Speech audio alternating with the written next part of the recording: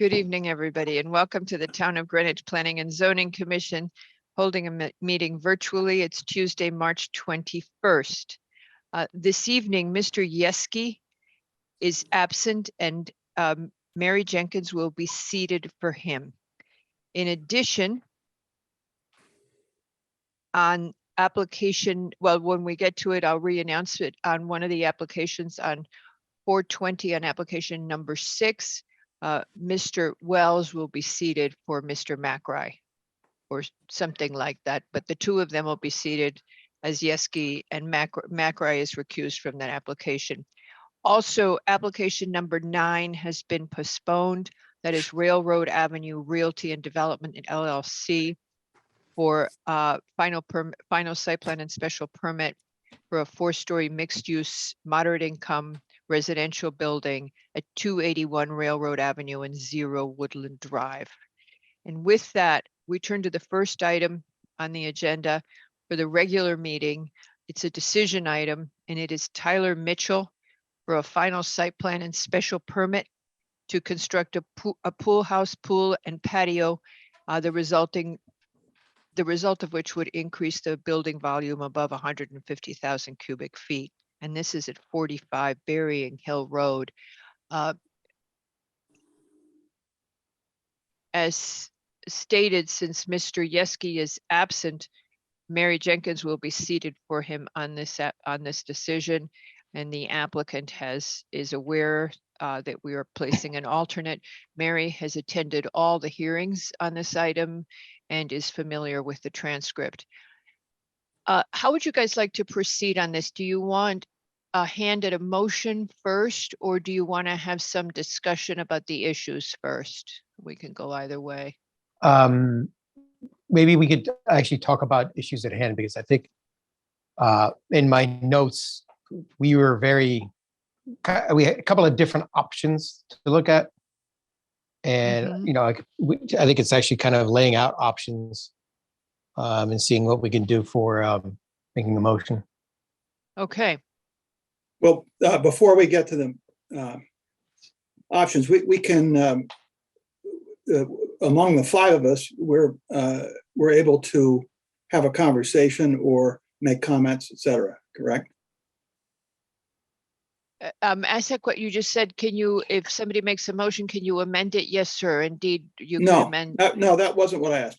I'm saying before we get to making a motion, may we make some comments? Yes, or I think have a conversation among yes. the 5 voting. That's what Nick just suggested, that we have a discussion first. It is our normal process to discuss first and then give our hand at a motion once we have an idea of the direction we might want to head in. So who would like to make some comments? I'm happy to start, or I can go later, whatever. Go ahead, Peter. Go ahead. Yeah. I have in earlier meetings raised some concerns and about this application. I feel that the nature of the special permit regulation should give us all some pause with regard to the application. I personally am a great believer in property rights, but I also recognize that these rights do not preclude consideration of the town's regulations and the protection of the general public good. In particular, I'm concerned that we are not acknowledging sufficiently the substance, intent, and purpose of sections 115 and 117. And this, like any commission, this commission's attendant responsibility to uphold the principles articulated therein. The main issue, the siting, mass, and height of the proposed pool house seems at odds with 615-2D. And I quote, the preservation of natural attributes and major features of the site, such as scenic views from the site and onto or over the site, unquote. And it seems inconsistent with 3A, quote, a design in harmony with existing neighborhood appearance of buildings, their location on the site. I'm also troubled by whether the applicant has met the special permit standards laid out in 617, which asks us, the commission, to consider whether the proposed use will, quote, not materially adversely affect adjacent areas located within the closest proximity to the use. That's number 3. Number 4, not materially obstruct significant views, which are important elements in maintaining the character of the town. Be in scale with and compatible with surrounding uses, buildings, streets, and open spaces. Preserve land, structures, or features having special historical, cultural, or architectural merit.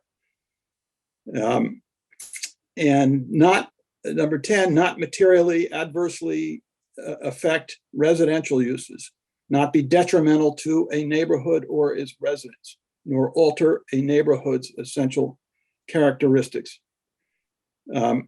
Section 615A reminds us that this commission may approve or deny applications according to the standards set forth in the regulations.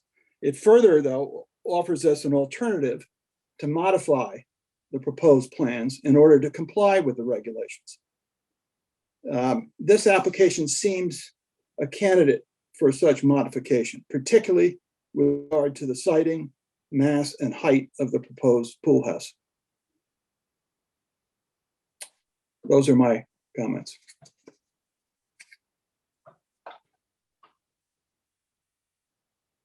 You're muted, Margarita. That was the smartest thing I've said all week too. And we can't hear you. You got your Oh, goodness. How's that? better. Any better? Okay. What would you do with you have this concern, these concerns. How would you propose or consider that the application should be handled? Would you condition it? Would you modify a part of it? What would you do with it? Well, maybe I'm not clear on the distinction between modify and condition, but I assume that condition is a stronger request. No, condition is if you don't jump 3 times, you're fired. And modify is you ask for 6 stories and you're only getting 4. Yeah. Well, I would say specifically a change in the siting, mass, and height of the pool house. Those 3 elements, not suggesting that the pool house has to go away entirely, just that the adjustments, changes be made to mitigate its position of prominence on that spot, and its mass and its height. Mhm. Okay. Comments on that, folks? Oh, go ahead. I'm sorry, Mr. No, Lowe, I- you breathed. Yeah, that was it. Okay. Any comments, responses to that? Mr. Wells, you know that you can't say anything. Okay. Anybody else want to comment? That's why on I that? didn't say anything. So Peter, it's the pool house is the issue, as I understand from what you're saying here, is that the pool house is having the real impact on the site. So would, a visual screen landscaping of the pool house be sufficient? Applicant has told us that actually they can't move it anywhere else because they're kind of impinged by other factors. They've set the pool house, deep into the ground as much as they can. And, the mass is what it is. So would something, between the pool house and the stone wall be effective to actually minimize the size, height, and mass? No, in a word, not in my view, because that does not change that site of the pool house. It doesn't change its mass, and it doesn't change its height. So covering it up or attempting to cover it up would not achieve what I think is an issue and stands out as an issue with regard to the special permit standards and our regulations. Okay, because as we've kind of seen it, it actually conforms to our regulations in terms of its location, size, and height. Well, And what, I don't want to have to go through and quote these regulations again, but I guess that I feel that these special permit standards in particular provide fairly specific descriptions of what this use should do or shouldn't do. And it says not materially adversely affect. I mean, I'm not going to go through them all again, but and so I don't agree that it satisfies our regulations. so the 615, the scenic views, design in harmony. How does it, in your view, not work in harmony with the building that's there and the streetscape, being a building that's set back and in design in conjunction with the existing buildings that are there? Would you like Well, to make it look more like the barn, the existing barn, the older barn? I'm not going to attempt to design this structure for them, and I don't think really that's our role as a commission. But that same piece of 615 2D or 3A rather, with the reference to a design in harmony, also mentions neighborhood appearance and their location on the site. And I think that is pertinent here. But the special permit standards, again, I do not think that it is consistent that's my view. And I understand that and I heard what the applicant said with regard to not really being able to put it someplace else. I don't know about that. So but where it is seemingly at odds with what I believe what is contained in the regulations. Okay. Because as I see it, we have, we can do as proposed. It is, there it is. It's the pool house as proposed in its location with the style and architecture that's been provided for. We go one step further, and if we were talking about scenic views, to me, as I see this, if we were talking about and putting my head into the time that the road was made a scenic street, I'm sure it was tree lined with stone walls, and maybe the idea would be to put these trees back, so it's now again tree lined, stone walls, that kind of thing. I don't believe that the mass and architecture of the building actually is incongruous with the rest of the neighborhood. Neighborhood is large homes with, I'm sure, with actually pool houses. The scenic view, to me, is something new. If you're saying it's a scenic view, it's something new because the trees have been removed. So I'm thinking to myself, in my opinion, with a lot of different ways of going, it's just, what are they asking for, and what have they satisfied, and which way should we go with this? I think, yes, with the 615 and 16 sections of the regulations actually apply to a lot of different things. But to me, I think you're kind of on thin ice when we start to apply it to a residence, especially in this type of neighborhood, because I think if you were talking about that, the pool house itself was very tall, bigger than the existing building of the barn, and made out of steel and glass, then, maybe there's an issue there. But to me, I think this kind of fits in with what's out there with the old barn, which was saved. So it's kind of preserving historic structures. And it's no detrimental than actually anything else in the street. Even the barn itself is right on the street. That would be something that would say, is it detrimental because it's so close to the street? I think if I was going to say, provide any modifications, I think it would be, to me, yes, put the trees back in so we get maintain that tree lined vista that we had prior to redevelopment of the property. Yeah, Nick, I don't think, I think, first of all, I think reasonable people can disagree, and Of you and I course. on this issue clearly disagree.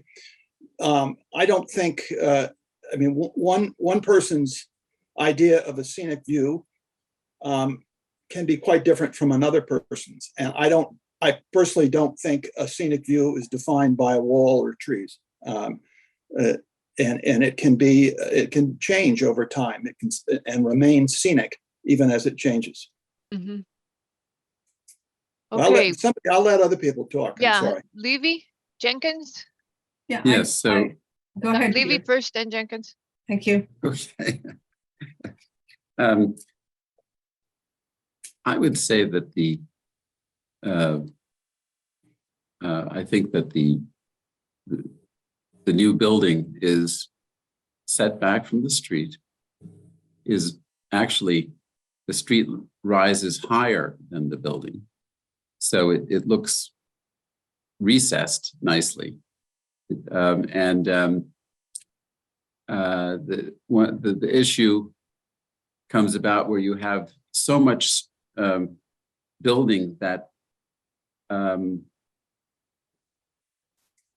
though set back, does front the street. So it does, you don't have the transparency. And this just makes this wall a little bit longer. But I see no problem with that as far as the design intent, and it does seem to conform to our regulations. So to me, I are on the side of Mr. Macri, where I think that attention to the streetscape itself really lends itself to an opportunity to weave back together kind of a tree-lined street with stone walls, which I think is a very appropriate New England view. So I think I leave it on that simple thought.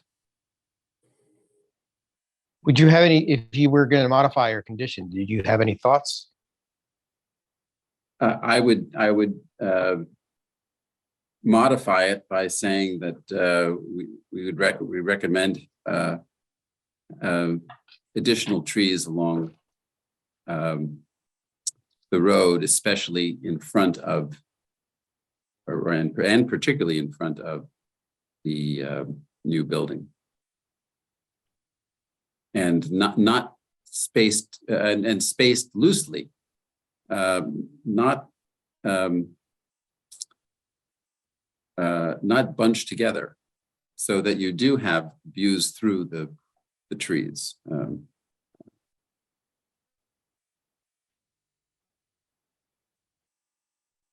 Okay, Okay. Madam Jenkins. And I think to give a fourth opinion, I like the idea that we have 4 opinions with 4 people. This is going to be very interesting. I agree with Peter that additional structures visible from the street do create a different impression with respect to what one sees in a car going by and looking in that direction. And there's already a very significant architectural mass quite close, maybe not illegally, but close to the roadway. it's a very significant structure for a limited recreational part-year use, but of course, that's entirely up to the property owner.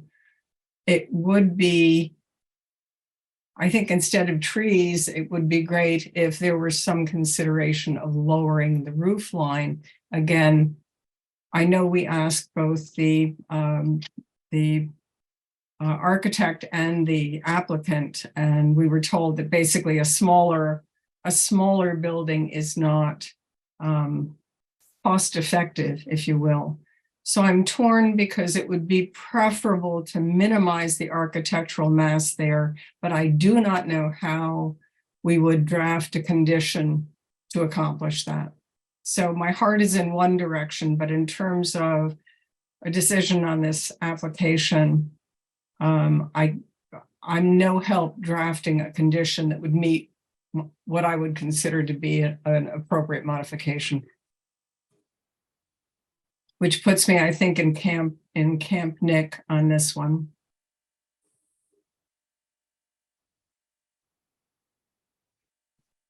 Okay, so so it's gorgeous up there. Just a beautiful spot. And the only thing that struck me was that expansive cement for the tennis court as you were looking at that beautiful pond. And one of the neighbors then said to me, no, people have tennis courts. You don't need to screen a tennis court. That's normal. So I felt that as you drive down Berrying Hill, you pass the wide open area and then you're going to come to the clump of buildings, and that the pool house is close enough to that clump of buildings to become part of that. Would it be great if it had been less obtrusive? Yes, but it meets the zoning regulations. And I'm hesitant to ask them to reduce the size of the pool building as a result. So I think, Peter, I mean, I like the fact that it's open now. Trees are always a good thing. They're good for the world. So if you all want to add trees for it, you can, I'd be delighted. But the open view is lovely. And I'm sure very shortly as the buds come out on the trees, it's going to be spectacular.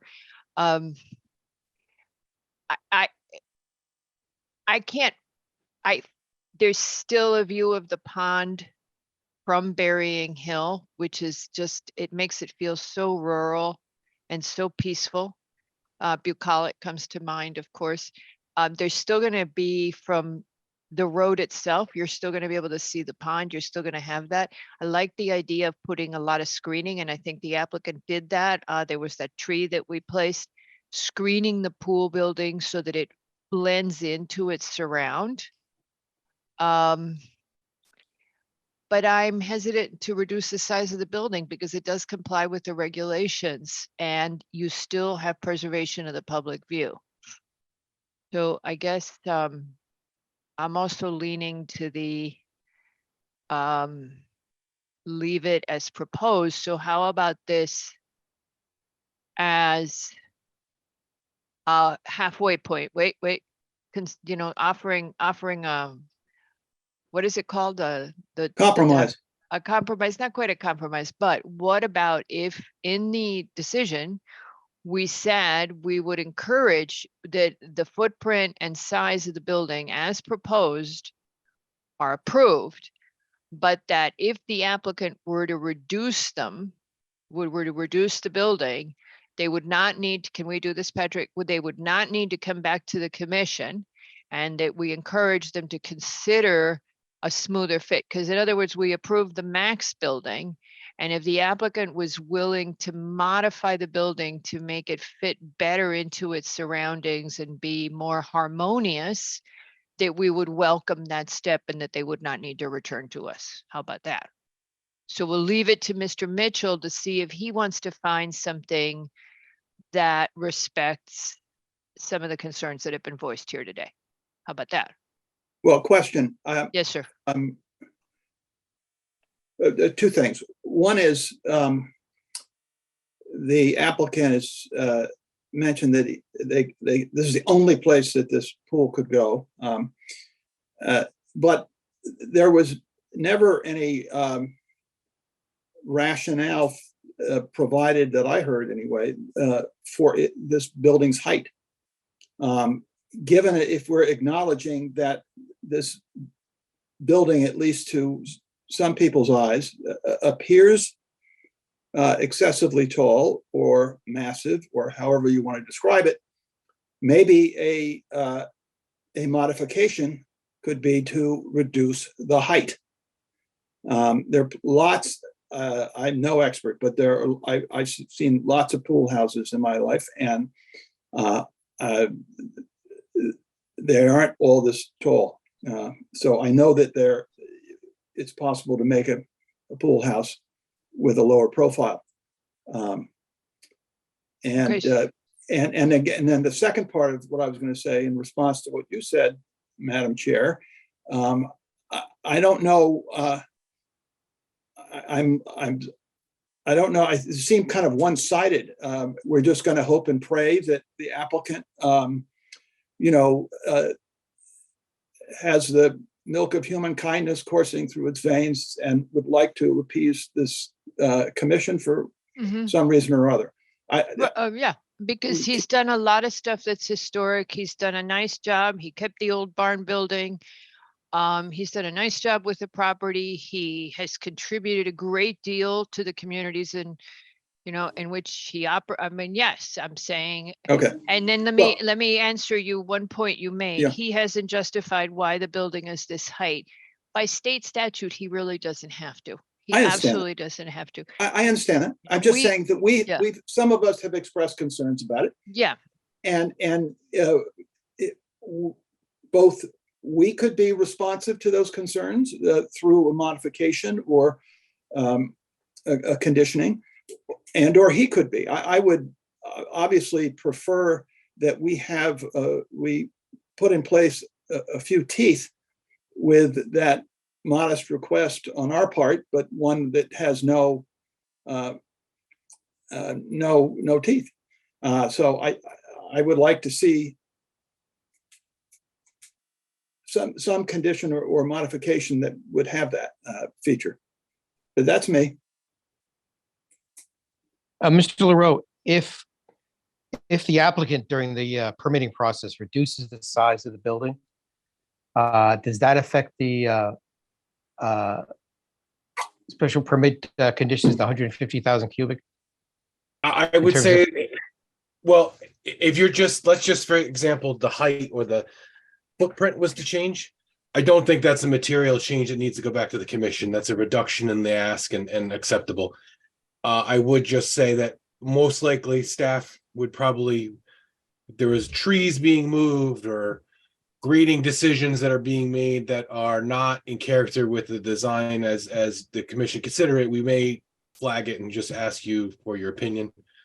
But again, generally concept that if the project is getting smaller than the ask that's approved, that's an appropriate reduction. Okay, so if they're at, as an example, 25 feet and they bring it down to 20, it's not going to have to come back. It's just that's what they're going to actually build. Instead of 25 feet, it'll be 20. Okay.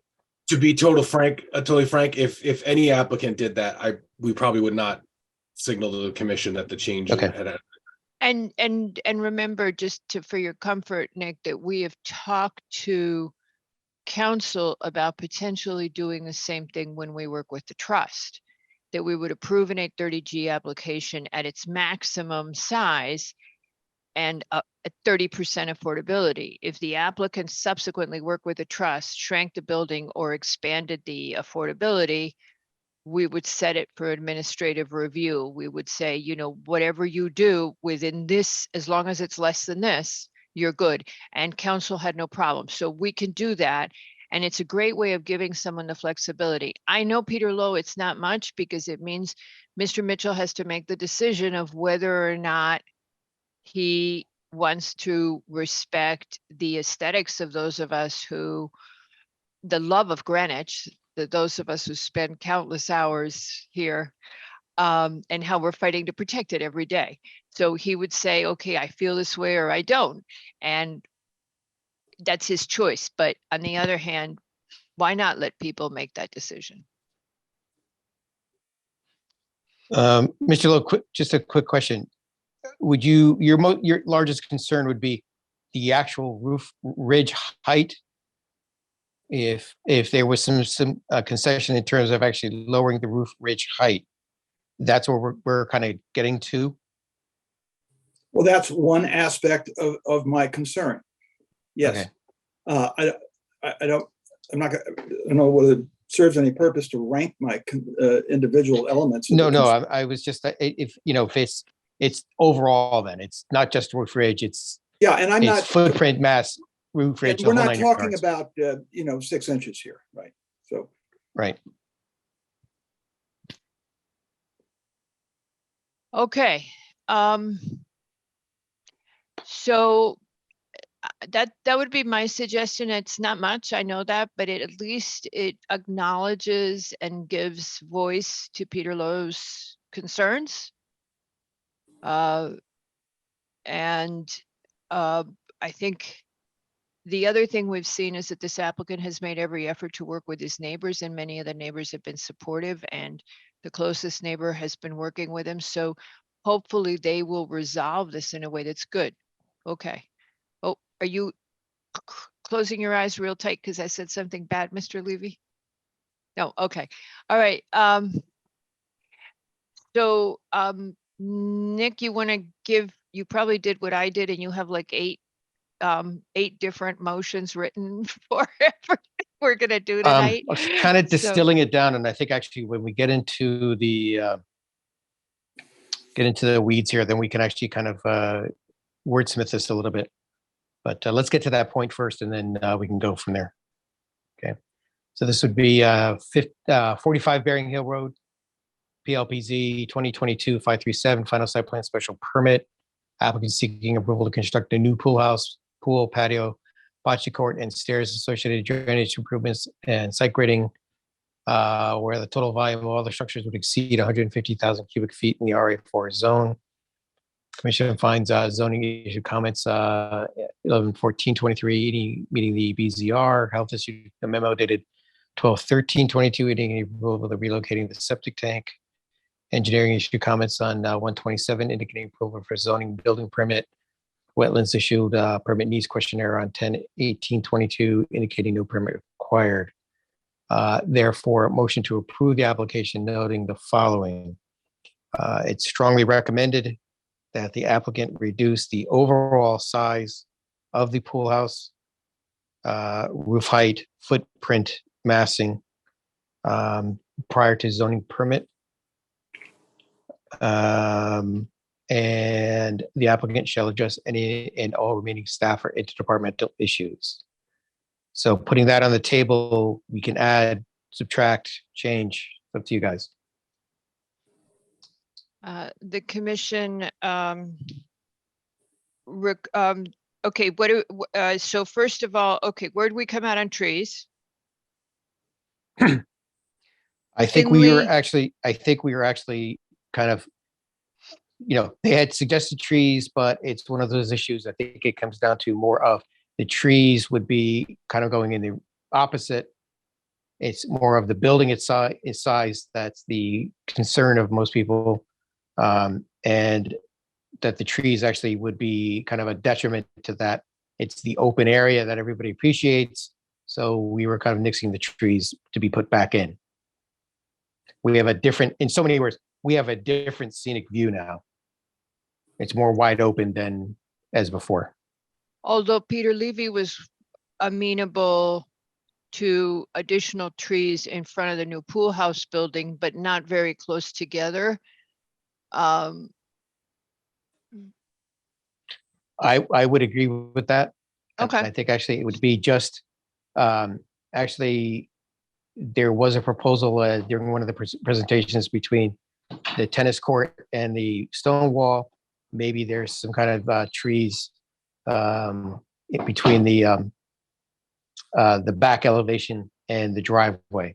There's room there in that yard, I think, for trees. Okay.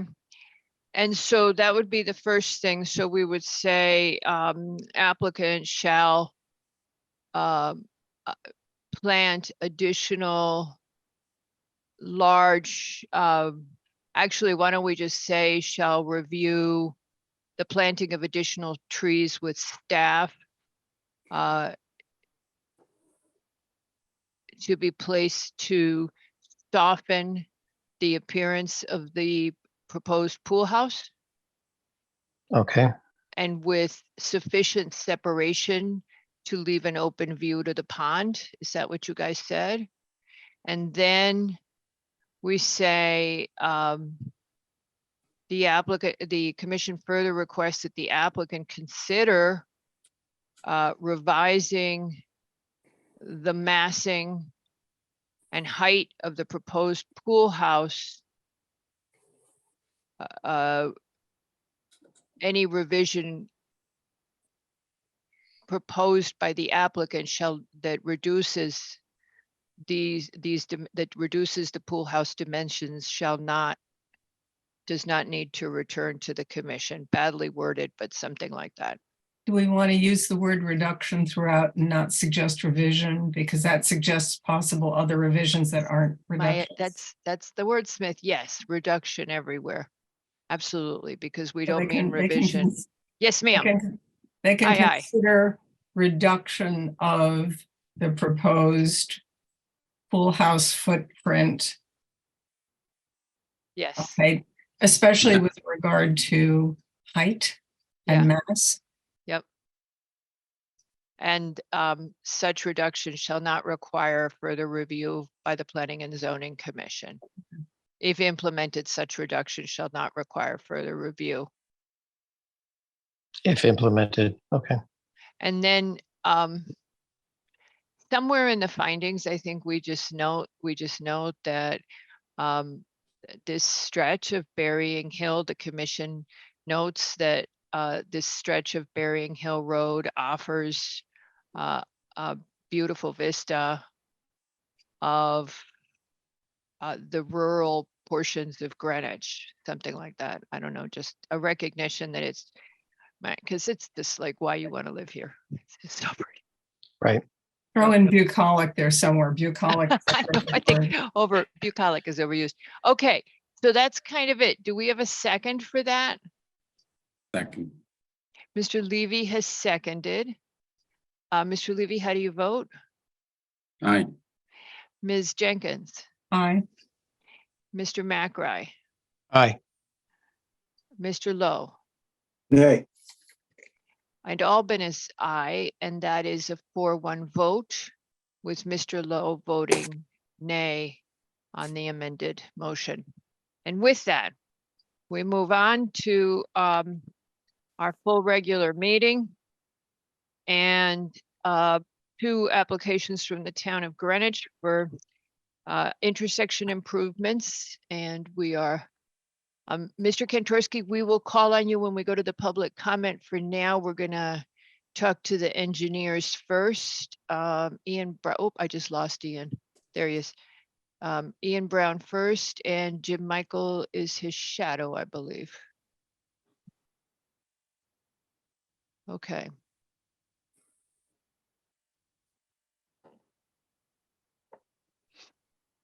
Hello, Mr. Brown. Hello, Mr. Michael. All right, can Uh, everyone see me? Yeah, we can all Ron, see Ian- you. Ian, if I can just make one comment, if you do want to speak to this item, you can raise your hand. We'll just start the queue. So you don't have Yep. to lower them, but if you're Yeah, interested. you don't have to lower them, but just so you know, we're not gonna get to public comment right away. Sorry, could you repeat that? That there were people from the public raising their hand, and I was just Oh, letting oh, them oh. know that they'd have to wait a few minutes. Mr. Brown, as we did the last time, we will hear the 2 applications together with your agreement. The Mhm. first one is for the municipal improvement. The second one is for the final site plan. And these are for improvements to Delavan Avenue at the intersection with Veterans and Way and Chestnut Street. I know you were at the briefing yesterday, so I'll just give you the recap again. You can just summarize the changes that you've put in since last we saw you. And then the major outstanding question from the commission was that we had asked you if these intersection improvements specifically work to reduce the danger of the intersection and how of the intersections and how they do it. What is the result that makes it safer for pedestrians? Because that was a question that the commission felt was still open. Okay, go ahead, Mr. Brown. All right. Good afternoon, Madam Chair and members of the board. My name is Ian Brown. I'm a civil engineer with the Department of Public Works. I'm going to be providing a little bit of commentary for both the municipal improvement and the final site plan application for the Delavan Avenue, Chestnut Street, Veterans Way pedestrian improvements project in the Byram neighborhood. We presented to the board 2 weeks ago on March 7th. So I'm not going to go too into detail. Like you said, I'm just going to focus on the improvements that we've made since the prior meeting, and maybe talk a little bit about some of the concerns that you had during that one. So I will share my screen right now. Pat has to enable you. Oh, you're good. I think we're good. Can we all see this? Yes, sir. So jumping right into it, the first thing I want to highlight is the change at Chestnut Street right here. We have removed this bump out. We had heard some concerns about truck turning movements. So by removing the bump out at the Chestnut Street corner, we're really maintaining the width of Chestnut Street. And this will facilitate any truck turning movements turning onto Chestnut Street. We're going to be replacing it with striping to signify that it is still a no parking zone. We don't want to cause any conflicts there. Next, I'll move on to the ADA ramp on Veterans Way. Oops. We're going to be installing a new ADA ramp right here on Veterans Way, adjacent to the striped no parking zone. This is for any users of the handicap parking stall just to the south on Veterans Way. Next, we have the realignment of the ramps in front of Burger Shakes and Fries right here. So we had some comments about how the ramps were aligned with the crosswalk. So we realigned them so that they are more in line with the adjacent sidewalks. We also got a couple comments about the uniformity of ramps themselves throughout the intersection improvements project. So there were indeed some 5-foot wide ramps, some 6-foot wide ramps. So those have been all updated to 6-foot wide to be uniform throughout the project. Additionally, we have removed the planted area that existed at the northwest corner of the intersection between Chestnut Street and Delavan Avenue. This was right here where the utility pole was, has now just been converted to concrete. And beyond that, we just extended some limits of concrete in some areas, like down here was formerly asphalt converted to concrete, and up here was formerly asphalt converted to concrete. That is the majority of the changes that we've made since the last meeting, but I did want to talk a little bit to your point, Margarita, about some of the crash history at this intersection. Since the last meeting, the DPW received a comprehensive crash reports from the Greenwich Police Department. We were sent a total of 30 reports, and the breakdown is as follows. We have 16 crashes involving sideswiping of parked cars, 3 involving pedestrians in the crosswalk, 4 involving rear end collisions, 5 involving turning collisions, and 2 that were listed as unsafe backing. While parked car sideswipes are by far the largest source of crashes at this intersection, I wanted to highlight the 3 crashes involving pedestrians specifically. The first was at the crosswalk of Delavan Avenue. This was a failure to grant right-of-way for pedestrian in the crosswalk. The driver noted that he never saw the pedestrian until it was too late. The second collision was on Veterans Way at the Veterans Way crosswalk. Also failure to grant right-of-way for pedestrian in the crosswalk. The driver related that he did not see any pedestrians in the crosswalk when he made the turn left onto Veterans Way. And the third collision was at Delavan Avenue crosswalk, also failure to grant right-of-way for the pedestrian in the crosswalk. The driver made the turn onto Delavan Avenue from Chestnut Street and left the scene before being identified. But we are also assuming it was visibility related. All three, in fact, were involved due to limitations of visibility and possibly speed to a lesser extent. In order to combat some of these crashes involving pedestrians due to limited visibility, we have proposed the installation of RRFBs, that's rectangular rapid flashing beacons, improved lighting, and also bump outs, which will bring pedestrians closer to the road, excuse me. All three of which are tools that we have in our complete streets toolbox, as you could call it, that we use to improve visibility of pedestrians dramatically. We also believe that by moving the Delavan Avenue crosswalk out of the center of the intersection as it was previously, I can go to this slide here where you can see in our aerial, we have the existing crosswalk that exists currently directly in the middle of the intersection. These have been moved out to the sides to reduce the potential for turning movement conflicts with pedestrians using the crosswalks. So that's about it for updates and crash history. Hand it back to you for public comment. Okay, Mr. Levy has a question for you, Mr. Brown. Mm-hmm.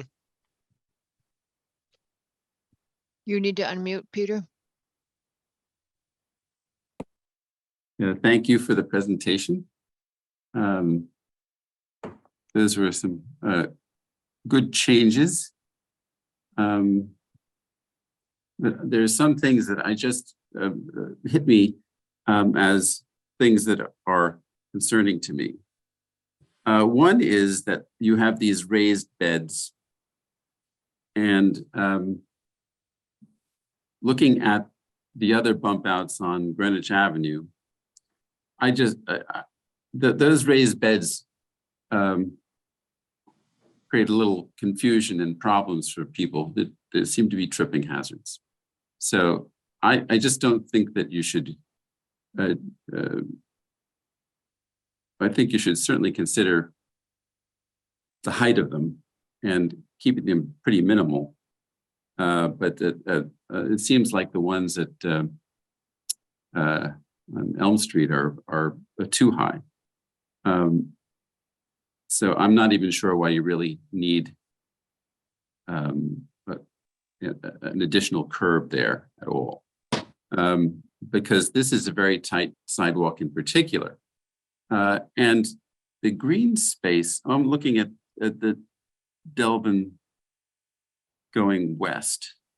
So that first crosswalk area, there's an attenuation of the bump out there. So people on the sidewalk are kind of squeezed into that, and then they go forward. Why couldn't you just make it a little bit more generous? Make it make that ramp area kind of wider, funneling into it a little bit, and you have the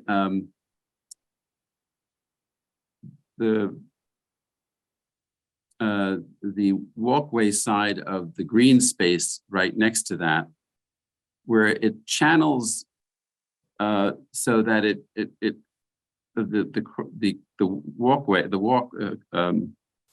the sidewalk is narrower and gets a little bit more generous once it gets to Chestnut. Why not make it kind of the same all the way through so that people don't, people walk in straight lines. So you've created a little notch there where people have to stop and redirect themselves and go through a tightening of the sidewalk. Because there is, there's I think a wall there. So Yes, hold on, Peter, can you hold on a second? Mr. Brown, can you zoom in on the northeast corner, the Chestnut Delavan Avenue corner? Yeah, sure. Yeah, right there. can if I you understand you, comment Peter, on that? Right, that, you have 5'9" on one side of the north-south crosswalk. And then it necks down to, I guess, Mr. Brown, if you can correct me or not, that's the width of the existing sidewalk on the east side of the crosswalk. Is that correct? That is correct. Yeah, I can talk a little bit about that right now if you'd Yes, like. yes, please. So please, the reason that we have that notch down is, one, to Nick McRae's point, it is the existing width of the sidewalk. You can't really see it on this page right now, but there is in fact a tree right here. So we want to stay, we want to avoid doing any expanding the sidewalk at all in that location.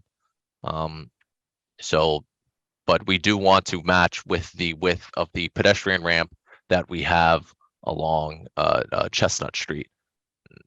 Okay, so that's a good point. Okay, good. So how about the opportunity to widen the entrance onto that ramp a little bit, to make it a little bit more generous? So as Yeah, I people believe coming through. Jim Michael wanted to chime in on that. He was just sending me a message saying he might want to. Oh, And I would Mr. say on the other Michael, side is Mr. on the- Michael, chime away. and on the other side as well, it's a little bit too angular, and across the street going east on Delavan. Also, there's a pretty sharp angle to the greenscape. It seems to me that we probably don't need that, especially because you have a raised curb. It just seemed like a tripping hazard. So it seems like it would be a good opportunity to ease those angles substantially. And if there was a place that you could add parking anywhere, that would be a great plus. Understood. If there's some opportunity or if there's some appetite for some wider ramps, I'm sure that's something we can do. We like to add green space wherever we can, but we understand that accessibility wise, it does provide some limitations. But like I said, we like to have our green space. Well, you've done a Yeah, good, so- see what you did is across the street on Delavan going west, you've eased that entry nicely. And I think that that's a good kind of measure of how you should treat all of the ramps. You're talking about because- this right here. Yeah, that one there, all of them, all of them are, except for that north side of Delavan, which has an eased entry, which I would say could be eased even more. All of these ramp entries could also be designed the same way. So a couple quick things just to add here. Yes, One please. is you asked the question about the curved ramps around the islands. These are going to be slightly different than what we have on Greenwich Avenue because of the ones on Greenwich Avenue are at a raised intersection. So that design is going to be slightly different than what we have here. You will just have the curb along the edge of the road, and it will be just a standard 6-inch height curb. And then the sidewalk and the landscape area will be basically at the same elevation in this case. So Okay, there won't be a big that's difference nice to there. know. So that won't be as, the same as it is on Greenwich Avenue. When it comes to, we always wrestle with how much width to give the ramps, because one thing that we also try and wrestle with is making safety improvements and, you know, this may sound strange, but you don't want people to think it's a driveway. You don't want people to think that it's somewhere that adds another spot where they can drive their vehicle up onto. So we try to keep them a minimum of 6 feet, or, you know, around 6 feet, so that that's not comfortable for somebody to drive onto it. So if we go much wider than that, people start thinking it's a driveway. So that's kind of the reason why we've like landed at the 6 foot. We can take a look and make sure they all are right at the 6 feet and make a slight modification at that. But I think that's kind of where we feel is probably the best width. Oh, very good. That's good to know. Now, the other thing is that, you know, you have the geometry is pretty straight on all of the ramps except the Veterans Way corner at on the west side there. And I was thinking, you know, maybe that should be adjusted so that it's a straight shot all the way across. I don't understand the angle of it, but for the geometry of the curve. For I think that's something we can do. Yeah. yeah, Great. I see what the you're only talking thing about. the only So- thing I would mention is that it is serving both the sidewalk on Delavan Avenue going west and also the sidewalk going south, north-south on Veterans Way. So I think that's why I left it as a angled crosswalk so that it can serve, you know, both directions at this Angled ramp, you mean? Yeah. Yeah, I Yeah, just so think that it's- for the ease of walking through the space, nobody Mhm. wants to walk around something. They want to walk straight as possible. Yeah, I think So- that's what it does. Okay, so we'll make that turn change. the We don't corner, have but to- Yeah, Yeah, we don't have to Right, keep right. debating it. Well, they Mhm. agreed to make the change so we can move forward. Good, good. Okay, is that it, Peter? That's it. Okie dokie. That's All right, fine. so that change is made and everything else you're okay with? Me? Yes. Yeah. Yeah, I'm fine. Okie thanks. doke. All righty. Anybody else have comments on this application? Mr. Wells? Yeah, am I allowed to speak on this because it's not closed? It's not closed, sir. You know Great, you are. okay. So I guess my concerns are we doing enough? And so the first comment is, there's obviously a lot of traffic on Delavan Avenue, a lot of it going to Portchester. And are we accommodating the drivers going to Portchester at, you know, additional risk to the pedestrians? So, you know, are we doing enough? In terms of the rectangular rapid flashing beacons, I think they work well when traffic is already going more slowly, like in Old Greenwich. You know, you're not going fast there.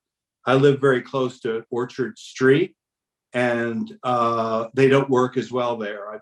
This afternoon, I saw 3 girls trying to cross. The lights were flashing, and somebody on the opposite side just went right through it. They just don't see it. So that's my second point. Third is, I'm still worried about if you're going westbound, so let's say towards Portchester, and you're turning right onto Chestnut, or going eastbound on Delavan and you're turning right on Veterans, are you slowing down enough? Are you going to see the pedestrians, or are we still going to have these accidents that we had before in those crosswalks? I understand that this intersection does not meet the state standards for traffic lights, which would be my preference, but instead of that, could we not have a flashing red light in the middle of that intersection? You could keep the bump outs there, but everyone has to come to a stop and look and then proceed. And I'd like to know, what are the criteria for having a flashing red light at an intersection? So the criteria for a flashing red light, flashing red light can only be placed at an intersection when there's a stop controlled intersection. So it would need to meet the requirements of a stop controlled intersection, meaning that there is an actual stop sign there as well. And this intersection, because of the warrants, does not meet the ability for us to put a stop controlled intersection. Sorry, and what are the warrants? I don't understand that term. So warrants, what those are kind of like the rules and regulations that you guys, look to enforce for your stuff. We have the same thing that we have to meet for for traffic signals. Typically, to give a real rough summary, traffic at a intersection either has to be about the same coming from both directions, meaning north, south and east, west, which in this case, I think we'd all agree that Delavan has significantly more traffic than either of these side streets. So that one's not going to be met. The other thing is that on the lesser of the roads, you have to have at least 200 vehicles per hour for 8 continuous hours. And neither of these roads have anywhere near that type of volume on them. So that wouldn't meet it either. So those are basically the rules that we have to follow, so that and the purpose in that is so that there's an expectation of when a stop sign is going to be placed. And that if people know that there's no real need for a stop sign because there isn't significant extra traffic there, people start to ignore it and it becomes even a bigger safety hazard. So that's some of the stuff that we have to follow, traffic laws and rules. So. Okay, thank you, Jim. No further questions. Anybody else? Oh, Yes, sorry. I just want to get back in, sorry. We have this nice large rectangular strip on the north side. Here on Chestnut. And I just was wondering, is there any reason to want to put a sidewalk in there at some point? So we've talked about this. We've heard this a little bit from some of the property owners about doing a sidewalk up Chestnut. It's something that we can consider in the future, however, as part of this project. And what we try not to do is put a sidewalk to nowhere. And when you start getting into moving further north of this, that's well beyond anything that we have on our pages and stuff here. You start running into obstructions between cars parking, driveways, etc., that are all kind of become tricky in order to be able to place a sidewalk. So it's something that could be looked at in the future, but it's not something that at this point of time we're considering as part of this project. Right, and I also want to add that there is quite a large tree directly in front of this property, so that would complicate construction for sure. And not to be forgetting that a lot of people don't want sidewalks because they got to take care of them. Okay, anything else, folks? Can we go to public comment? Yes, please. All righty, the first person who has his hand up is Mr. Kantorsky. Mr. Brown, you want to pull it down unless Mr. Kantorsky has to see it? I'll stop sharing right now. And after that is Matt Pop, and then Claire Kilgallen, and after that is phone number 4922. Oh, no, I take it back. 4922 doesn't have its hand up, just Matt Pop and Claire Kilgallen. Mr. Kantorsky, welcome. Welcome, welcome. Thank you very much, Madam Chair. Can you hear me? Yes, sir. Joe Kantorsky, the Bar of Neighborhood Association. I'm here to lend the B&A strong support to the MI application and item 2 of today's agenda, including the revised plans as submitted by the DPW. I'm joined in this support by other members of the B&A board and our committee chairs. I also want to thank the DPW for their timely response to the pedestrian safety concerns we voiced about this intersection. The B&A places great value on our relationship with the town, and in this case, the DPW in particular. It's a great example of what good government's all about. So the B&A strongly supports this project. We urge you to approve it. Many thanks for your time and consideration. Thank you very much, Mr. Kantorsky. Next up is Matt Pop. Oh, before you leave, Mr. Kantorsky, as you look at this, do you feel that it has addressed the safety issues that you yourself have encountered here? Yes, I do. As a matter of fact, I was thinking would be really great. None of these intersections are safe until someone actually enforces it. Yeah. I'm sure all of us have seen people go through the flashing lights. So I'm hoping that the police department, send somebody out there to enforce it. It's really, really important that that happens. But I would feel much safer crossing this street. The assumption here is that people will slow down. And I would also urge that another speed limit 25 sign is added to this. Oh, that's I a think- great point. I Mr. think that would help a Michael, lot. Mr. Michael, is it possible, or Mr. Brown, is it possible to add a speed limit sign somewhere along that stretch? There is the ability, we can take a look and see exactly where Okay. we can add that. Because this section actually has a school zone during certain times, we have to watch where we can place those Okay. signs. All right, But yeah, we'll look at all it. right. Yeah, It- because you could probably put one every 5 feet in most places in the United States right now, because there's no question traffic sped up after the pandemic. Thank you, Mr. Kantorsky. Mr. Pop, if you would kindly go ahead, Good evening, Matt. and Pop, followed by Claire Kilgallen. Go ahead, Matt Mr. Pop. Just like to thank Mr. Brown for incorporating my comments from last meeting.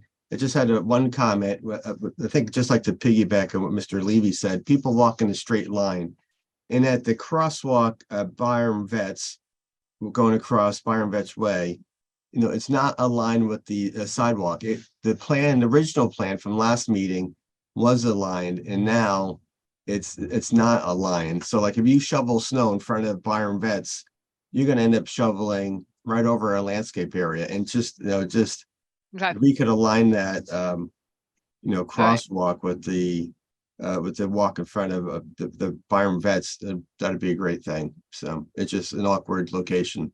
okay, so Mr. Brown and Mr. Michael had already agreed to that, so I think we're good. Align that ramp so that it's straight. We're gonna Just- look at Yep. sidewalks would be for future consideration. And we're gonna look at whether or not we can do another speed sign. Anything else, Mr. Pop? That was it. Again, thank you. Thank you, sir. Mr. Brown. Claire Kilgallen is next.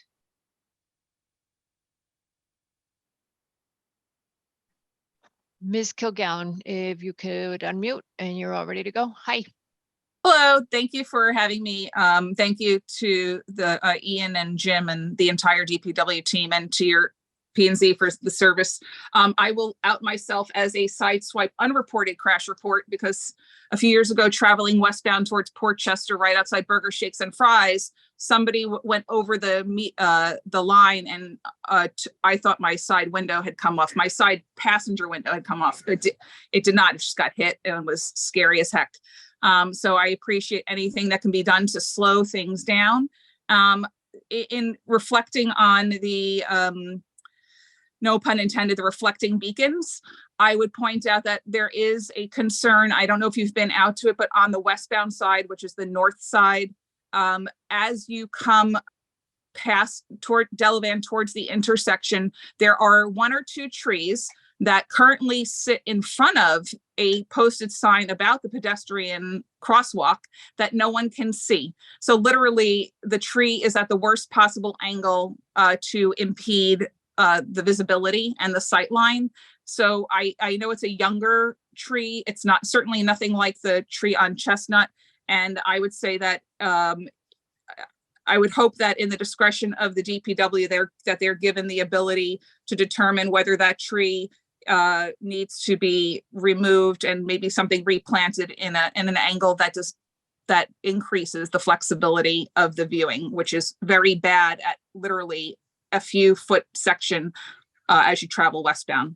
So Ms. Kilgallen, that's actually up to the tree warden, I believe. Isn't that correct, DPW?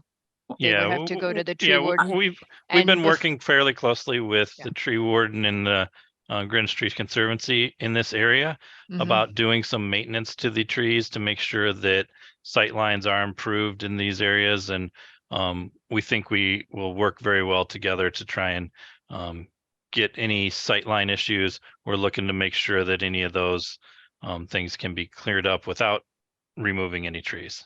But- Agree. I thank you, because my concern is that that tree is right before where the high school students congregate as the bus stop. So to me, if it comes down to it, it's the students before the tree. So I'll just put that out there as it's a safety issue as opposed to a environment issue at the end of the day. Thank you.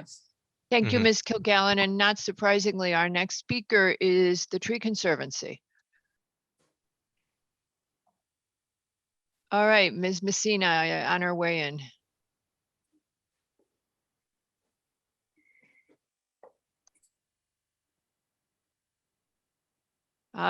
Ms. Messina, anytime you want to unmute.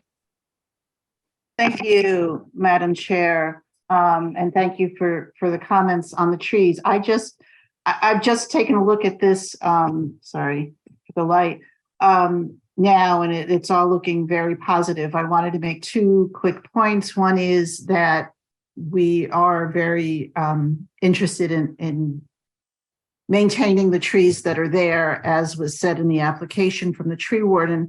The other thing I just wanted the commission to be aware of is that we've been trying to add trees just down from here on Mill Street.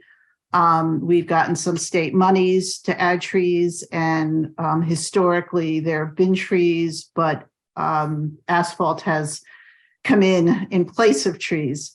So to the point of narrowing the roadway or having the feel of narrowing a roadway, I think tree replacement there would be very helpful.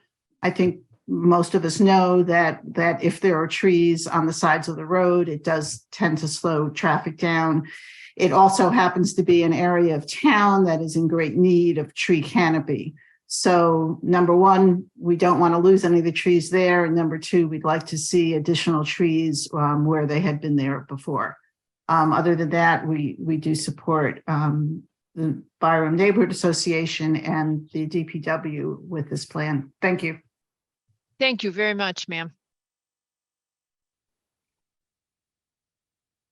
Okay, so that's a tough call because Ms. Kilgallen raised the safety question, but you all know we're trying to plant Byram. So hopefully y'all will find the balance because, you know, we're always fighting for those trees. But obviously, as Ms. Kilgallen pointed out, safety first.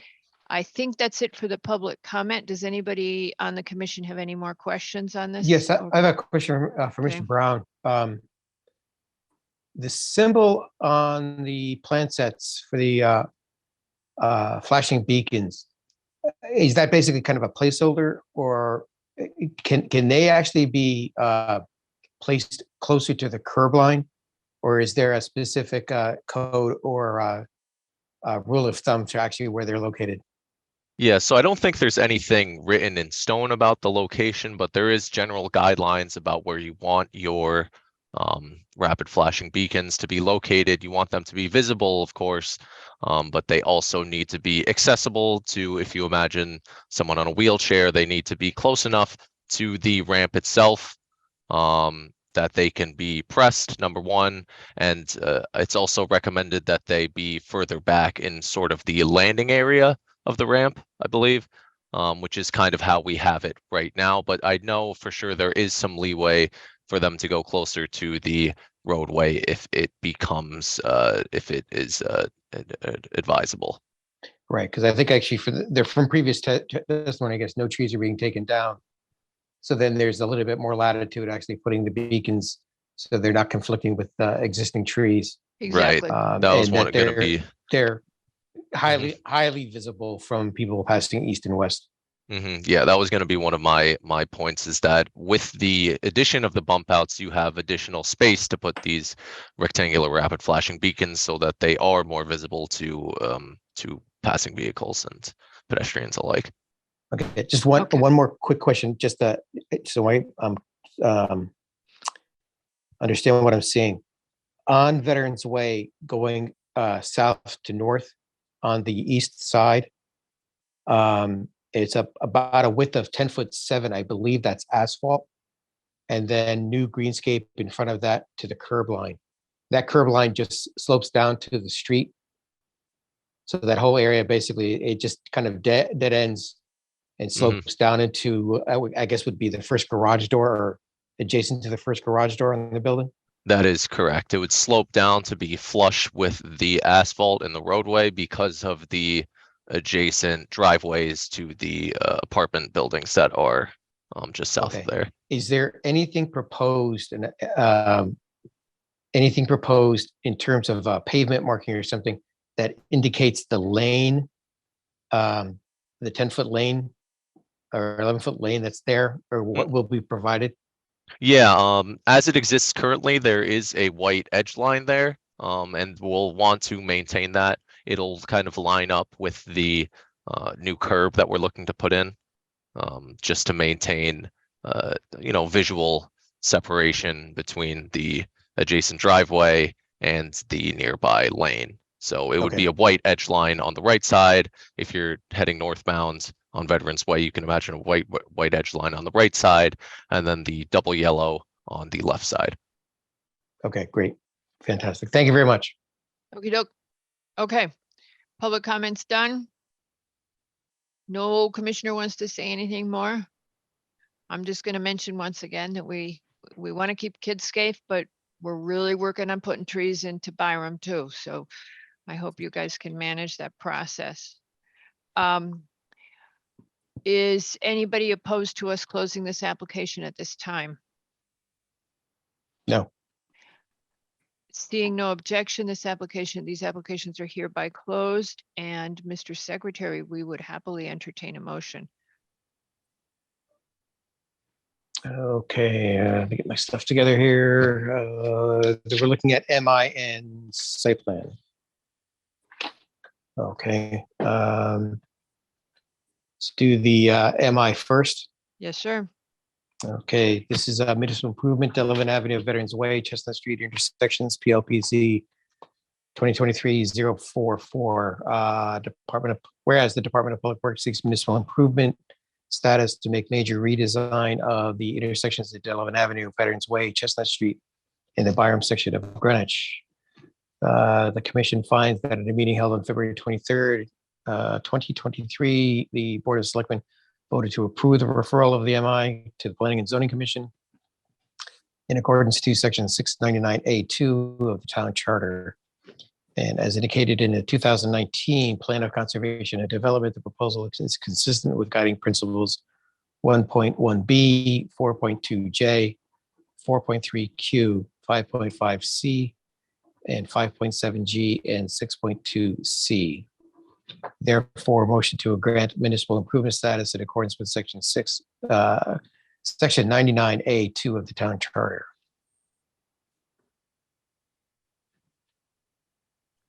Do I have a second? Do I have a second? Second, Ms. Jenkins has seconded. Mr. McRae, how do you vote? Aye. Mr. Lowe, Aye. Ms. Jenkins, yeah, Mr. Levy. Aye. Albin is also aye, and with that, the motion passes 5-0. Go ahead, Mr. McRae. Okay, Delavan Avenue, Veterans Way, Chestnut Street, PLPZ 2023-044. Intersections, PLPZ 045 final site plan and in the LBR2 zone. Department of Public Works has applied to make pedestrian aesthetic and safety improvements to the intersections of Delavan Avenue at Veterans Way at Chestnut Street. Commission finds that the project was the result of the BNA initiative started in July of 2021. Delavan Avenue carries approximately 12,500 vehicles per day. The Veterans Way carries approximately 656. Chestnut Street, 1,534. Bus stops for school bus and public transit are located at these intersections. Approximately 125 pedestrians cross Delavan and Veterans Way and Chestnut and have about 75 and 110 respectively. 45 vehicular accidents since 2015 with 4 incidents involving pedestrians were involved. The project will be constructed in the established right-of-way of each street. And the total green space of the proposed plan is approximately 1,490 square feet and an increase of 240%. Engineering, the applicant has submitted a drainage exemption form dated 2/21/23. Beta issue comments on 3/16 indicating our conditions to the plan. Parking, there's no parking spaces were removed, and wetlands issued a green sheet on 2/23/23 indicating no action required, and the town tree warden issued comments on 3/6/23 indicating recommendations to the plan. Therefore, a motion to approve the site plan noting the following. Per beta comments prior to zoning permit, DPW to confirm the existing trees in the northeast corner of the intersection, as well as the proposed landscaping elements on all four corners will not hinder the visibility of the proposed rectangular rapid flashing beacons. A single dotted yellow line extension should be used through the intersection. And confirmation of whether the S1 school crossing and W11-2 pedestrian crossing signs will be installed with the RRFBs. Confirm that the existing utility pole on the northeast corner of the intersection with the new light as proposed will not be impacted by proposed construction. And they recommend providing a longitudinal dimension for the proposed no parking area pavement markings on the west side of Barron's Way. Per the tree warden comment, prior to zoning permit, the applicant shall provide a written specification demonstrating how trees that are noted to be as saved are maintained and protected during construction. The tree warden to review the tree maintenance and protection specifications. The DPW shall research and provide, if available, additional speed limit signage. The final landscape plans to be coordinated between DPW engineering, tree wardens, office, and members of the ARC. And the applicant is to address any standing or staff or environmental issues. Did you catch the straightening out of the crosswalk? No, I did not. Okay, Which one, so though? it is the southwest, and we keep saying crosswalk, it's the southwest ramp is on a bias, it's on an angle. And DPW has agreed to straighten that so that it's at a right angle. DPW will explore an additional speed limit sign. If appropriate, they will install. As part of a separate project, DPW will continue to explore sidewalks in the future. And DPW will, I don't know what to say about that tree, but I think you all know it's a big trade-off. DPW will do its utmost to preserve existing trees while Yeah, we got- maximizing. Yep, okay. Yeah, we got that. Got that. Well, I just went through all the changes. I think, Mr. Brown, that we got all the changes on that one with that. Okay. All right. I can't think of anything else. All right. Does anybody else have any changes or additions? No. Do I have a second? Second, I think Levy beat you, Madam that's right. Jenkins. It's got more All right.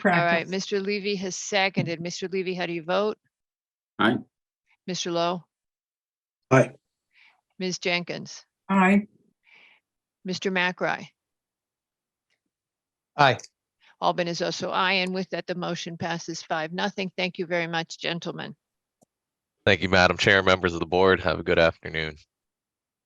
And with that, we move to application number 4. Otter Boulder LLC for a final coastal site plan to construct a single-family dwelling with the bituminous concrete driveway, in-ground pool, retaining walls, patios, walks, stormwater management, etc. at 204 Otter Rock Drive. This application is a must decide by tomorrow night. Seated, as you know, is Albin, McRae, Levy, Jenkins, and Lowe. Good evening, Mr. DeAndrea. When last we spoke, the only item that was left open was this question of maximizing the impervious pursuant to the subdivision. If you would just focus on that, we would appreciate it. I would be glad to do that for you. What I would like to say in that regard is that when the commission made their decision on the original subdivision for those crazy kids, they did note that there was a preference to minimize the amount of impervious surfaces where possible. I can quote that for you. It says that blacktop and impervious surfaces shall be limited on each lot and permeable pavement shall be utilized where possible. So to the extent that possible is a concern, we have proposed the use of permeable pavement on the flat areas of the property. Typically, in accordance with our drainage manual, we limit those areas to slopes of about 5%. Since the topography on the site rises so steeply from about 35, if I recall correctly, out in the street up to about what's it called, 52 out in the building site, you can see that the approach along the driveway is steep. So we did propose to insert some additional permeable pavement on the eastern side of the driveway, on the loop, we call it, and also on the north side. When you reviewed the application for Paul and Francine Tramontano, which was lot number 2 of the subdivision, the 2-lot subdivision, you did have the same comment in the back of your mind in making your decision, but there was nothing stated specifically about what percentage should be imposed. In fact, our regulations include, as you know, the green area criteria under 6-5 26.1, which established those norms, if you will, that are applicable to development in each zone. In this particular case, for the development of lot number 1, we have met that criteria.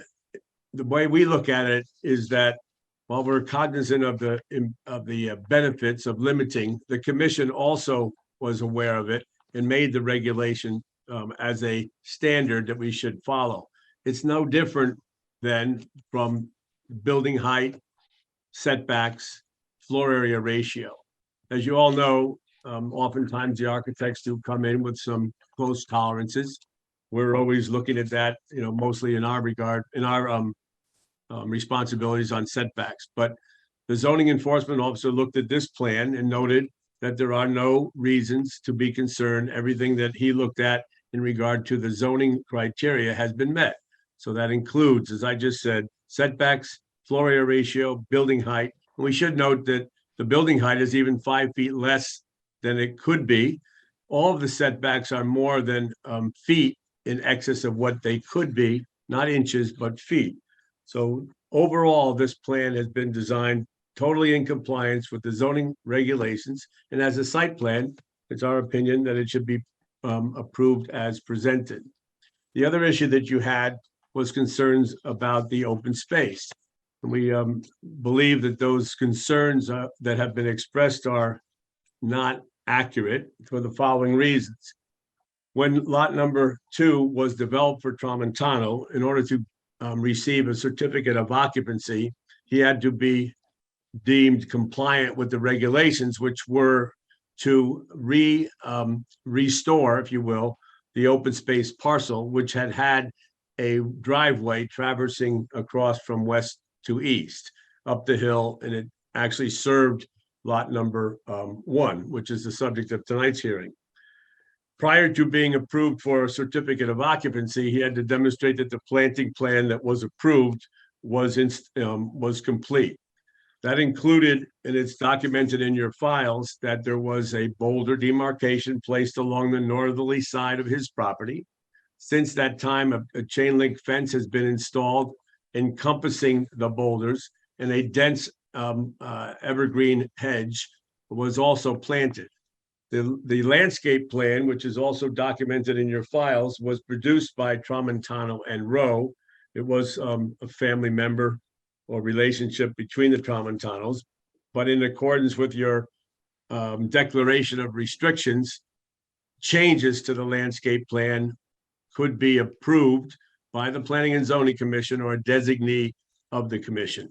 So in that case, the landscape plan was approved, it was implemented, and ultimately accepted prior to the issuance of the certificate of occupancy for Mr. Tramontano and his wife Francine.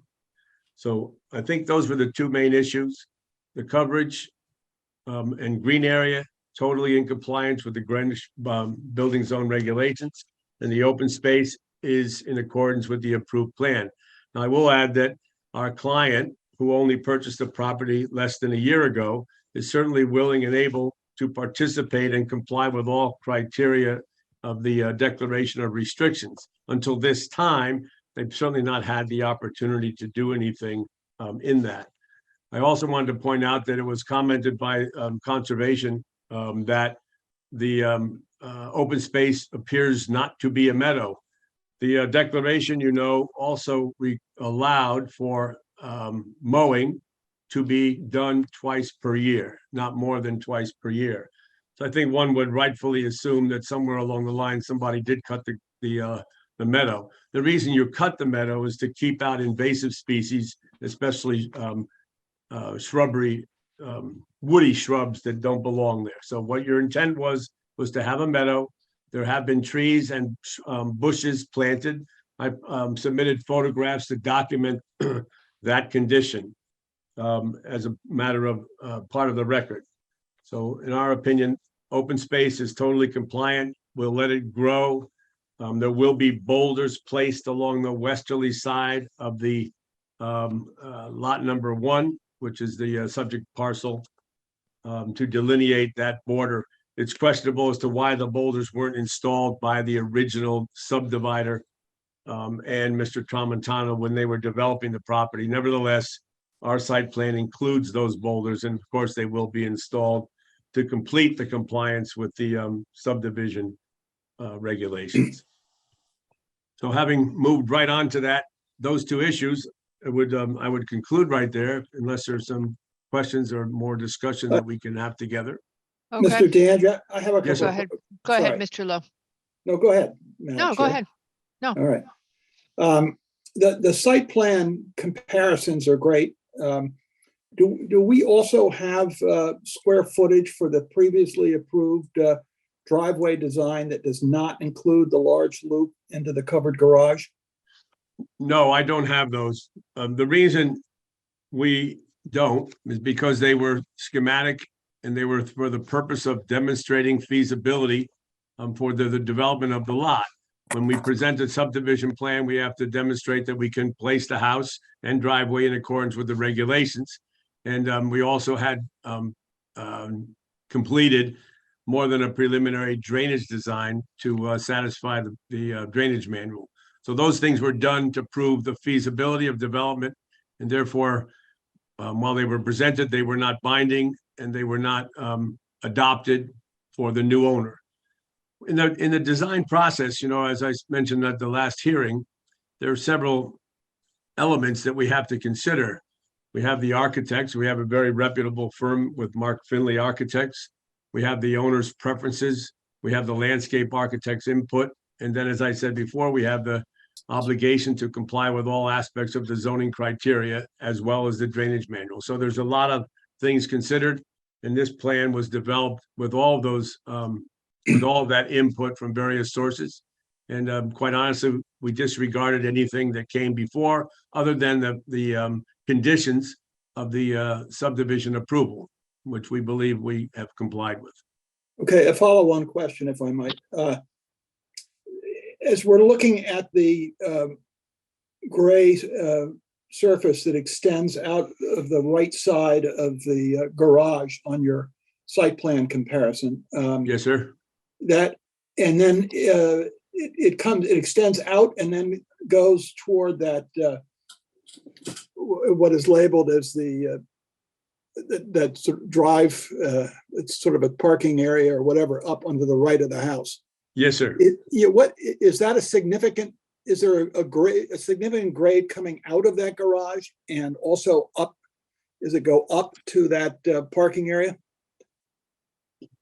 The answer to that is yes. The elevation at the junction, if you will, of the main driveway coming into the front auto court is around 47. Then it climbs up to elevation 49 in the parking court on the north side of the dwelling, which is what I think you were referring to. Yeah, I was just that area wondering. is flat, so we utilize that as permeable pavement. But so the area, the driveway portion that extends immediately to the right from the parking, covered garage area, that's also an incline, or is that flat? Just to the right of coming out, where the driveway kind of comes out of the covered garage. Right. Okay. So if you're coming out of the covered garage, you're coming counterclockwise, and then No. All right. I'm just saying that surface area that extends from the garage to the right and leads to the surface Okay. area up I, to the, I know where you are now. So you're saying that as you come up the main Thanks, Madison. driveway, there we go, we'll do it this way. As you're coming up the main driveway, Sorry, let me just zoom. it's the third panel down, right? this is a very colorful exhibit I'm looking at. The This one colorful is- exhibit is the 11 by 17 in your format, and it was submitted by the architects, and it's a good one to use. All right, that's the drainage plan. That shows where we have the various components of the drainage, which includes some subsurface galleries at that junction, if you will, of the main driveway on the north. So if you start out in the street, you're coming up diagonally in this frame. That's it, where the arrow is now. You're coming up, and now you can come south around the loop to get into the buried garage, or you can come where the cursor is now, and you're up on the upper level. That's elevation about 49 and a half. And then you can continue northerly to the parking court as the cursor's moving now up that. Now you're in the parking court. That's also at around elevation 49 and a half. Yeah, I'm just asking if you take the cursor and go backwards, back down Right there. into the garage. Now go into the garage from that, right where that is. Well, That what you're area- doing there is you're going on top of the parking court. The garage is underneath that, and it's accessible from the egg-shaped loop. So you'd have to move to the east, down the slope. There you go. And now you're in underground. So the place where we've proposed the additional permeable pavement is to the east. No, of I know that. leg. I'm just looking No, at, they saw, he's going somewhere else with this. Mr. Lowe, go ahead. if you put your cursor at the uppermost part of that covered garage, there's driveway there. Right You're there. almost that- there, right yeah, there. That's right it. there. And from that point where the cursor is straight up on our, in there, is that all flat? It's generally flat. Yes, sir. Okay, so that might represent an opportunity for more pervious surface. Well, it might, but we have the significant bank of galleries to the north of that, because we found that we had some good permeable deep soils in that area. So in essence, we're using that function already with the galleries. The galleries but- provide the infiltration and detention. Yes, they do, but if you were to use permeable pavement, you would be doing lower impact. Well, it's arguable, but the answer to your question specifically is, if it were made permeable, could it be done because of the grade? Yes, it could be.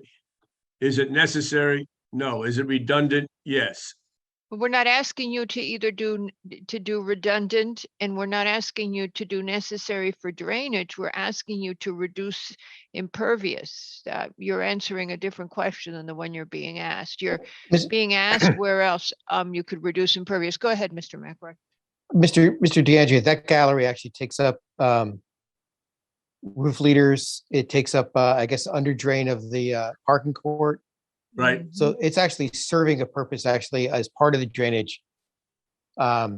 Yeah, it does, You know, but the in question is, addition- do you in need that addition- whole gallery if you're gonna also, if you had impervious, if you had No, pervious? there? because actually it's taking up water from various parts of the site that Correct. are being piped to it. Yes, correct. Okay, so actually for example, roof leaders and drainage from the back side of the building are brought around to that. If it was Correct. pervious pavement, it would be basically just We're not no- accepting the roof leaders. It would be Mr. only taking the McRae, drain, We're taking we're only the not, drainage on the thing. we're not suggesting eliminating all of the units. We're saying he could have less units. No, you probably wouldn't have less units because they provide different functions. If you're looking to provide additional permeability looking pavement, we can consider it and see if it makes a difference. It really won't make a difference in the design, but if it's just a matter of satisfying your concern that we can have less impervious pavement, we can investigate it and see if we can increase it a little, but it doesn't need to be done. But I understand what your comment All was. right, Mr. Yeah, okay, and what we're saying to you is the condition of approval of the subdivision didn't say, Mr. DeAndrea, do whatever you think is necessary. It said, try to minimize the impervious, and we're trying to get there. And you keep saying it's not necessary, and we keep saying to you, that wasn't the point of the subdivision approval. They didn't say to you, do what you think is necessary for drainage. They said to you, find a way of doing less impervious. So we're trying to work to something that works for everybody. Right, and Understood. to quote, to quote that language, Mr. DeAndrea, which you quoted earlier, blacktop and impervious surfaces shall be limited. So without getting into a discussion of these galleries or anything else, when I was looking at this, I thought, well, gee, it seems like if there isn't such a grade change there, that this was another area where there was an opportunity to put in pervious surface. And Okay. that's all this was about. And I don't know whether how far you could extend it to the parking area alongside the house. Because I don't have I'm not looking at the numbers, but nor am I an engineer. oddly If enough. we can take in some aesthetic elements in this discussion, then I would suggest that we could probably take the leg that you were referring to, which is, how can we describe it? From the north parking court down to approximately where this leg intersects the gallery. So if you could put the cursor over there, right there. So if we can draw northeast to southwest from where your cursor is, that would be a logical spot where we could put a ribbon to separate the permeable pavement of that driveway extension. And I think we can accomplish what you're suggesting without too much damage to the aesthetics. Was that fair? You see what I'm doing? Right where the cursor is, you go right there, come southwest. No, go back right there. Just come south right there. Just close that off with a little farther north. Right there. No, to your right. Yeah. You have to go from the north edge of the driveway. There you go. Just right across now. Perpendicular to that. You keep going too far with the cursor because you're in the lawn. Oh. But Like that's this the area vicinity of- where I would draw a bar across the mouth of the driveway. So, Oh, like- Mr. DeAndrea, you're gonna have to make some revisions to your drainage plan prior to building We're permit there, approval. we're already there, but Okay, yes, we you can don't have the- incorporate, if you would agree. exactly. So where I'm going is, why don't we take this to, you put in the additional pervious. And because you're making, as I look at it, there's a long list of small items you're revising for your drainage anyway. Yeah, they're notations primarily, but yes, No, they're not notations. Well, okay, you've got to look at certain calculations Right. need to be, it's not just notations, Mr. DeAndrea. They want calculations. They want you to account for the wooded areas. They wanted you to tell them if they're going to have curbing. Anyway, I should have said we're down to notations because we've been working. yes, on I know, those but comments. it's, Okay. yes, so you've been working on those comments and you've mostly answered them. You're working with the drainage folks. So why don't you, when you work with DPW, throw in the additional pervious pavement and get this whole thing revised. And then what I would suggest, if everybody is amenable, is that we have our staff, that would be, I'm looking really fast, it's Jackie who's perfect for this. Jackie would then look at the final version and review it for administrative sign off. Patrick, you good with that? Okay, so I think, what the message that came clear and took a long time from us is still looking for more pervious, throw in more pervious. get your drainage plan done, and then just let Jackie take a look at it and see if it meets what the condition has been insisting on for all this time. I mean, we're stuck here, Mr. DeAndrea. There's a condition on our subdivision approval that says we should be doing this. So here we are doing it.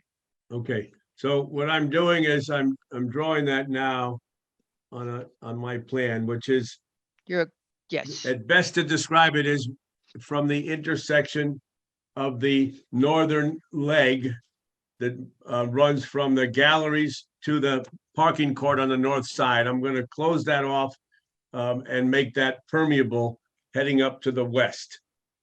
Yes. So that your main driveway, when you come in from the main driveway, you come up the hill and you go onto the parking court. That's all paved because it's a lot of traffic and it's heavy duty, and we don't want to have any more, permeable pavement in high traffic areas if we can avoid it.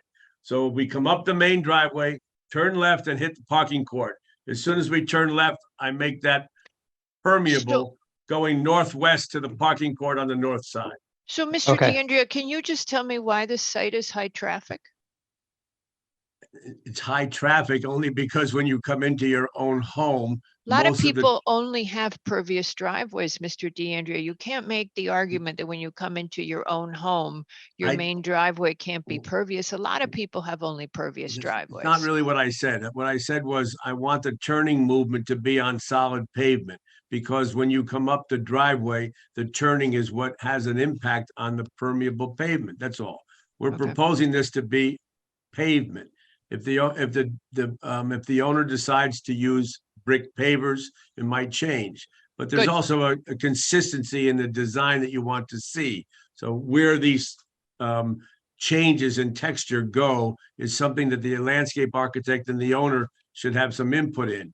I believe that in response to Mr. Lowe's comment, we can use that leg to the northwest as an area that is flat enough and suitable for permeable pavers or pavement.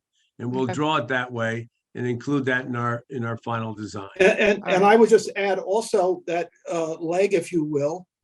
I mean, there are two legs here. One that's emanating from the covered garage, and Yes, one sir. that goes right, and one that goes up to that so-called upper level, right? Yes, the parking So- court on the north. Yes. So are we talking about both of those quote legs?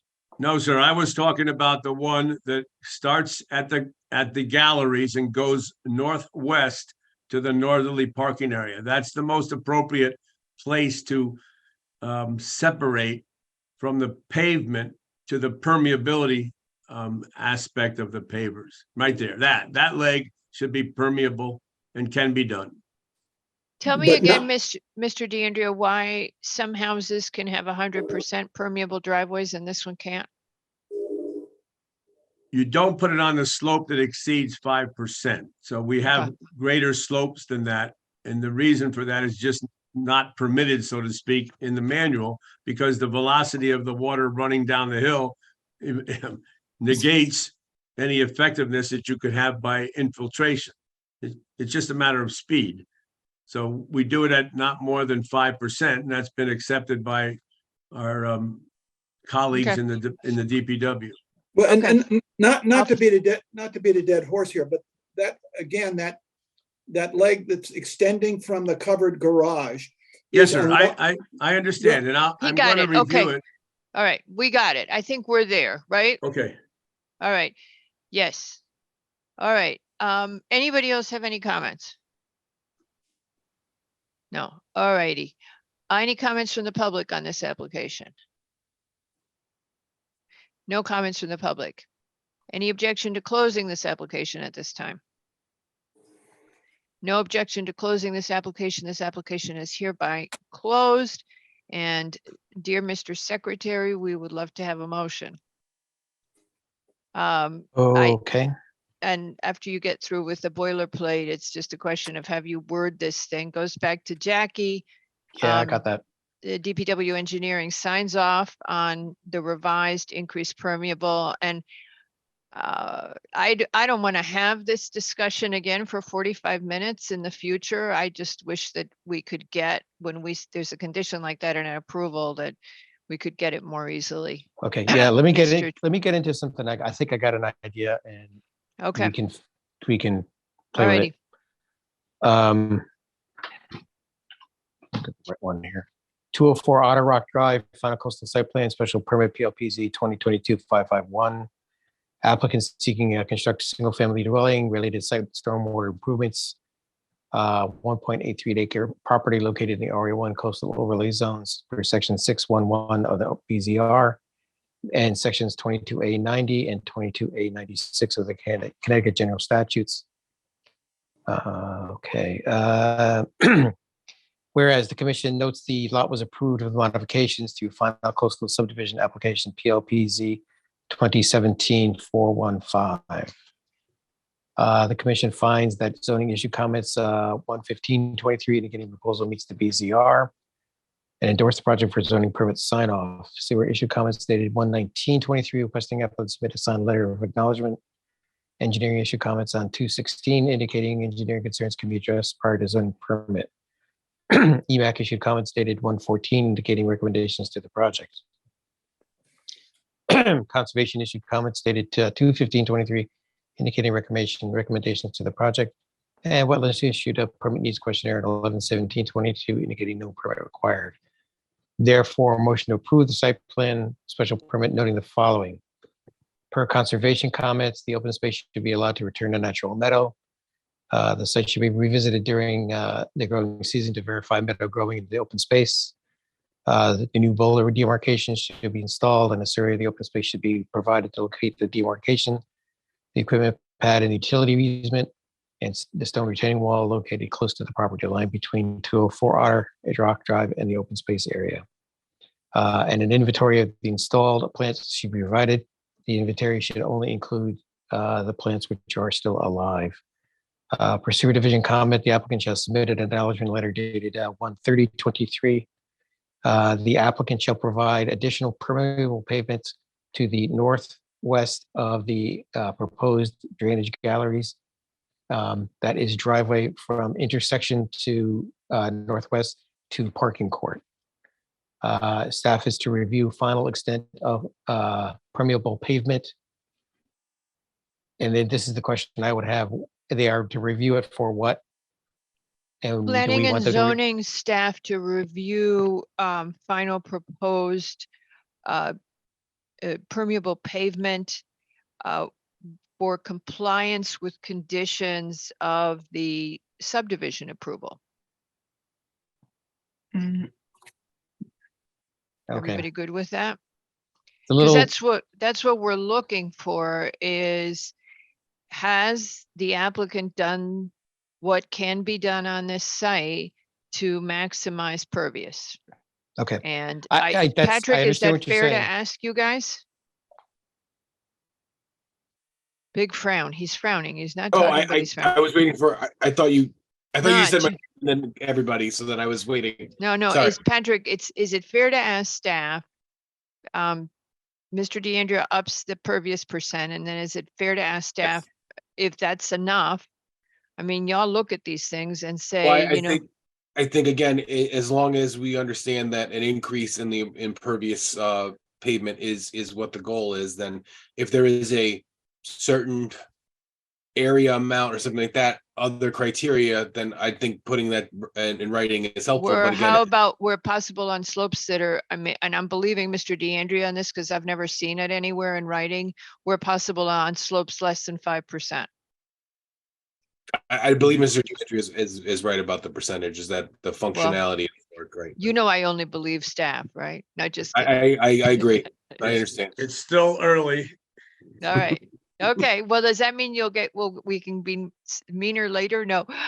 Okay. So yeah. So Nick, the staff, that it's been maximized to the extent possible and slopes less than 5%, pursuant to the, and it's going to be a bit of a judgment call, but I don't know how else to quantify. See, yeah, Well, I think- that's, Sorry. Go it's ahead, a little- Patrick. it gets a little weird because we're talking about staff actually saying, can you just verify that, the white that they're providing is as white as it can be.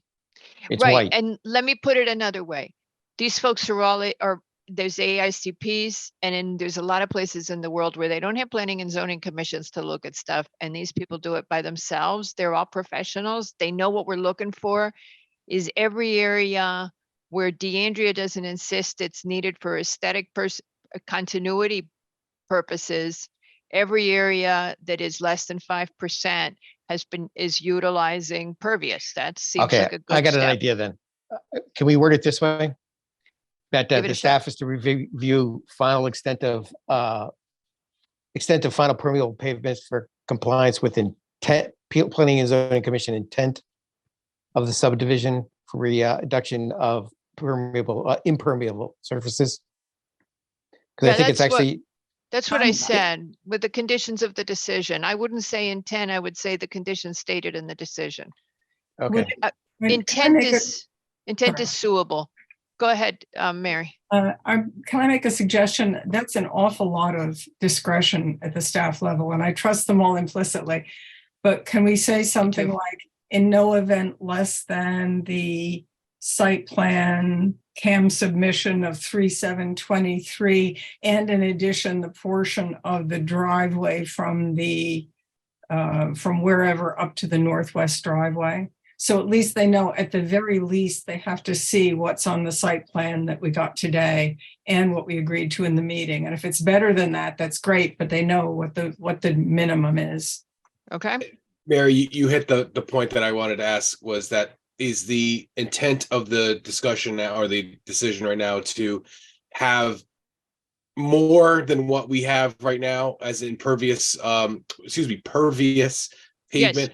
Or is right now okay, and then they'll try, because if it's the More. if it's, Mr. DeAndrea agreed to more than what he has given us in writing, and he's already agreed that he can add it where it's not the curve.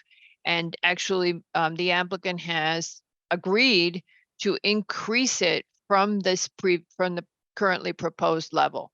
Okay, right. that's And so enough. no increase would mean that it's not in compliance with the decision. So that's all I There you wanted to go. clarify. Okay. Thank you. We're Okay. good. All right, do I have a second for that laborious decision?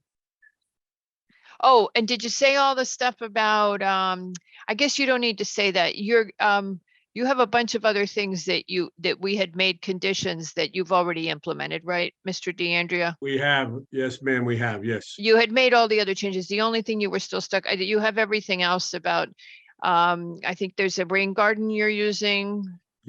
We took care of the S&E controls. Yeah. We added curbs to the driveway. We moved the driveway away from the corner of the Okay. property. We did Yep. everything that DPW Okay. wanted. Okay, everything else is done. Alrighty, do I have a second? Second. Ms. Jenkins has seconded. Mr. McRae, how do you vote? Aye. Mr. Levy? He's unmuting slowly. Aye. Okay, Mr. Lowe. Aye, unmute. Sorry, Alright. aye. Alrighty, Ms. Jenkins? Aye. Albin is also aye, and with that, the motion passes 5-0, and we go to the next application. Thank you very much, Thank you Mr. very much. DeAndrea. Good night. Thank you. The next application Right. is 265 BPA LLC Valerie Burns for final site plan to construct a 2-story, 2-family residence with parking in the required front yard on a 12,383 square foot property at 265 Bruce Park Avenue. Who's representing the applicant, Mr. Lauro? I am looking that up right now. Thank you. A person named Lou.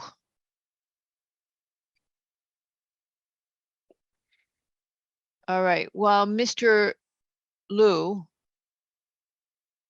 comes into the meeting, this, just as a reminder, this application is, if you would unmute, sir, and if you would just tell us who you are.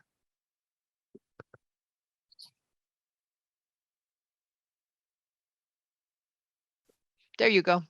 Yeah, good afternoon. My name is Luis Garcia. I'm the architect of record for the project. Okay, Mr. Garcia. So before you start, and there's someone named Wayne, is that person with you? That person is not in here with me, but he's on the Zoom meeting. He's the civil engineers. Okay, is he presenting with you, or do you want to leave him just listening? I like for him to be presenting along with me, also correct. Okay, all right. So, just so the commission knows, the reason that this application is before us, as you know, a two-family in a sufficiently large lot in the R6 would be an administrative decision. It's as of right. But because the applicant is proposing parking in the front yard, it requires review by the commission, sign off from the commission. So that's why we're seeing this application. Everything else, it would normally be as of right. So the main issue before us is the one of the parking. Does the parking work? And I believe your letter says, Mr. Garcia, that you've tried several different layouts. And with that, is there any way you can turn on your video? Just wondering. sure. It's okay if you're not a techie got it. person. There you go. Hello. Okay. There. All right. Well, It's just nice to see you. Good afternoon, Okay. Madam So Chair. if you would like to go ahead, sir. Yes, good afternoon, Madam Chair and council members. My name is Luis Garcia. I'm the architect director. I have an office here at 15 Bond Street in Norwalk, Connecticut. And again, the reason for being here today is to resolve the issue of the parking in front of the units.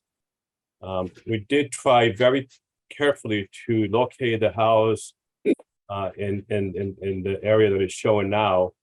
The main hardship for a project and for the reason for the parking being at the front of the site is that this site is toward the back, or the north portion of it is completely all ledge.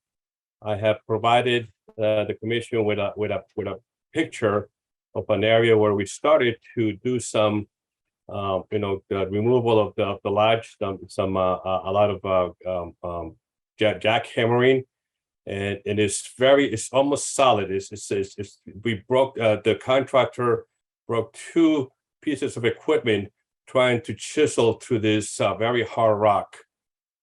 So Mr. Garcia, if I could just ask you one question. Yes. But yet you are proposing to do a full basement No, yes. in the Yes. structure, and the ledge, from what we know, the ledge extends down through the front of the lot. Correct. And we have since taken down the old house, because we had a building permit to remove the existing house and the existing garage. Those two structures are gone, and we started to, take out all the foundations and everything. And we found out that there is tremendous amount of ledge on the site. So therefore, the owner has decided that we're not going to have a basement. We're going to have a crawl space just for the purpose of having a place so we can run mechanical equipments and plumbing. But it's going to be a shallow, probably no more than 3 or 4 feet deep crawl space. Also, because due to all the problems with the ledge on site, and also some water issues that we have to also contend with, because what happens at the back of the site, and I'll have Wendy Vanso, the civil engineer, speaking more in reference to that, is that we have an issue with having to make sure that we're diverting the water around the house in order to be able to make the water dissipate. Otherwise, it's just a very difficult site as far as ledge, because obviously water doesn't dissipate that well when you have almost like a perfect sort of barrier between water and the rock and the ledge. So the reason that we were also saw some of the comments that were given before, the reason we did not use a part of the existing garage structure is because, first of all, part of the garage structure was beyond the setbacks, so we couldn't do that, and also because it was really not usable for the purpose of doing this project. We have a very typical duplex. Not very big in size, just the right proportion as far as bedrooms, as far as spaces, and we purposely laid it out so the house is just beyond the setbacks. We're in compliance with the setback requirements as far as setbacks. We're in compliance as far as height and everything else, like we mentioned before. And the only place that we can possibly put this driveway and this parking is at the front of the house. I also want to bring to the committee that the existing house was actually beyond the front setbacks, way onto the street. And I think the reason it was done that way originally back in the 50s is because they also found that it was almost impossible to deal with this topography and this amount of ledge and boulders. If you look at the civil engineering drawings, and I appreciate if the Madam could Chair can bring that up for a minute. I'd like to show the committee some of the contours and what we've been dealing with. Oh, we looked at your contours. You weren't at our briefing yesterday, but we looked at your contours yesterday. We saw that it runs from about an elevation of about 101 up to about 129 in the rear. Yeah. And so we saw that you have, and just beyond the footprint of the house, you have a significant rise. I wanted to ask you quickly a drainage question. I saw you did have a sign off for zoning permit from our drainage engineers. Have you noticed any water coming from the property to the rear of you? I have not been to the site that often since Okay. some of these structures been taken down. Mhm. The general contractor, who I believe is also on the Zoom meeting, can probably talk to you about that. I do believe that there's some water coming from the back of the property, and that's the reason why we're trying to mitigate some of the water coming around the structure and onto this infiltration items that we have at the front of the building, where we're going to be able to dump all the storm drain and also some of these other additional waters coming around the side on both sides of the house. Okay, Patrick, do we even have, they've already done the demolition, do we even have what the previous setbacks were? I think there's an existing site plan. Yes, there was, So okay, I can find, it's actually, do we want to take it out of the? I out of got the it. Okay, I agenda? got Do it. you I wanna got take it. out of I'm the, seeing it. I just saw it. Okay. Yeah, if you notice, the house was set up way beyond the front setbacks. The houses next to it are at the same distance and one is further forward.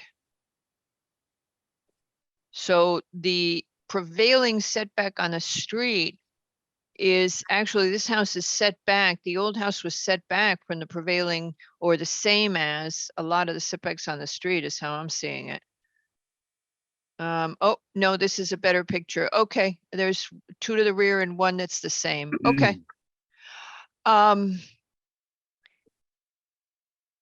So Patrick, if they had a non-conforming setback before, and they have, and the right of way is of non-conforming width, and they do not have an intent to abandon, they would be able to keep a non-conforming.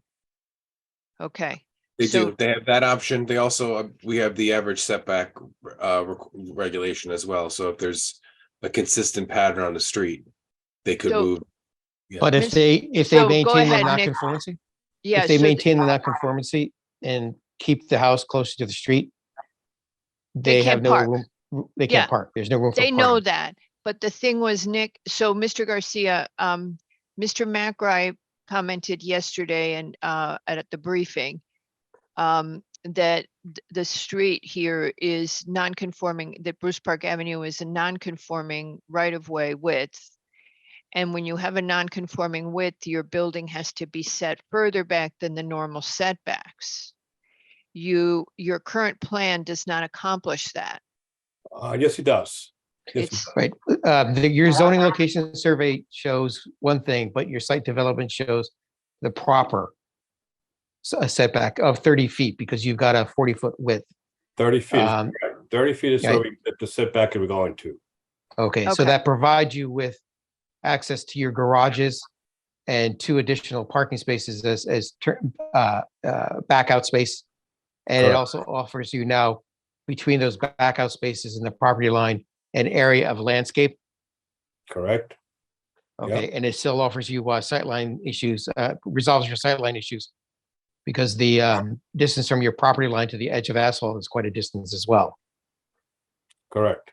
So we can actually, you can provide us with a landscape plan that shows the screening as required for the parking area.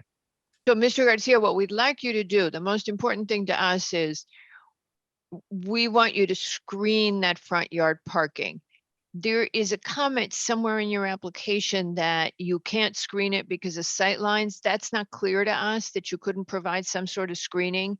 Yes, Because you, go ahead. I would like to have Mr. Devanzo address that issue, but that was something that came down from the Department of Public Works as far as the site and the engineer working for the city. Can we get Mr. Devanzo? He actually doesn't say that you don't have the sight lines. What he says is that they will confirm the sight lines. Or did you hear him say to you, did he say to you in person? Because all I'm seeing in his commentary, in the civil engineer's commentary, he says the lines of sight for the relocated driveway will be verified. He doesn't say they don't work. Yeah. No, I'm pretty sure that the owner will be more than happy to put it any landscaping, trees Okay. or hedges or whatever. I mean, it's gonna increase and beautify the facade of the. Wonderful. But So I want to just make sure that is not going to become an issue with one of your other departments, and that's the reason why we Well, talked about you- this. you need to have the line of sight. It needs to be safe. But the question is, I'm only seeing in there, in the document that they sent on the 15th of March, they just say that they're going to verify the line of sight. They don't say there's a problem. So what I would suggest is that you propose landscaping that meets their requirement for the line of sight and that shields the parking to the extent that you can, so that people aren't staring at the cars. Since you're going to have them in the front yard.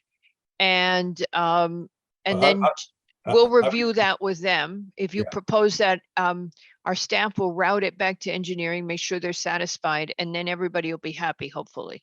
I believe that, again, I'd like to have Mr. Devanzo, our civil engineer, talk about this issue, but I believe we have something that's less than 3 feet high that is going to obstruct the view of oncoming traffic. We can definitely put something that is less than 3 feet high at the front of the location where we have the park, the one parking. And obviously, we're not going to be able to do any landscaping where the driveway is located. No. But on both sides of the driveway, we can definitely propose to have some kind of low cover there. And did they came in after the landscape regulations, right? I'm sorry, what's the question? So you know that we have new landscape regulations that were recently approved and that they apply to you, right? I was not aware of that. Okay, they're in on our website. Bianca, who's not at the meeting today, can provide them to you Okay, if you're having trouble finding them, but they are a lot more robust than they were in the past. So again, because we're seeing a lot of development, so we're trying to screen it and trying to offset it to, okay, I mean, you're an architect. I figured you understood it. Okay, so. I'm all for landscaping and beautifying the site. Mhm. Like I said before, the only reason it was not proposed is because I think at one time we actually had some landscaping, but it was actually taken out because of like comments from Department of Public Works. But I don't want to keep beating the dead horse. I know you guys have a lawn. No, well, don't, so what if, We'll comply with the landscaping. Yes. so give us the landscape design and then we'll figure it out with Public Works. Our planner will figure it out with the Public Works Department so that the line of sight, we have line of sight compliance and we have something that isn't just parked cars. Can we request an approval? Because we'd like to keep moving with the project. It's been 6 months and I know it's nothing to do with this commission, but we have waited for 6 months under plan and zoning review.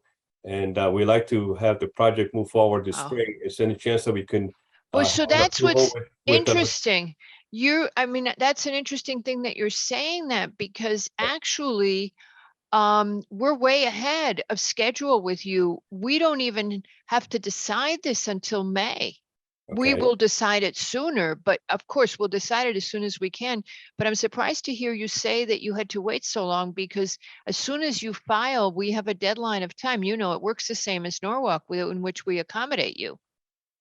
Yes. I mean, you probably ran into delays with the demo, right? With doing the demolition and getting the demolition permits. No, we pretty much had that pretty quickly. Huh, okay, well, it's not us, the delay. Our town planner is doing one of his best frowns to hear you say that. No, it's, I'm just trying to do the math in my head. Sorry, that's my math face.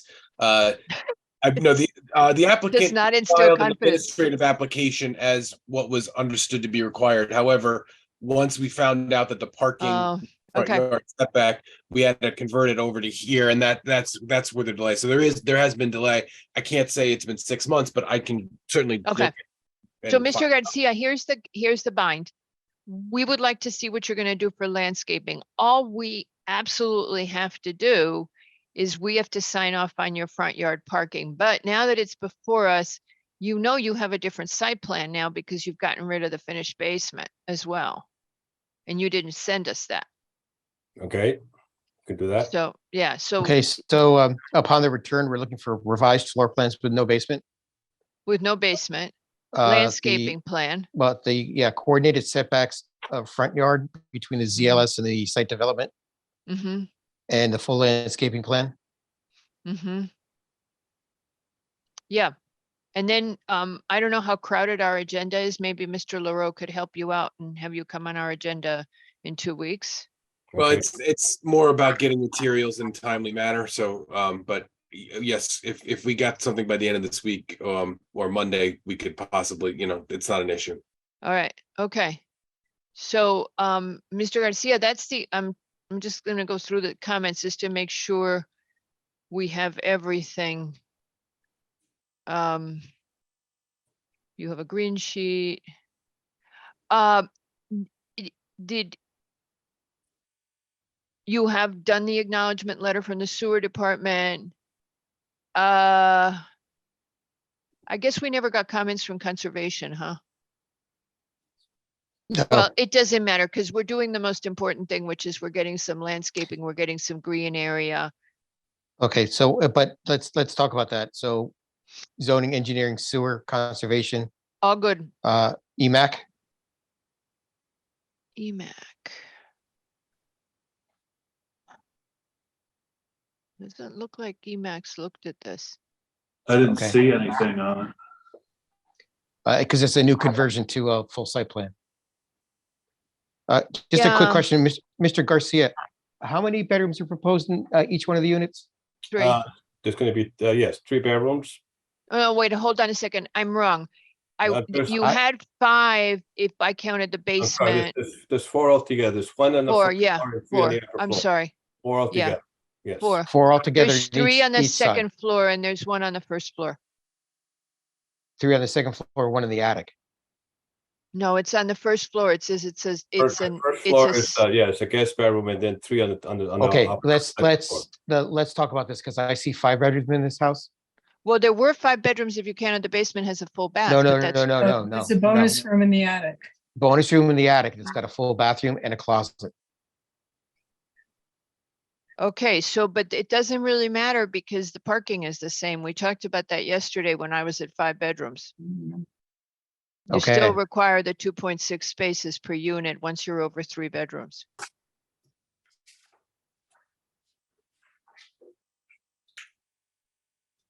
So that's the thing. I mean, unless he went to 2 bedrooms, we wouldn't be able to reduce the parking. That's what I was struggling with over the weekend. Mhm. And realistically, to Mr. Garcia's point, most people don't buy a house to only have 2 bedrooms. Okay, It's a 2-family duplex. oh, okay, but it's still a house for those of us who think a 2-family is a house. Okay. So Mr. Garcia, if you can get all the material in by the end of this week, is there any chance you can do that? I would have to check with the consultants and the owner and everybody else. But we'll definitely try our best to make sure that we go back as soon as possible and try to get this approved. Yes. Because Patrick, you need everything Friday, right? You gotta unmute or all your words are wasted. Sorry, it would be ideal if we had it by Friday so we can get everybody on board and reviewing it. But again, I'm not putting the pressure on you. You don't, the best plan possible is obviously the ideal situation here, so. Okay. Well, Okay. we'll try real hard, and if not, then I guess we'll have to wait for another 2 weeks, right? Well, no, Fridays, if you get everything in by Friday, you'll be on in 2 weeks, because once we get it, we have to circulate it to the staff departments I'm and saying get if you comments. if we do not meet this, the deadline for the. For Friday, we have to put you off for a month, but We're off how, to the next two, Yeah. after that, correct? Yeah. Okay, yeah, okay. okay. So, all right, I can't think of anything else. Patrick, they didn't submit EMAC comments. Is that because they graduated from being administrative to being a full site plan? I'd have to I don't have the language. I'm actually looking for that now. Okay. I don't know if 2-family needed to come with the full analysis. That's what I'm wondering if that was. Yeah. Okay. All right. If Okay. it's needed, we'll contact the applicant and make sure if it's required by the regulation. So, just in case, Mr. Garcia, have in your head, how your new building is going to be more energy efficient, and give us some sentences on the heating and cooling and electric systems that you're going to use. I'm guessing you're going to avail yourself of heat pumps or something that is attractive as an option. I'm sure you're not doing high energy cost No. HVAC in this electrical price environment anyway, because the Yeah. property will be much more marketable if you are saving people money. Well, I first think. of all, we're well super insulated, as everyone Yeah. knows. The mechanical system's only as good as the building that is providing heat and cooling for. So we have a well insulated structure with very high R values, and the mechanical systems are not completely finalized, but we're in the process of talking to a couple of subcontractors about that type of system. So we'll have that information if it's needed. Okay, now, Mr. Garcia, I'm going to ask you just something to think about, because I'm not good at doing arithmetic, looking at your previous structure was set at 17 feet, had 17 feet of setback. Right? The house previously. The house that was there to begin with? Yeah, What about it? it was 17 feet of setback. Correct? I don't have that drawing in front of me, but it was definitely. Nick, I'm looking at it. I'm seeing 17 feet of setback in the previous structure. It was definitely Okay. on the front setback. Yeah. It was a deficient setback. Yes. Okay, so here's my, again, I'm going to say this to you again in case it helps you.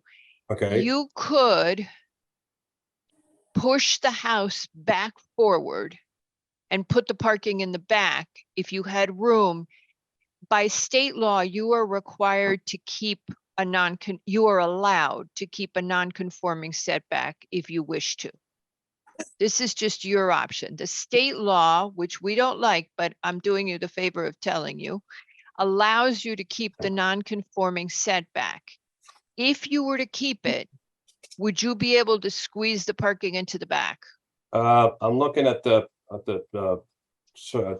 survey right now, and not really, because Okay, we would have to get cars around the structure, and we don't have much space. We're almost up against the setbacks to begin with in order to make this thing work. okay. So in making the structure less wide, from east to west, it's not going to help us or help the project, and therefore we don't have enough room to get by, to get around the structure. Yeah, okay, so what I'm looking at, Mr. Garcia, I'm looking at the old house. Yep. They had enough room. We are in R6, it's the sum, it's 5 and 5, it's 10 and 15 for the sum of 25? On the No, sides? it's 5 and 10, 5 and 10. 5 sum and of 10 for the 15. sum of 15. Okay, so Mr. Garcia, the old house had 15 feet of setback on either side and 17 in the front. And they got to the garage in the rear. If you went to the old setback on the front, you had 15 feet. Now, I don't have your current side setback open, that there is a chance you could just put the parking in the back. I think it would fit if you move the house back forward, and that might not be a bad option. But what I'm Excuse me, getting could at I is just that- chime in for a minute? Yeah, sure. I'm Regarding, yeah, this is Mr. Wayne Wayne. Devanzo, yeah, Fairfield Can you County. pronounce Engineering. your last name slowly for me? Sure, it's Devanzo. Devanzo. Okay, Thanks, Mr. everybody. Devanzo, Thank you. Just if I could mention. can you plug on your camera? Yeah, actually, I can't turn it on. I'm sorry. Okay, It's we always ask. it's a Okay, bad camera. It's just, yeah. my yeah, apologies. you didn't comb your hair. Okay, go ahead. That too, yeah, right, yeah. Regarding pushing the house forward, we would be very, very challenged to meet the drainage requirements if the house were moved forward. The soil conditions in the rear are not conducive to any drainage because of the ledge. And if we pushed it forward, we just wouldn't have the area in the front to put in a retention to mitigate the runoff. Also, Okay, this property happens to be in a Group D hydrologic group. I won't bore you too much, but we can't use infiltrators, so our options are really rain garden or permeable pavement. So the paradox is we kind of need more of the we need more of that pavement to create our retention system, which is the way it's designed right now. Okay. And, so it's just, I think it's a non-starter. so that surprised me, Mr. Devanzo. Why do you have a paved patio in the back then? Well, that was what the client wanted as far as, But it hurts you on drainage. Why not just yeah, pull that? Why not get rid of that? Well, because the fact of the matter is that there's all ledge. I mean, as soon as you step in the back of this property, it's all ledge. So the only thing we're going to be able to do there is to chip down as much as we can in order to create some kind of a backyard, which is not going to be more than 10 feet. And then we have this site that's climbing very quickly. Okay, And that's all. We needed to have a place of recreation in back of these units. And that's the only thing we're going to be able to get. And the reason we're doing pavers or whatever we're going to end up doing there is because we're on top of Okay. ledge. okay, all right. I'm just trying to help out. Okay, we'll stop having ideas and we're gonna let you go. If you can get everything done this week and you can get it into staff, we're gonna continue this application and we will, all we need is for you to landscape the parking. And we will work with engineering to make sure that the sight lines are good and we'll revise the landscaping appropriately. Right. Okay. And we'll tell Bianca to send you the landscape regulations. Thank you. Appreciate it. Okay. Thank you very much, Mr. Garcia. Thank you. Oh, wait, don't go away yet. Does anybody from the public wish to comment or does anybody from the commission? Because I've been talking the whole time. I'm Okay. exhausted from listening. Okay, all right. Looks like you don't have any comments from anyone. Thank you both and we'll see you when you come back. thank you. Thank you for your time.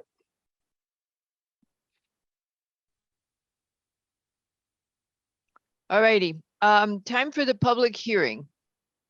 You guys, it's 6:30. You want to finish one application in the public hearing? I guess so. Mr. Basili doing a sound check. Hi, hello, how are you? Okay, hello, Mr. Basili. Okay, hello, Mr. Hegney. Good evening, Madam Chair, members of the commission. Miss Chair, Okay, so I am Mr. leaving. McRae is I'm recused from this recused on this application. application. He has a business conflict, and before we start, this is 420 Field Point Propco LLC, which most of us know as the Homestead Inn. It's a final site plan and special permit, reducing the number of guest rooms from 19 to 14 by creating suites, relocating the barn, constructing an attached two-car garage, a new stable building with an addition of what was originally 9 spaces, but is now 8. Is that correct? Yes.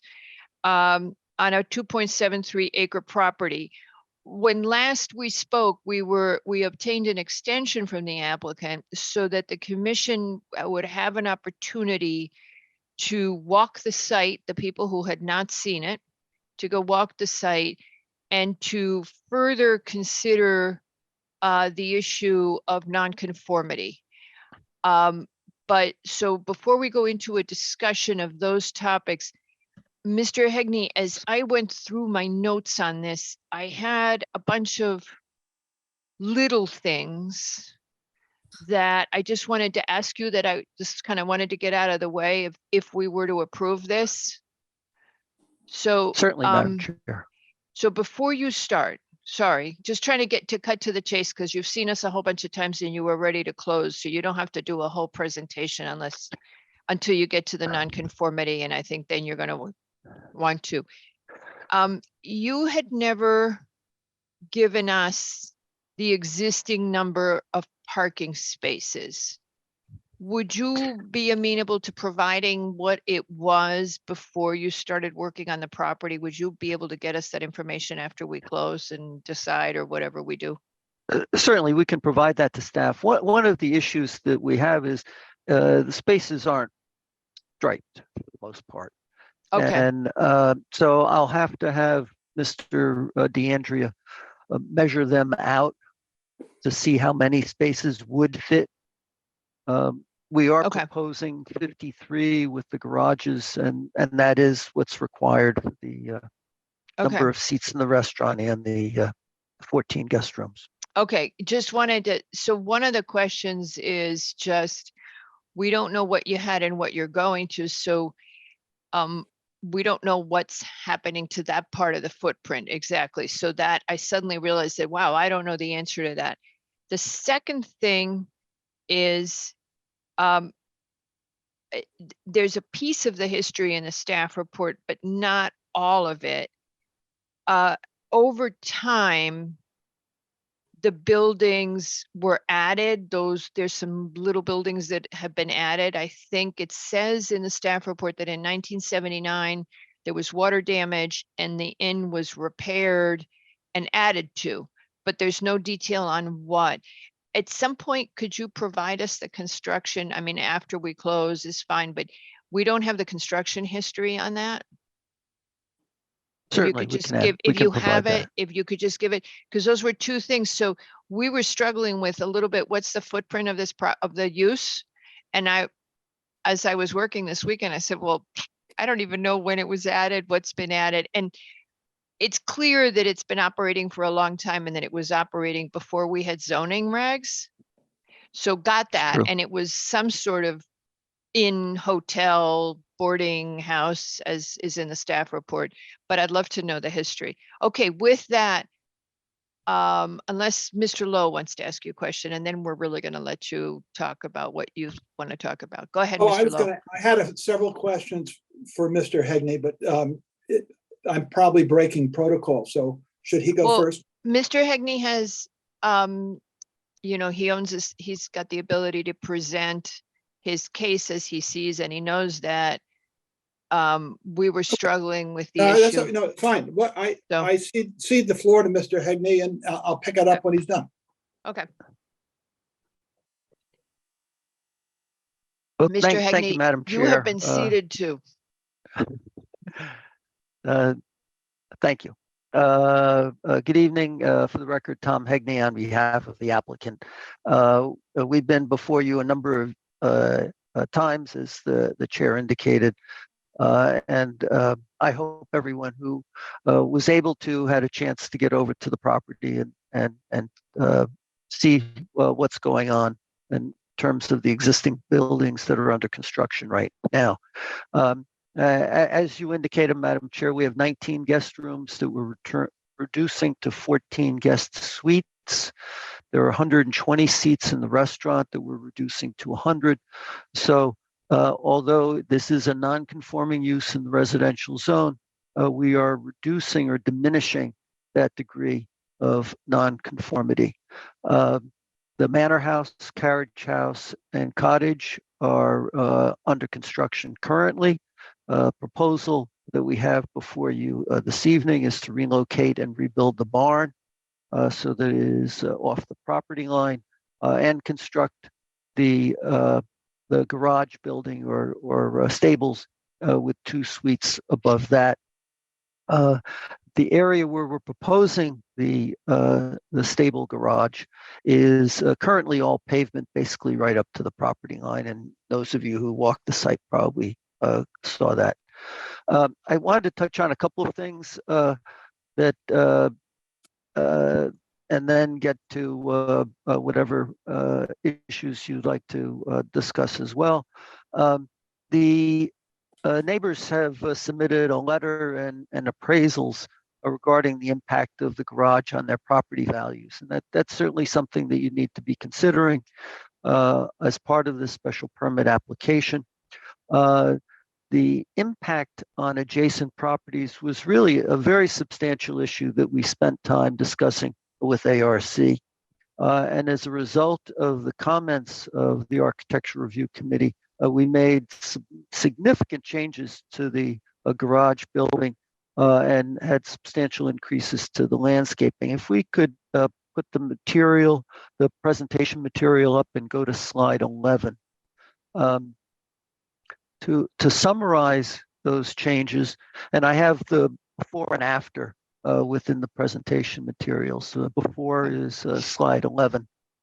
We reduced the height of the building by 6 feet. We removed the gables and the cupola on both sides of the building, both the north and south sides. And it would be slide 11. I'm not sure how this is numbered. I'm sorry about that, but it's the lower right-hand corner, Marisa. Says 6 on this one. It says I'm 6. covered up on that. Okay, there we go. See, we're good. We can be helpful sometimes. Just not. Yeah, I remember these slides. Having a paralegal with a graphic arts degree comes in really handy with things like this. So this is what we originally proposed and what we originally submitted to you back in October. If we can go to slide 12, you can see the substantial reduction. So the gable is gone, the cupola is gone, the garage units have been reduced from 9 to 8, essentially creating 2 buildings with a walkway in between. And the trim itself has been simplified. The manor house has rather elaborate trim on it. The rest of the buildings are a bit simpler, and we were looking to have them be more compatible with the other buildings. And if we can go to slide 13, this was the south or back side of the building. They're again reducing the height, getting rid of the gable, getting rid of the cupola. And if we can go to slide 14, you can see the difference here. We eliminated all of the windows on the first floor and eliminated the door, which is now just a passageway. You can see the profile from the side elevation is substantially different than what had been originally proposed. If we can go back to slide 13, you can see that distinction. So through this, we also reviewed the landscaping, and ARC had a number of comments on that. If we can go to slide 5, please, Marisa. We went through and made some very significant changes. So we're only removing 2 trees, and that's in the parking area on the west side of the property. We're adding some 25 deciduous trees, some 43 evergreens, and many of those are along that southerly property line. And that's through discussions with the representative and attorney for the neighbor to the south. We've added both not just arborvitae, but also Norway spruce. And along the proposed garage, ARC had recommended also having birch trees planted. There is a significant hedge right along the property line there, and we are including a 6-foot-high solid board fence all along the south side of the property from the manor house all the way to the end of the house that is outlined, the left-hand house that's outlined and dashed, so that they have that along their entire property line. And we're adding trees along the private road and dozens of shrubs throughout the site. There are a few things that the appraisals didn't take into account. One is that we're moving the barn 14 feet farther away, so it's 21 feet from the property line, whereas it's very close right now. Didn't take It into doesn't meet setbacks, right now, the It barn? currently does not. It's 7 feet away and it needs to be a minimum of 15. The house to the south is also very close to the property line, but this will be more than the 15 feet that's required. We'll be 21 feet away with the relocated barn. And it doesn't also take into account the significant landscaping that we show on this plan here. It also doesn't take into account the significant renovations that are going on the property. Currently we have the the 3-story manor house, which is 9,200 square feet. That's on the southerly property line. We have the carriage house, which is in the middle of the site, which is 2 stories and 4,600 square feet. We have the barn, which we're relocating, which is 2 stories and 3,800 square feet.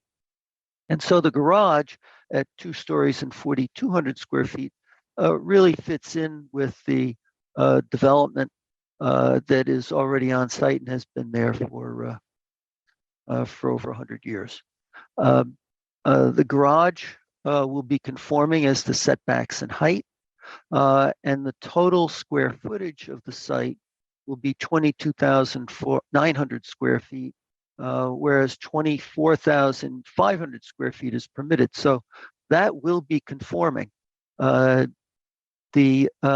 substantial changes to the landscaping and to the garage building itself that were supported by ARC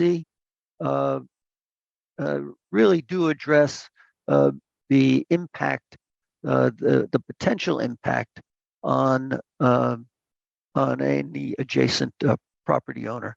And besides being very speculative,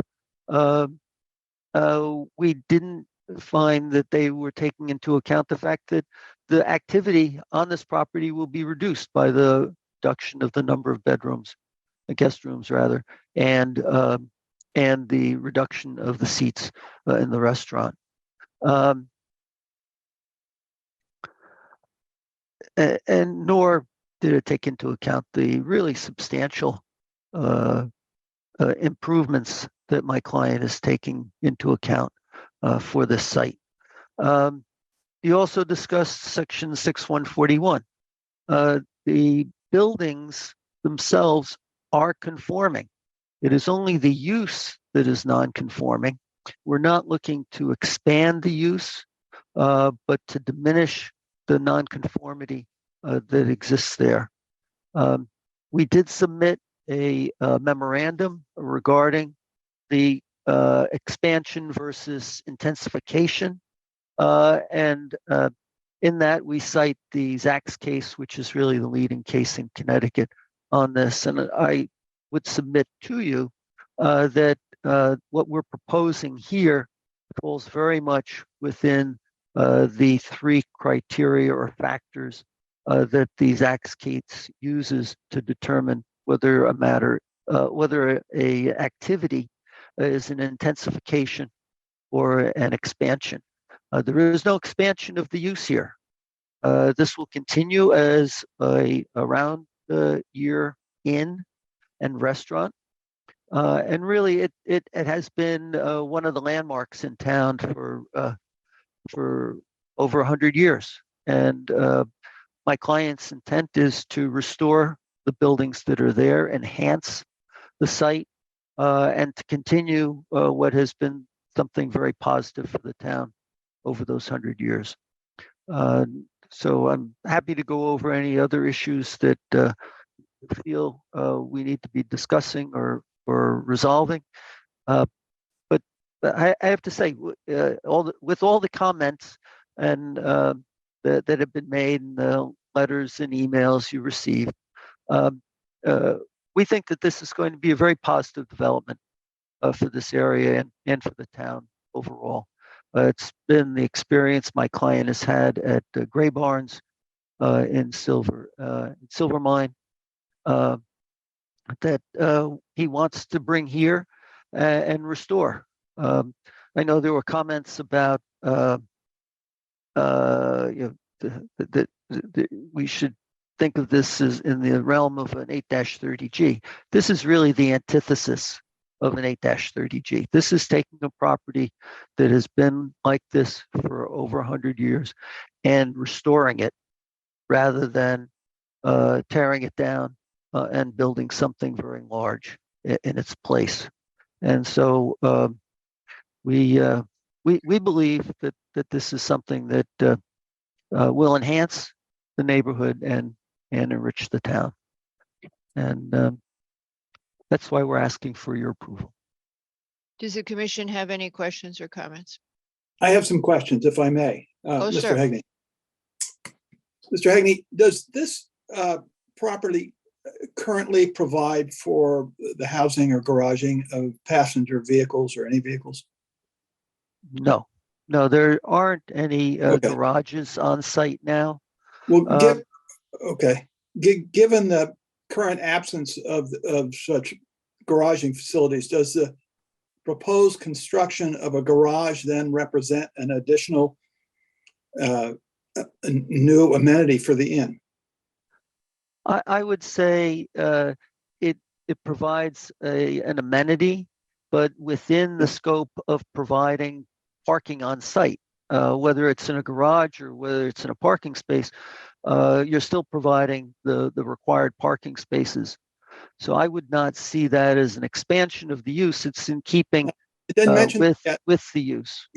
I didn't mention that yet, but thank you. Doesn't this new change in how the land is being used represent the creation of a use that does not now exist, and then consequently constitutes an expansion of the current use? To that, I would say no, because the use that is existing now is an inn and restaurant. And we are proposing to maintain it as an inn and restaurant. So the use does not change. And it's the use that's really the non-conformity here, not the buildings. The buildings all conform.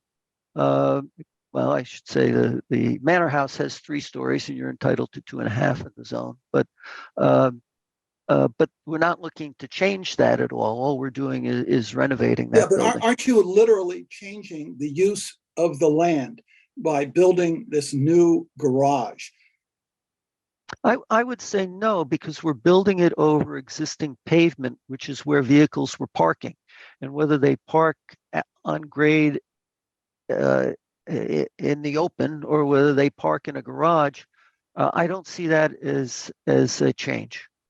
But right now there is no existing use as a garage, correct? That's true. There are no garages on Okay, site, so but there are parking spaces. I understand, but when determining whether this garage is an expansion or an intensification, how can we consider the garage facility an intensification when there's no existing use to be intensified?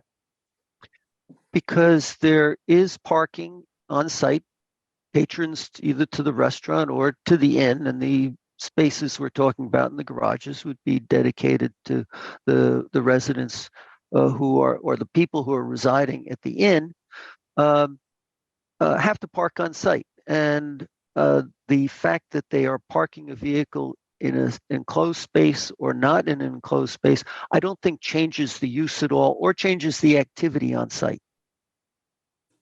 Well, I don't know. It seems to me, it's puzzling to me because I think that from the well-trod example of the state versus the Szymanski in 1962, this garage doesn't represent the natural growth of a protected non-conforming use, does it? Well, I think and we point out in our memorandum, if people were parking in this garage and then taking the train into the city, that would be an expansion of the use because that is not associated with the activity that exists on site. If they are staying at the inn and they're parking in a garage or parking in a at-grade parking space, I don't see where that is a change of use. Yeah, it's got me. I don't know. It seems to me that I'm not a lawyer. I'm not even a country lawyer, so I won't give you that line. Well, okay. Let me All ask right, you this, Mr. Lowe, if I could say, let's say we removed the garage doors and the sidewalls, and it became essentially a carport, open to the elements. It would no longer qualify for floor area. Would you see that in the same way, or would you see that differently? I'd have to think about that. I'm just dealing with what's been presented to me here, and Yeah. I have thought about this. And I tell you what, my you keep questions. thinking about that for a nanosecond. Mary's had her hand up for a bit. Why don't we let her throw in a question? Absolutely, I'm done. Go. Okay. Thank you, Madam Chair. I have a prepared statement only because I'm not quite as good at throwing out good questions as Mr. Lowe is. So if you So bear you with me. just before we close, but you're going to make a decision type of statement, No, it's only my understanding of the what's and then before. and then that's for Mr. Hegney to respond to you and answer your questions so that you may form a decision. Yes. Okie dokie. Of course. I mean, I'm trying to organize my thoughts in a way that won't take the next hour and a half. The Homestead Inn is certainly a beautiful location and a historic location, but it's still, it is a commercial hotel property in a residential zone. And it's my understanding that a nonconformity is tolerated to avoid a hardship. So whenever the zoning regulations came in, and I think our section 141, 6141A says February 1st, 1926, what was protected at that point was whatever the activity was on the property at the time, so that the owner did not have to destroy it or leave it behind. So it's my understanding, my reading of the regulation is that what is lawful is what existed on February 1st, 1926. And we don't really have a clear idea of that. But the regulation says maintained within the same square footage that existed in 1926. Which suggests to me that and I would ask Mr. Hegney, I understand from his memorandum that there are certain ways that things change over time. But in this case, you're changing the footprint. You're adding 4,200 square feet of a building that did not exist in 1926. And you are modifying a building, a storage building, your barn, and you're adding garage to that as well. So my question is, how do we conform the addition of this additional square footage that has not existed before? It's consistent with the hotel use. I'm not arguing a change of use here. I am arguing a physical expansion of that use on that property. And it seems to me when you're adding buildings and adding garage space, as Mr. Lowe referred to it, that's not what was protected in 1926. So Mr. Hegney, it would be helpful to understand why this is not the classical expansion of a physical footprint of something that was protected in 1926 and is being expanded as a physical structure here. Certainly, Ms. Jenkins. So the buildings themselves and what we're proposing are all conforming. So when we're looking at 6141, that's non-conforming buildings in use. The buildings do conform, but it's the use that does not conform. And so adding additional square footage, as long as it's within the 0.225 that's permitted in the R20 zone, would be permitted. It's even though they may be used as part of the existing use, if the question is the use expanding or is it being intensified? And as I said earlier, it's actually being reduced and diminished in terms of its nonconformity. But it's not the structures themselves or what we're proposing that is non-conforming. It's the use. And so that's why we have to focus on the use and not on the structures. But 141A specifically says that the use may be continued. I'm sorry, I'm having trouble reading this. The non-conforming use, it doesn't talk about buildings. The non-conforming use is actual, not abandoned, and has been maintained. The use has been maintained within the same square footage that existed in 1926. I'm not suggesting that the buildings are non-conforming. It is the use as a commercial hotel in 1926 that's protected in the same square footage that existed at that time. So new buildings and new uses attached to existing buildings seems to me to be expanding the square footage of the non-conforming use. And when you look at Section 8-13A, which is referred to at the beginning of subsection A of 6141, it really talks about non-conforming buildings.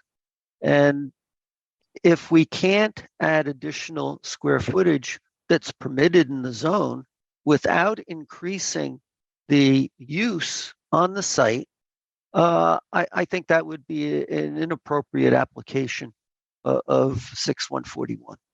But we're not talking about a zone here, Mr. Hegney. We're talking about a non-conforming property.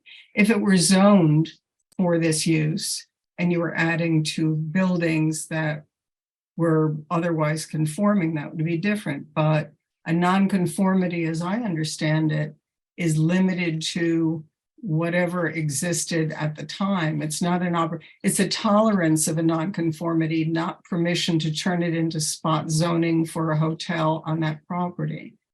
But that's my understanding of that language. It's not spot zoning, it's a non-conforming use. And both the statute and our own regulations permit the existing uses to remain as legally non-conforming. I understand that, but we're still governed by other aspects of the regulations, which are setbacks and height and floor area. And so those we have to meet, and we will continue to meet them even with what we're proposing to construct. So that's not non-conforming, that's still conforming. But again, the limit of the protection of the non-conformity appears under our regulations to say it's the same square footage that's protected. Yeah, and I don't think that's how the Zacks case was decided.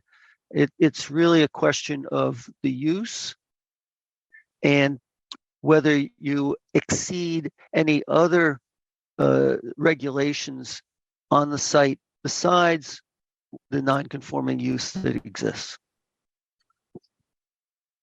And frankly, I'm. So in other words, I don't want to be. Let me just ask one. Let me just have one more follow-up question. In that case, you're basically saying if you have a piece of property that has a non-conforming use, you can expand it as long as the buildings on that property conform to zoning.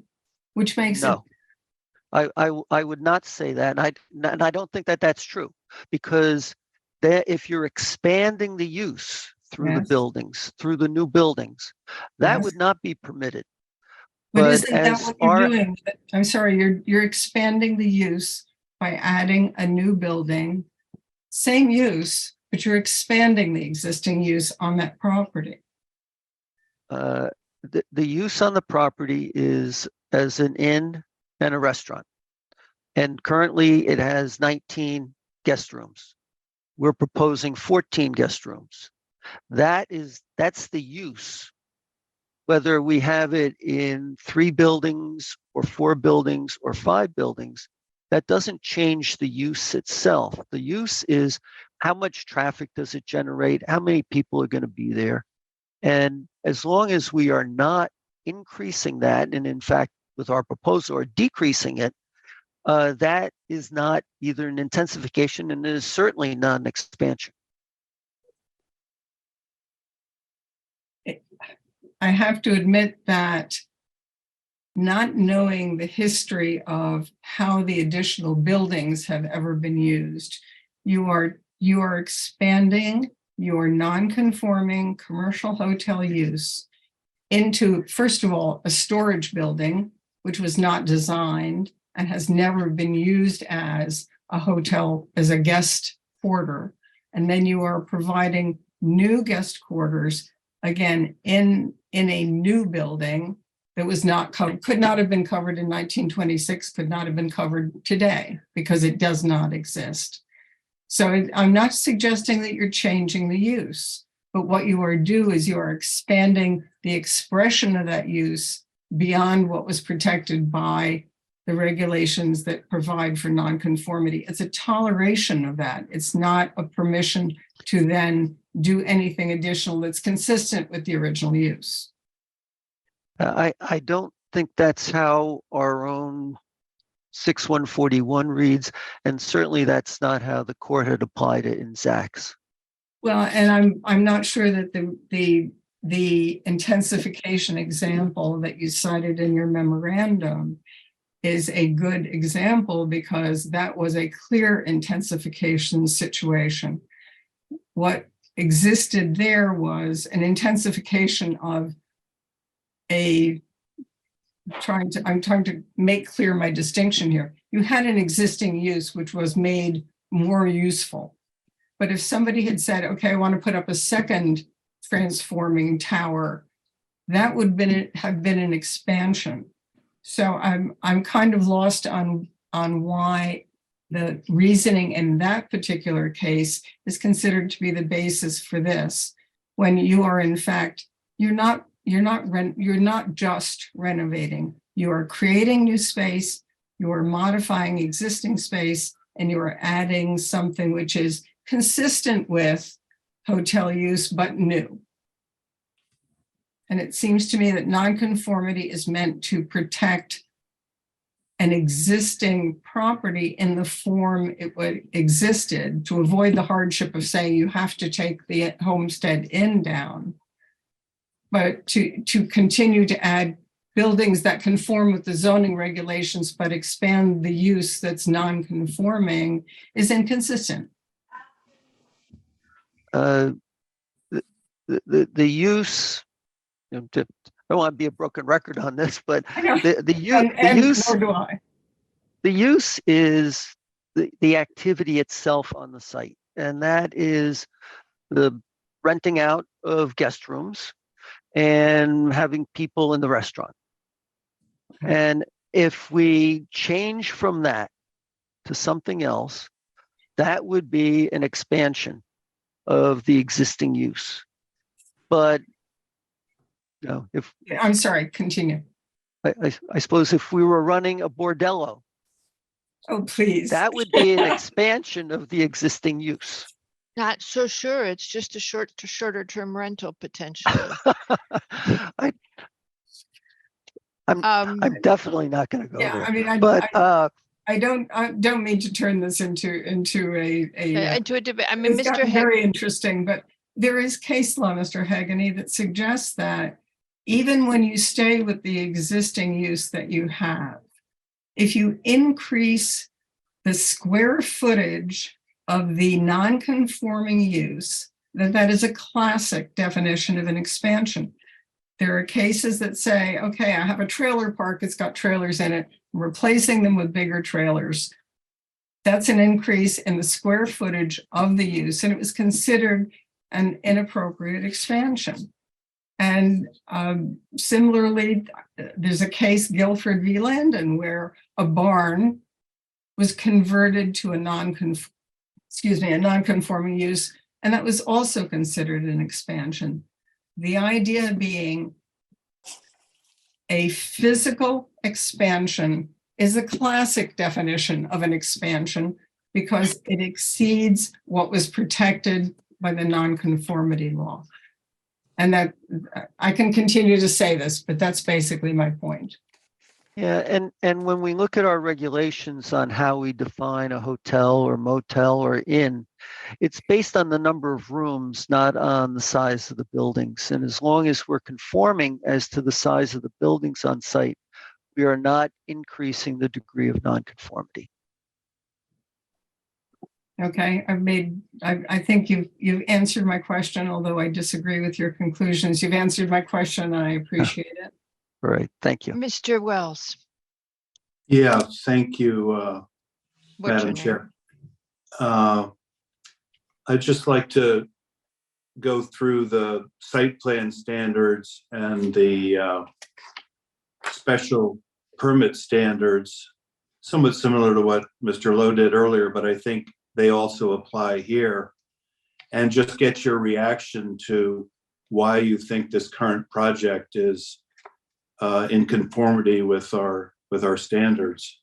And the first one, and you're very familiar with this, you've been on the commission, is 6-15A2, the protection of environmental quality and the preservation and enhancement of property values.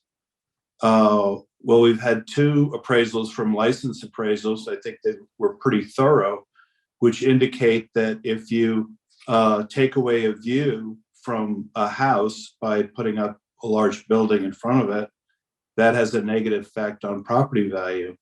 Now, in my opinion, I don't think the mitigants, a new homestead and all the buildings you're doing that mitigate sufficiently. So I just have to rely on the appraisals. But how do you react to the question of, is this project enhancing the property values of the immediately neighboring homes?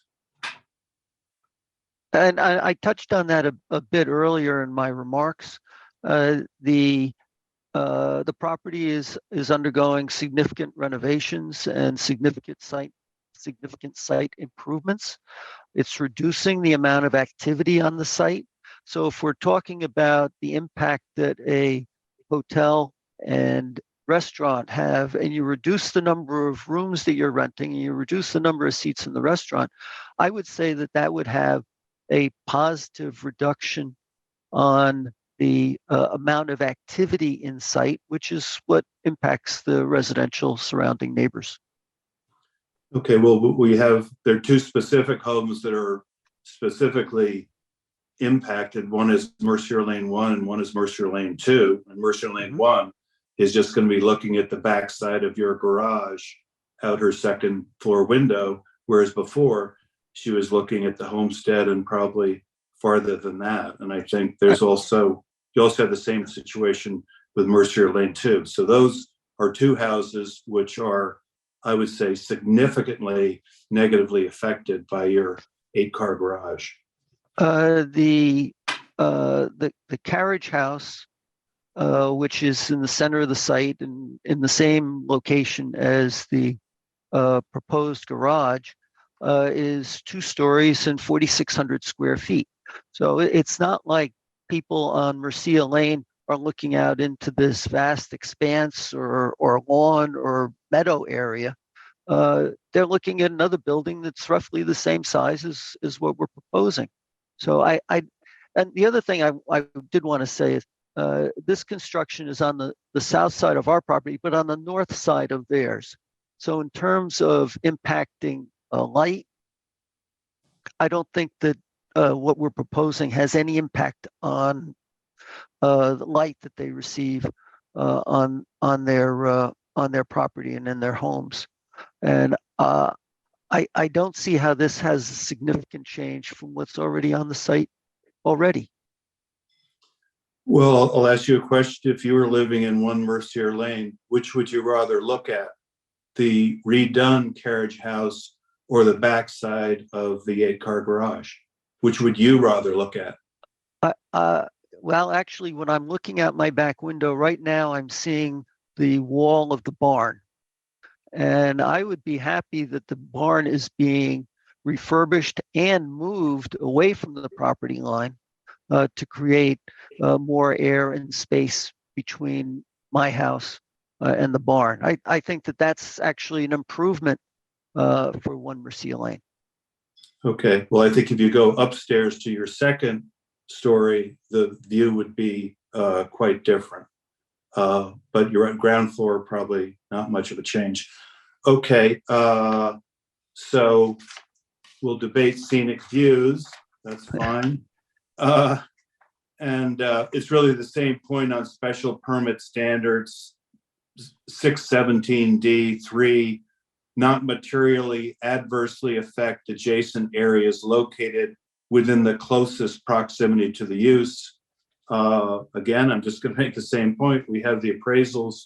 Mercier, One Mercier and 2 Mercier Lane are significantly affected by the 8-car garage. And that's, you can. Go ahead.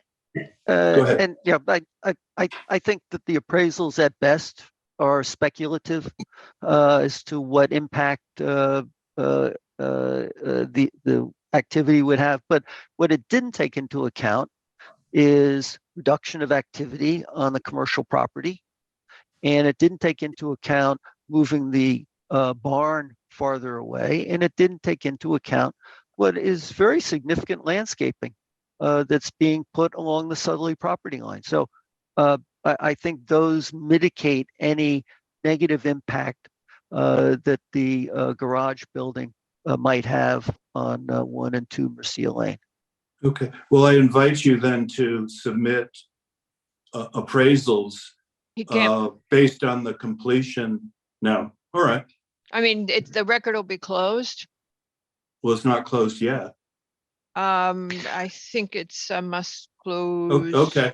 Yeah, we have got to it. close it now. I get it. Yeah. I'm just saying, we can debate this, but we actually have licensed appraisers.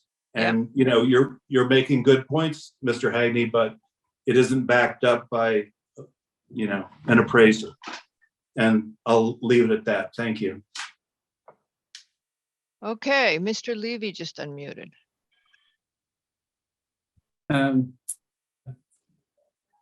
I would say there's a little bit of a conflation here with some of the criticism.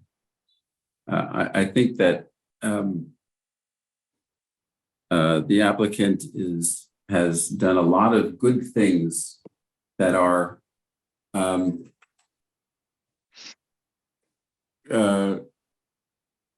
allowing this property to have a new life,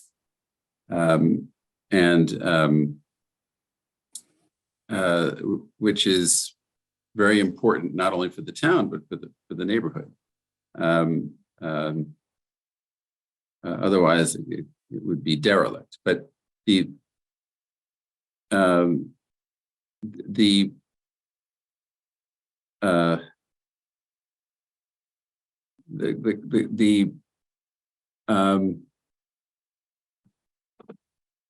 appraisals are a point of view, but they have without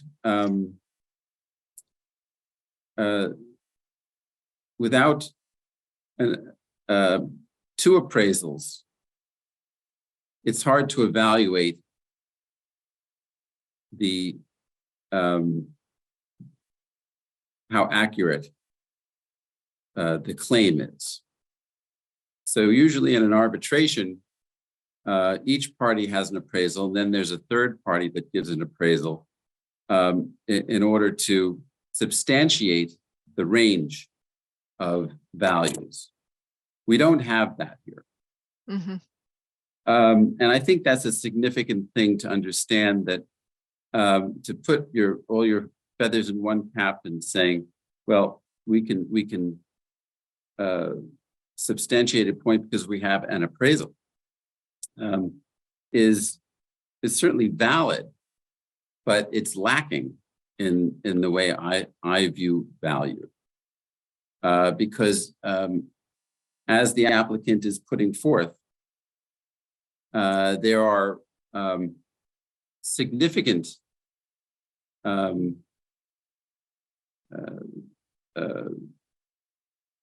things that the applicant is doing to upgrade the property.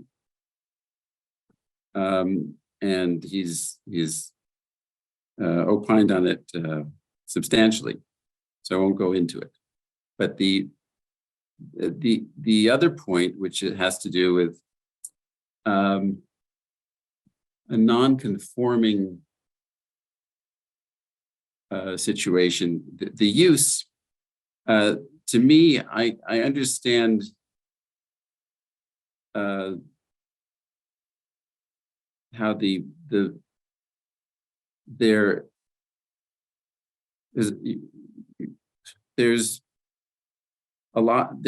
various information to understand an expansion of the use, and or not. And to me, I think that the use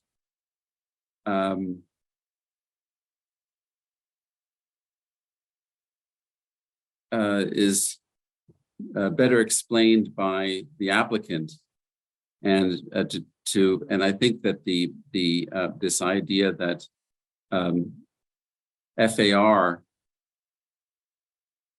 is the sole defining way to understand an expansion of the use is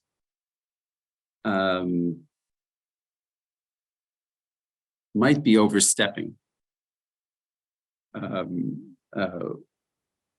this idea of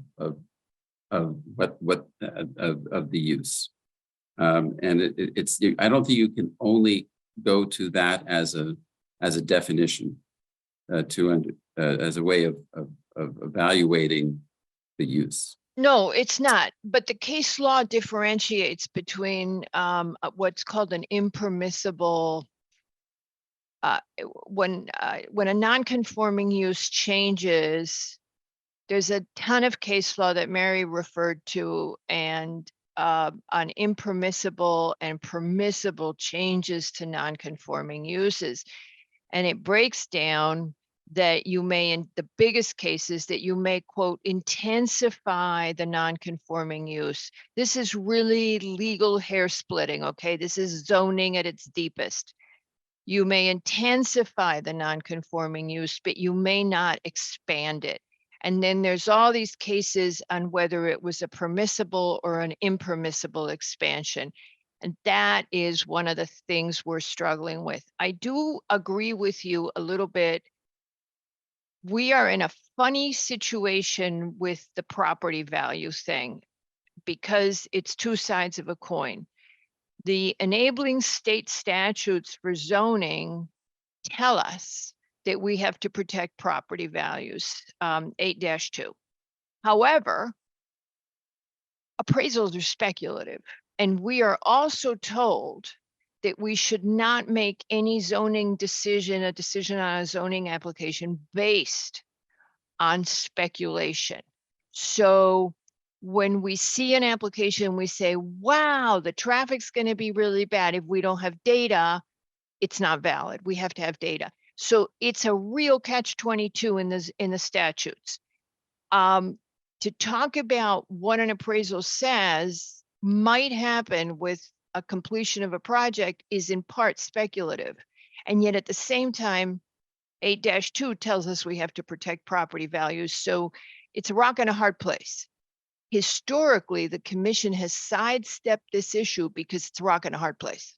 Very hard to deal with, very hard to address. But Mr. Levy, this expansion versus intensification, I mean, it's as geeky as zoning gets, I think. Right. Now, So so this it goes is. a little bit far beyond what we really are Actually here not. to. It does not go beyond what we're doing. I'm sorry to contradict you, but we are the interpreters of the regulations. And as such, we have to be guided in so doing by the state statutes, which guide them, and by the body of existing case law. And what you're hearing from Mary is she's been studying the case law. She's been looking up cases. And I think everybody kind of did that. And that is when we interpret our regulations, that's the most solid thing we can do. So we don't get, wow, this is kind of a nice thing to be doing for the neighborhood. That's not in our prerogative. Although it's a nice thing that, to have a pretty building, we have to decide under zoning statutes and regulations, does this comply? And that's a simple, and how does it comply? And that's a simple, I know there's a lot of people who hate that and who just wish zoning was a little more creative, but it ain't. It just isn't. We got to go, boom, here's this case law. And that's why Mary was citing all the cases. Here's because she's been reading them. I'm going to go quirky for a sec. I got a weird question. It occurred to me over the weekend and I got to ask it. In a residential zone, an accessory building has to be subordinate to the primary structure. When the sum of your accessory buildings exceeds the primary structure, is there something wrong with that picture? I'm just asking, Patrick, does it stop being accessory when all the accessories are bigger? The sum of the accessories is more than what the primary is. You're going to 22.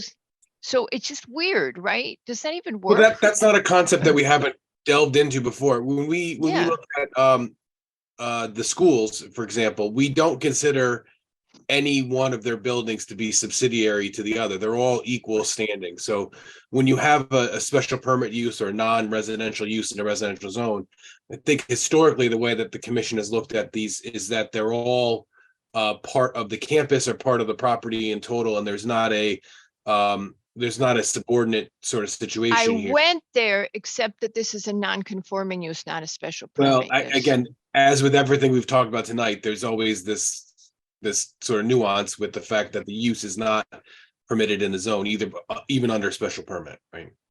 So that's Madam where, Chair, yeah, go ahead.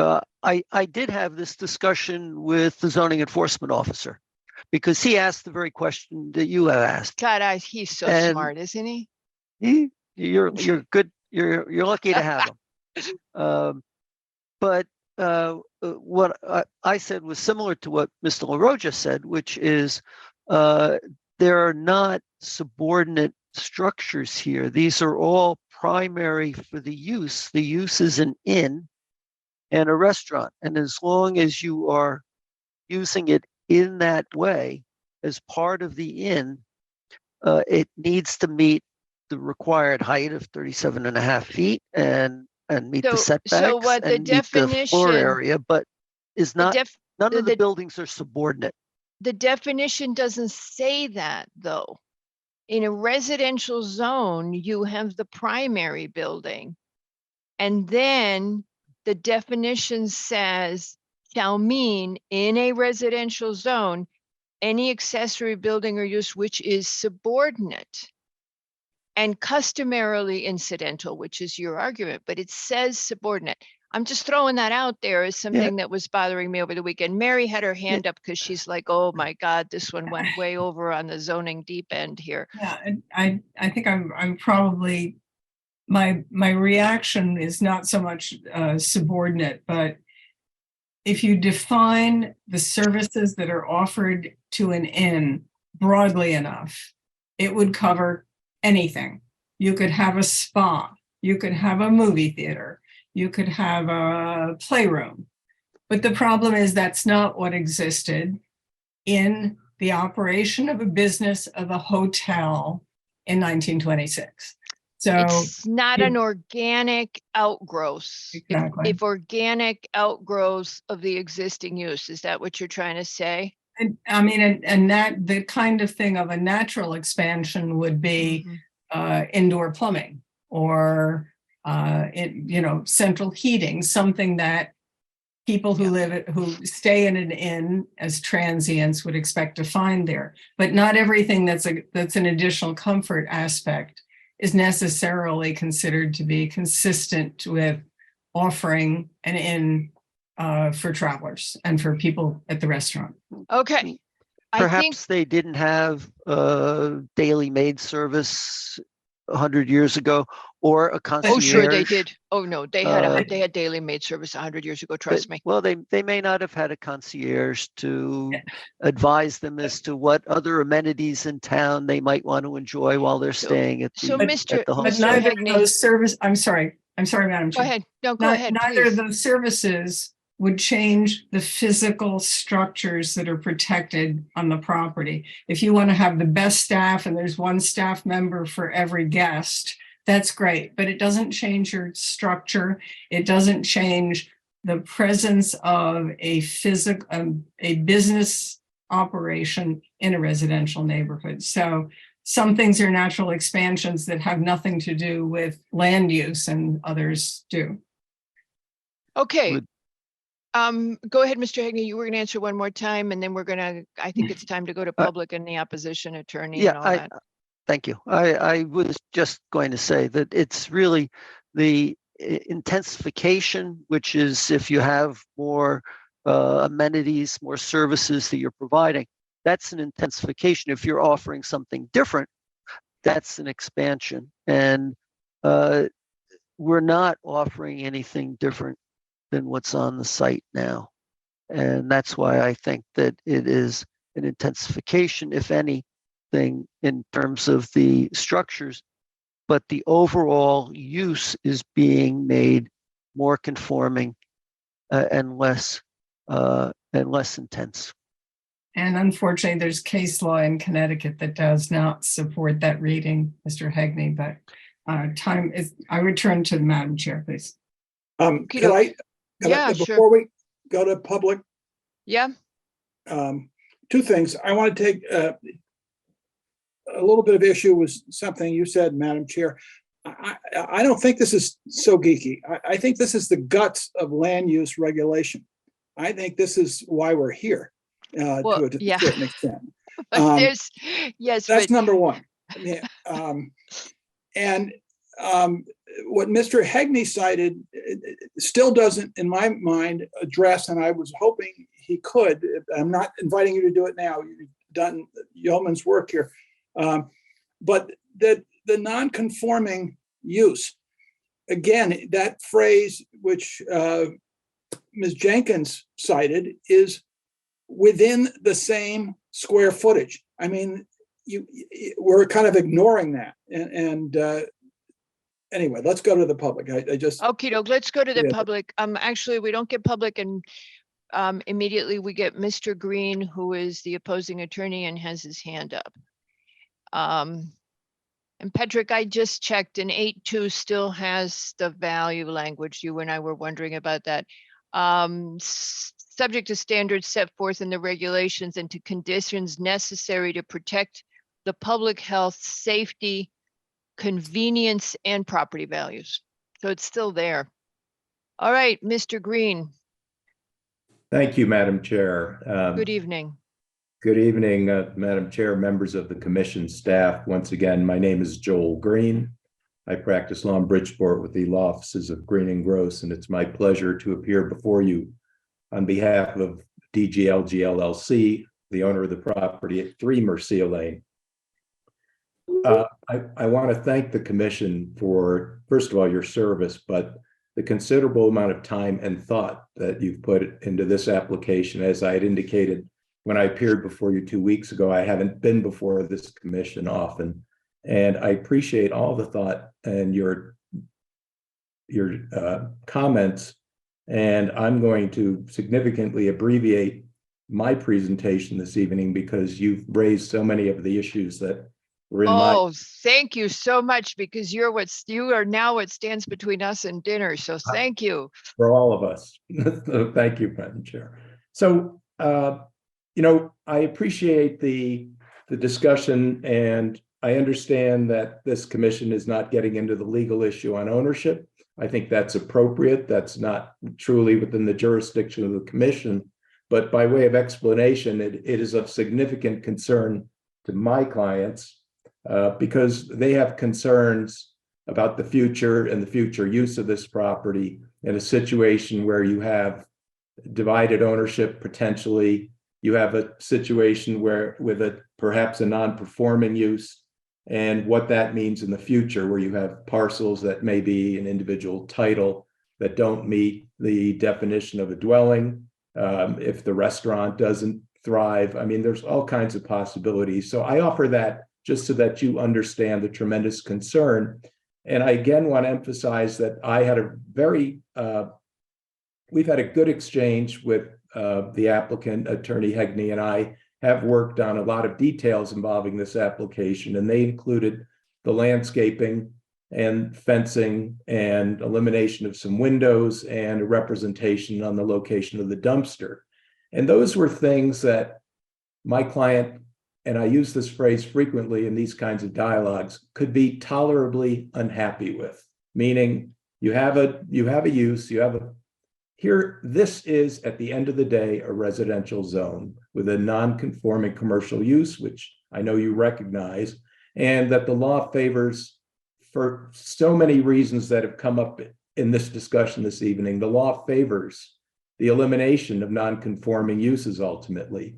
And obviously, Connecticut law allows them to continue, and we'll get into the intensification versus expansion discussion in just a moment. But at the end of the day, I can simplify this application and your work here, I think, a little bit, because at the end of the day, there is a site plan application and a special permit application before you. And the burden is on the applicant to satisfy you that the standards and the findings that you have to make are supported by the presentation by the applicant. So all these standards that are set forth in 6-17D on special permits and your site plan regulations were always there. So the applicant always knew that the applicant had to satisfy each of these, each of the various categories and each of the findings that you had to make. And I'm referring again to 6-17D, 3 to 4 to 8 to 10. And these were all sort of pieces of evidence that the applicant had to produce such that this commission feels comfortable in the exercise of your jurisdiction in making these findings. And what I'm hearing from the commission is that really didn't happen. So before we even get to sort of the intensification or expansion discussion, I would submit that based on the comments that I heard from the commission and your questions and the answers by the applicant, at best, there's this conflict, and there's this, I heard several of the commissioners say that there are improvements being made, and that's a good thing. But obviously, there are these issues that have been raised, and that this is so difficult. And that speaks to me, that says to me that the applicant didn't quite tip the scale where this commission could make the findings, or there seems to be a lot of question about making the findings that the commission needs to make. And so my first point is that the applicant really didn't meet its burden. And while I would say that it is good that the inn is being redone, I think where the applicant says that we are reducing the nonconformity because we're reducing the number of seats in the restaurant, I would suggest that that's not really a meaningful concession by the applicant. The applicant is not doing this to make this business smaller. The applicant is doing this to make this a more attractive business, and that's fine. And that's what the applicant, that's what they do. So, but I don't think it's fair to say necessarily that the degree of nonconformity is necessarily being reduced. There was discussion on the fact that the appraisal that was produced is speculative. Well, this commission, and again, I haven't been before you, but I am certain that this commission has traffic experts, architects, engineers, preservationists, all kinds of experts. And these are experts who, based on their education, training, and experience, offer professional opinions. That's why they are licensed to do that. And in this case, you have two appraisals from a licensed professional appraiser that speak to the fact that the properties at 1 Murcia Lane and 2 Murcia Lane are going to have real and significant reductions, real and significant impacts in their fair market value. Now, these are standards and these are findings that the commission must make. And in this case, it's the applicant that didn't offer a professional opinion on value, did not offer a professional opinion on the reduction in value. And so I don't think it's fair to say, and I understand I may be taking this out of context, that that's necessarily speculative. It's the best evidence that we have. And I'm frequently in court with experts, and I'm frequently before commissions with experts, and frequently experts disagree, but this commission frequently, I'm sure, has experts appear, and the commission, you are the finder of fact and you are the finder of credibility. But once again, we're sort of, there's nothing on the other side of the scale on value. So the only proof you have before you is that there is a reduction in value. And I understand you can evaluate that and interpret that, but that's what's there. And the applicant did not provide that evidence. And that leads me to Zacks, because Zacks has been interpreted several times.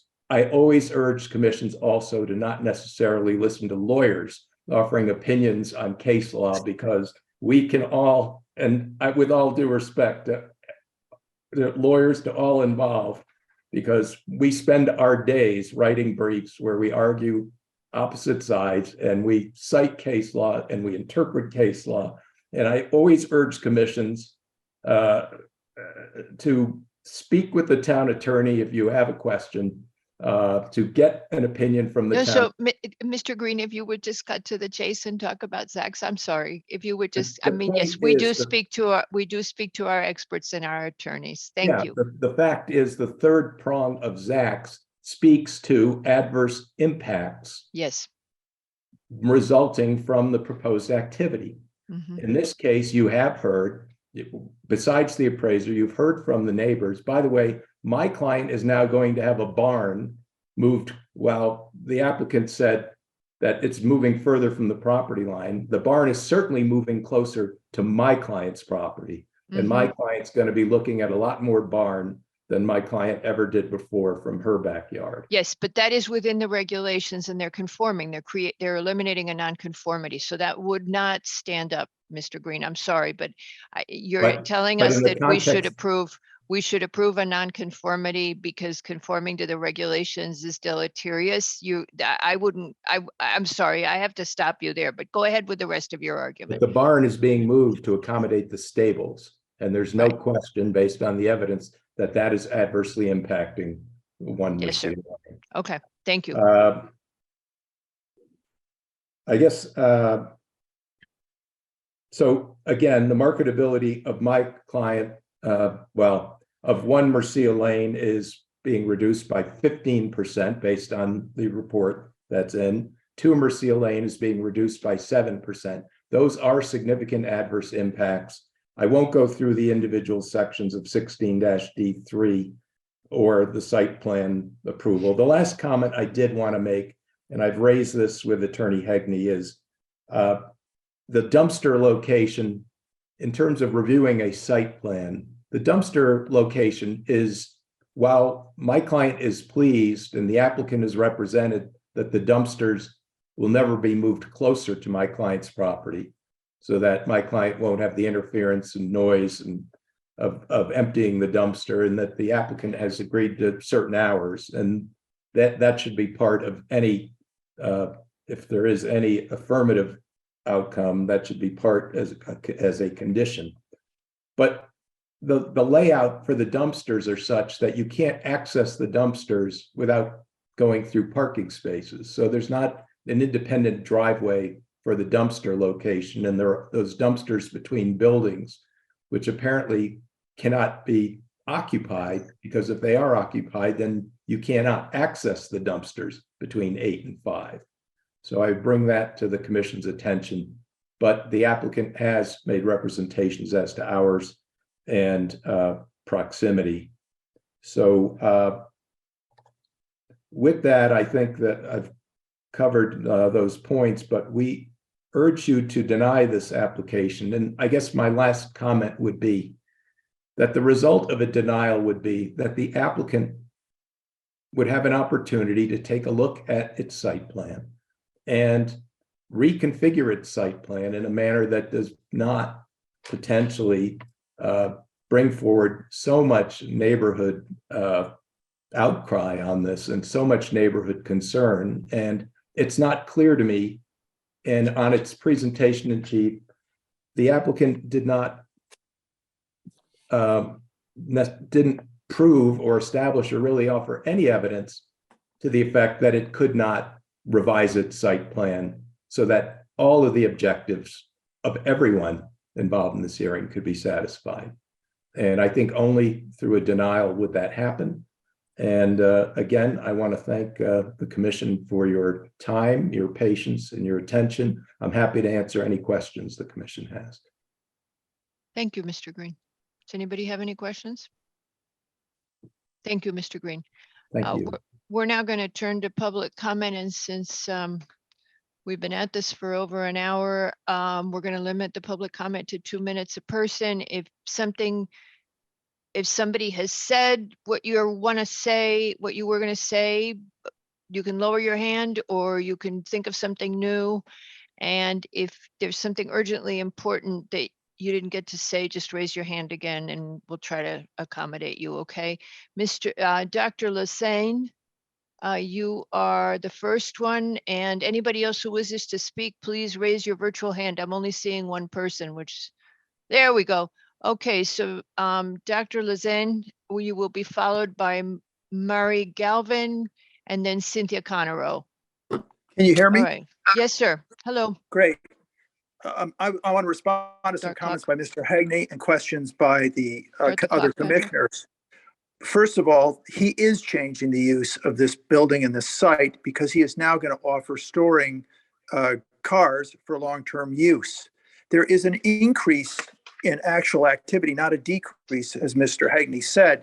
First of all, there are no cars that have storage there's no storage capability now, and the current plan allows for not 8 or 9, but for 11 because there's 2 cars in storage at the other unit. The other is there's an increase in activity. The number of parking spaces under this plan will increase from 39 to 56 parking spots. The other thing I want to respond to Mr. Hegney saying, oh, he's put up landscaping, but if you notice, what hasn't changed about this new garage is the height, and it will be very big. It'll be the same height, and it will block the view of 1 Mercia Lane and block, in no small matter, my property at 2 Mercia Lane. So there's really nothing different that's been offered by the applicant. The other thing I'd like the panel to consider, that this garage in its totality is 4,800 square feet versus the 9,600 square feet of the main building of the Homestead Inn. This garage is huge. It's actually bigger in percentage-wise than any other property in Bellhaven and probably in Greenwich, where the garage is 50% of the house.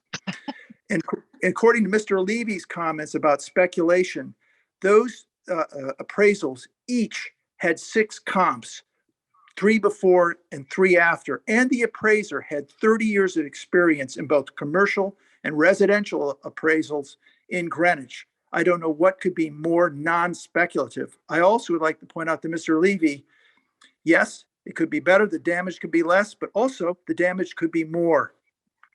Mr. Green did mention that Mr. Hagney could have offered an appraisal, but he did not. And there's obviously a reason why he did not, because there is damage. Finally, if there's any doubts about this, as Mr.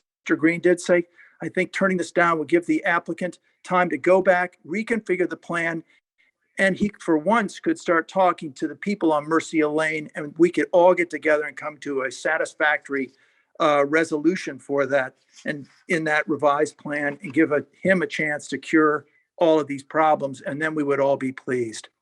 Thank you very much. Thank you very much, Doctor. The next speaker is Mary Galvin. And I'm sorry, Pat, I lost sight of the clock. If you could nudge me. Ms. Galvin, if you would unmute. Hello. Hi, yes.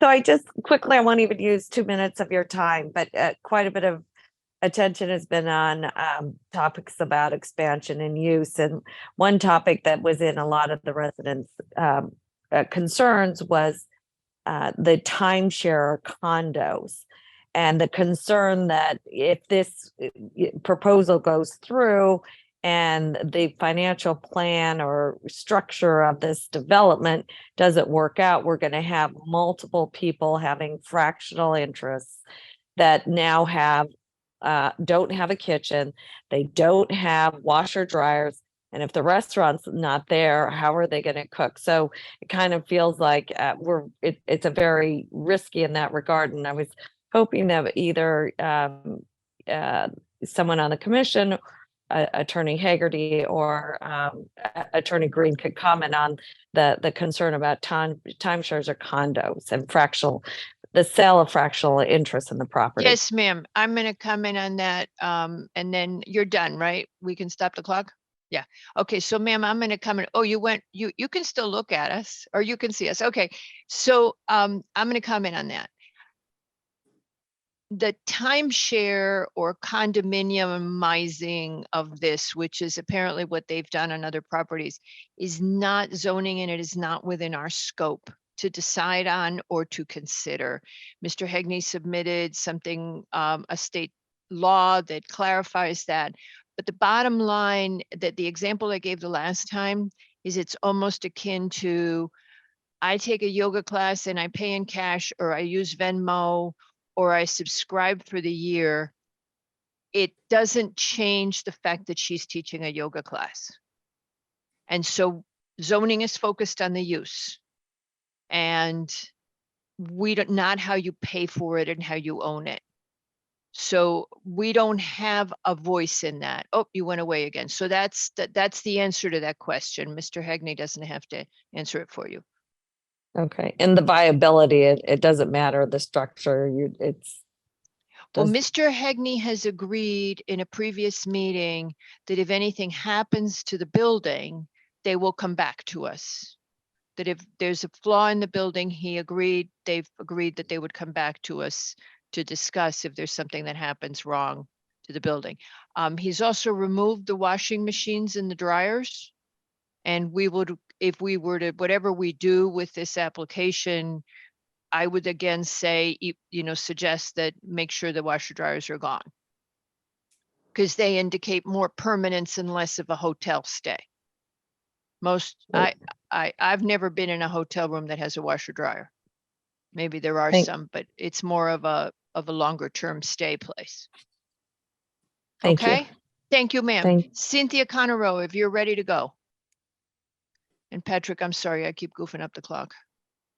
And after that is Ellie Brown. Sorry, trying to unmute.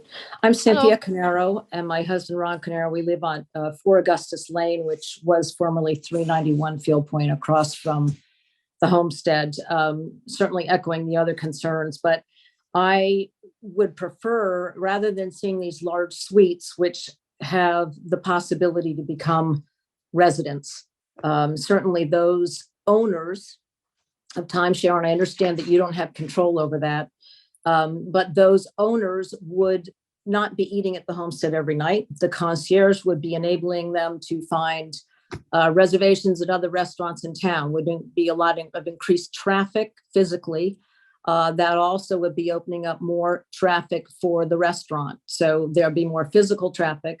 Also, the use of the suites as a timeshare, if there's not a limit on how long those owners can stay there, they certainly could become very convenient full-time residents where they would leave their cars there, Uber to the train station, or have car services come. And we have a big problem with car services using Augustus Lane, waiting for guests at the homestead constantly and leaving trash and that sort of thing. If they are able to perhaps limit the size of these suites, the suites looks excessively big. They say they're for 2 people, but there are bedrooms, there are living rooms, dens. It's a lot of space. And those will tend to also attract traffic of people having guests in, small gatherings, parties, things of that sort. And certainly a concierge would enable getting people to organize events in there. And I just don't think that there'll be the control over it. So perhaps if we consider smaller rooms that truly are hotel rooms where a guest comes, stays in the room and uses the restaurant at the hotel rather than unlimited time that they can stay in these units that could potentially become residences that would increase traffic, both physically to the units and cars in and out. Okay, thank you, ma'am. The next speaker is Ellie Brown. If you would go ahead and unmute, followed by Robert Thummel. Yes, Hello. hello. I'm the one on 1 Mercia Lane. Yes, As we I said, know. I know you now. Yes, I know. I mean, I've been next to the homestead for the last 50 years. And I mean, I'm just not, the fact that they're going to move the barn and put in those rooms in the garage, which looks like they're closer to my property than even the barn was, which is the barn is what, 11 feet away from me, in the back of me. And I mean, just the whole idea of this and how they could say that this isn't interrupting, I mean, it isn't disturbing my property. I mean, it's just totally ridiculous. I mean, I'll be looking, I mean, they'll be able to look in upstairs into the windows upstairs. I mean, and all they'll see are just, I just don't, I've been here a long time. I know I'm old, but this is just not exact at all what I thought they were going to do. put it that way. And I mean, the fact that they're going to have 15-foot lights around the parking lots that are going to be shining in numerous windows all around. And I'm also very curious as to where the help is going to park. Because there was always problems with the parking because they were only allowed a certain amount of parking spaces. And so they would sort of push back on the property and all the people who worked there were in parking in the dirt.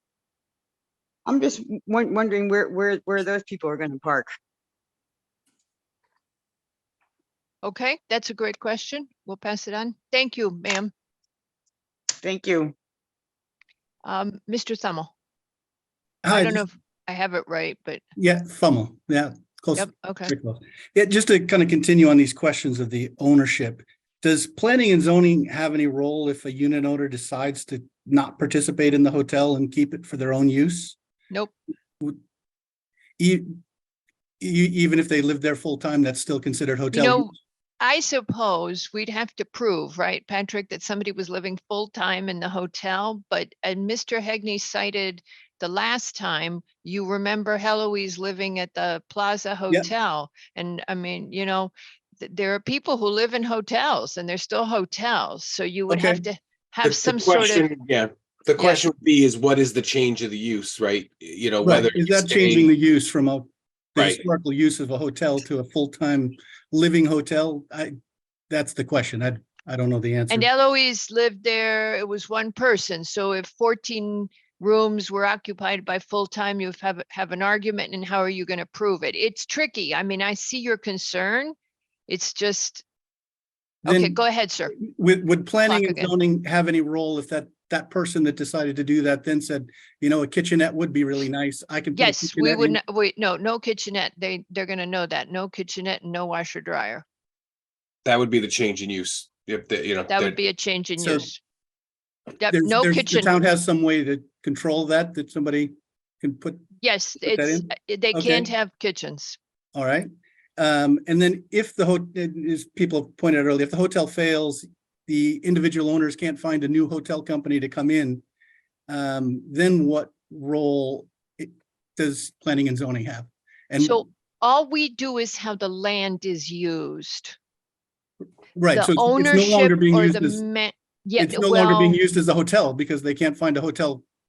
then the it comes, use, yeah, the use will stay until it's replaced is how how the concept works. So again, if they're not replacing it with something else, then even if it's a closed restaurant for a time being, the use is not changing.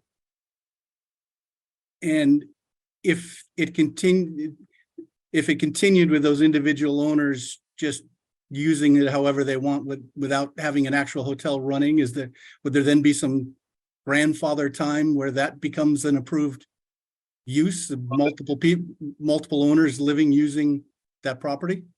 no, you can't change the use and say it's okay. So it would, for the town, it would continue to be a hotel, even if it weren't operating as a hotel.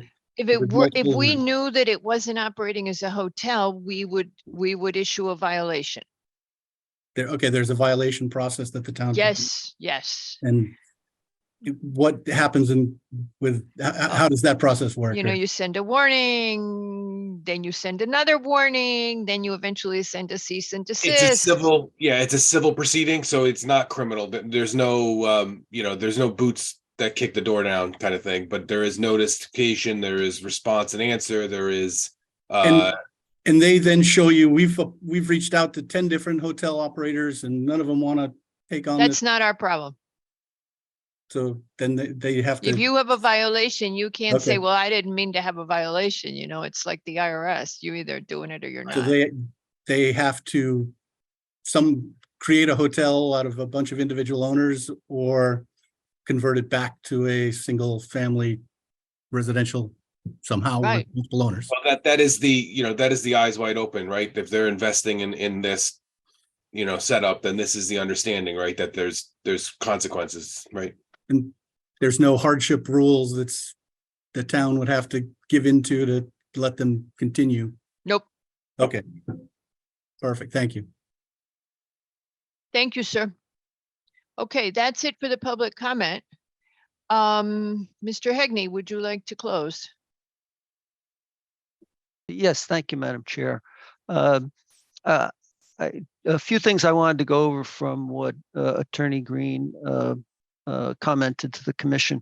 And although I know you know the special permit standards in 617, I do want to go through those with you. First one applies to retail development, and that one doesn't, that's not appropriate for this. Second is not adversely affect storm drainage, sewer disposal, or other municipal facilities. We're actually reducing the flows on the sewer, and for the storm drainage, we're actually reducing coverage on site, but we are providing water quality treatment through the site plan that's been developed. Third, not materially adversely affect adjacent areas located within the closest proximity to the use. And this gets back to the whole discussion we've been having, and the discussion, frankly, that we had with ARC. They wanted to make sure that we were not going to be affecting adjacent properties, and that's why we did reduce the size and bulk of the garage building so that it is substantially less than what was originally proposed, and why we did. Mr. Hegney, I'm sorry, you're increasing your lot coverage by about 120 square feet. Yes, you're going, I'm sorry, I take it back. You're going from 48,017 to 47,153. You are correct. I'm sorry. Go ahead. Thank you, Madam Chair. You're welcome. And that's why we went to the great lengths of working with the neighbors on Mercia Lane for the landscaping, and why I had numbers of conversations with Attorney Green regarding that, and augmented the plan a number of times before we actually had it approved by the Architectural Review Committee. Not materially obstruct significant views. I would say that there are no significant views here. It's not like we're blocking somebody's view of the water or of an open meadow or field. It's just views of other buildings on this property. And I would not deem those to be significant. Preserve or enhance important open space or other natural features of the natural environment. We are taking the steps to preserve the meadow on the western side of the property and enhance that with additional native plantings. Not interfere with pedestrian circulation. That's really not an issue on this property. And by reducing the number of guest rooms and seats in the restaurant, that would certainly be reducing that kind of activity. Not adversely affect safety in the streets, nor increase traffic congestion. Again, we're reducing the use on site, so it's going to decrease, not increase traffic congestion. Be in scale with and compatible with the surrounding uses, buildings, streets, and open spaces. We're in Bellhaven, and there are a lot of buildings that, frankly, you have reviewed and approved, which are in excess in one house of what we're proposing of all the square footage on this site. And as I went through and described the existing buildings, the garage building is very much in keeping with the other structures that already exist on the site. Preserve land, structures, or features having special historical, cultural, or architectural merit. My client is not coming in here and tearing everything down. He is working with the existing buildings, including the proposal to relocate and renovate the barn on the property to maintain the historic character of the building. We weren't coming in here trying to expand beyond what would be permitted under the regulations. So that's why we didn't come in here with an historic overlay, which would have allowed for a greater intense development. We're preserving the buildings, and certainly the manor house dating back from the 1790s is certainly something to preserve, and my client is taking the steps to do that. Will not materially adversely affect residential uses, nor the neighborhood's essential characteristics. This building has been here for over 100 years. The use has been here for over 100 years. The fact that we are adding a garage with 2 guest suites above it does not adversely affect or change the essential characteristics. This has been here before we had zoning and before many of the houses in the area were constructed. And it is in keeping, frankly, with the essential characteristic of this area. Preserving existing housing stock doesn't apply, and the 12th one doesn't. And I would say that we do, and the plans show that we meet all of the standards that are applicable in 6-17D. The appraisal lists that you received are something that you can evaluate, and you can look to see what they took into account in determining whether this is anything that would affect or reduce property values. And I think that you need to scrupulously review them, because frankly, I think they're of limited value. And think back to what happened with the Center for Hope and Renewal up on Taconic Road, where the neighbors were very heavily invested in the impact the potential impact that the center could have on their property values. And the commission found that that was not something that was going to take into account there. And frankly, on the appeal, the judge didn't find any value in that either, in upholding the commission's approval of that application. And as Attorney Green suggested, I also encourage you to talk to your counsel because these are very much legal issues that are involved in this application. Now, And Mr. Hegney, even though you're not missing, you are missing your we normal have counsel. there's You very have good other attorneys. counsel to Yes, we do. to discuss this with. Yeah. So I would encourage you to do that as well. And I just wanted to say this whole concept of timeshare, not sure where that came from. This is not going to be a timeshare.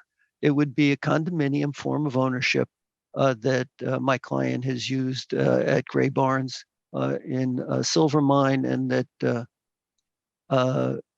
the Ocean House is used in Watch Hill.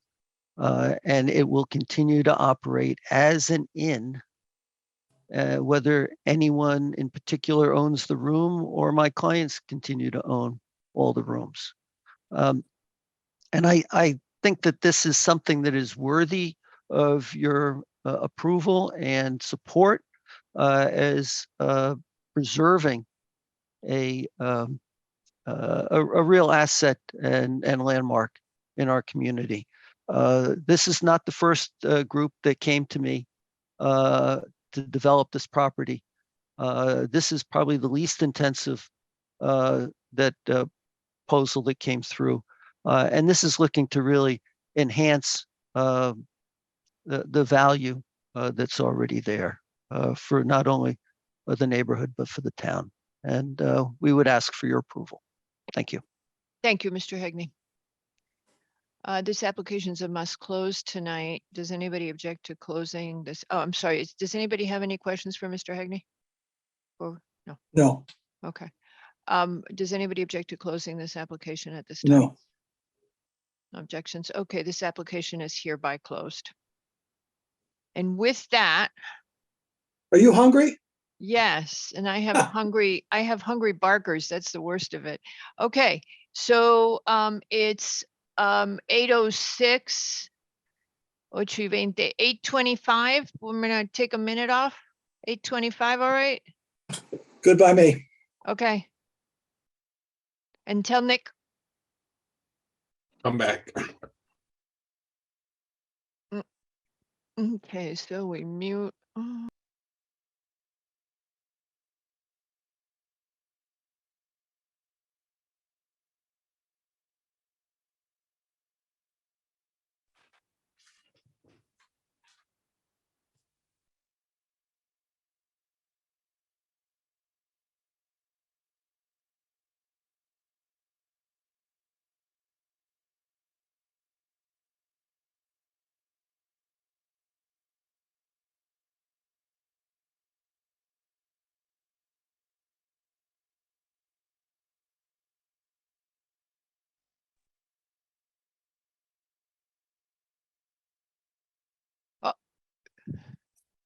Nick, did you miss us or did you play for your next concert? No, I don't have to practice for the next thing. Oh, oh, you're just so good. You got it, baby cakes. Okay, that's the first time I've really laughed. No, I laughed a couple of times tonight. There were some funny things. No, the next one's actually walk in the park. Good. What are you doing? It's called a walk in the park. No, that's Sunday in the park with George. No, yeah, that's not a walk in the park. No, it is not. Oh, Mary, you play an instrument too, don't you? Are you No, also I a usually just musician? sit around and listen to other people playing instruments. So Oh, okay. There's someone else that's also a musician. That's If you surprising. play just the music for Sondheim, it sounds like craziness. If you sing just the music of Sondheim, it sounds like craziness. If you put it all together, then it makes sense. Yep. You can't do one without the other. Yep. That's a good zoning discussion, isn't it, Mr. Smith? Sometimes you just need a music break. This Mr. is true, Smith, Madam maybe a Chairwoman. song. Mr. Smith, thank you in advance, not in advance, in arrears. I enjoyed your presentation during what was labeled as a training exercise, but it was an enlightening day spent listening to all of you and your brethren. It was, you did a great job. And your cousin Thank you. Brian, too. Yeah, my. And your cousin Brian was good too. Now. Oh, I'm What'd sorry. you say? What'd you say? I Mr. said Smith? they've been using that line for a while now. So Oh, your with Brian. cousin Brian, yeah. He did a RLUIPA training for us at one point, and it was excellent. We were doing, what was it? We had the synagogue or something, and people just didn't understand religious land use protection. So, Yeah. I just made myself go away. Sorry. Incidentally, I don't want to be too complimentary because that will reveal my almost utter ignorance on the topic of land use. But I can't do that because I'm a commissioner. No, it's I'm glad to get the positive feedback. It's just it's a real superb group of people, and and I learned so much just sitting and listening to everybody go through things that on a regular basis, because their updates. I thought it was great. Yeah, well, that's good. I'm glad you enjoyed it. For those of us who haven't heard this 1,000 times, every other year they have the law seminar. It's 7 hours long, land use law. And they just did it, and they've gone to Zoom, which is fantastic, because how many people did you finally have? Did you have 800? I don't know, but I know at Wesleyan we were limited to whatever it was, 250, maybe 280, somewhere in that range. Yeah. These estimates were 600 to 800. They were counting up to. It was really good. One of the things was every other time I've taken the class, which I hate to tell you, just I'm a slow learner, but I didn't really pay attention at the intervener one. And I was like riveted this time because we finally had an intervener in an application. And I didn't know squat. I had missed that opportunity. So now I know more. And it was she's wonderful, that lady. Janet's she's a gem. She's a real nice person too. And she's an excellent attorney. And a great upbeat presentation right at the end of the day. Okay, so we're gonna, do you want to do zoning stuff, or you want to just talk about? Yep. And, well, I heard merger at the last meeting, and then I heard all about nonconformities again with this one with Zach's, and I just filed a brief today and Zach's was the main, the highlight. But you seem to have an interesting bag of items that show up in front of your commission on a fairly regular basis. And and you kindly referenced us in your presentation, right? Oh yeah, we like that. They talked about us. It was like, you had that whole discussion. We're not open with this hearing, but we had that whole discussion about merger, and it was like, oh yeah, they get it and they understand it, and they're taking the time to go through it, because it's not easy even for anybody who does it on a semi-regular basis. We would appreciate it next time if you could you mention you say it to yourself, Chairwoman Albin. Oh no, I got credit for the for the defamation case, for bringing their attention to the defamation. I'm like golden now. All right. Well, the chair is a little bit of a star. You probably don't realize it. She's always commenting on the listserv. No, she tells us. She's a very positive contributor to it too. So, Mr. Smith, one thing about I wanted to tell you. Did you see the Massachusetts case in the New York Times? The one about. Which case? People are entitled to be rude. I missed that. It's in Massachusetts. They're rude there. Well, I'm not going to comment. I tend to gravitate towards the other large city in between us. So, all righty. So let's play zoning. How would you like to do this? Would you like to do what we did the last time and combine the two things, go one by one? I don't think we combined last time. I think we did one by one. No, we did one by one. So you want to do one by one? I think that would be a good way to address it, Madam Chairwoman. And I do have some just preliminary comments at the beginning concerning the text amendment to try to clarify. Okay, so just quickly, we're now going to item number 7, Joseph A. Pecora application for a zoning text amendment to amend the yard requirements on corner lots. And this affects lots in the LBR2. It doesn't say it, but it's, as I recall, it does. It's the LBR2. Okay, go ahead, Mr. Smith, if you would begin your presentation. Certainly. Good evening, Madam Chairwoman, members of the commission, professional staff, town planner LaRoe. For the record, my name is Chris Smith. I'm a land use attorney with the law firm of Alter and Pearson, and I appear before you this evening on behalf of the applicant, Mr. Joseph Pecora, who is joining us as well this evening. I would like to say at the outset that the reason why Mr. Pecora filed this zone text amendment was essentially, as the commission is well aware, Mr. Pecora, through an LLC, has the next item that's on the agenda, which is a 10-unit infill development with an 830G, a full 830G component.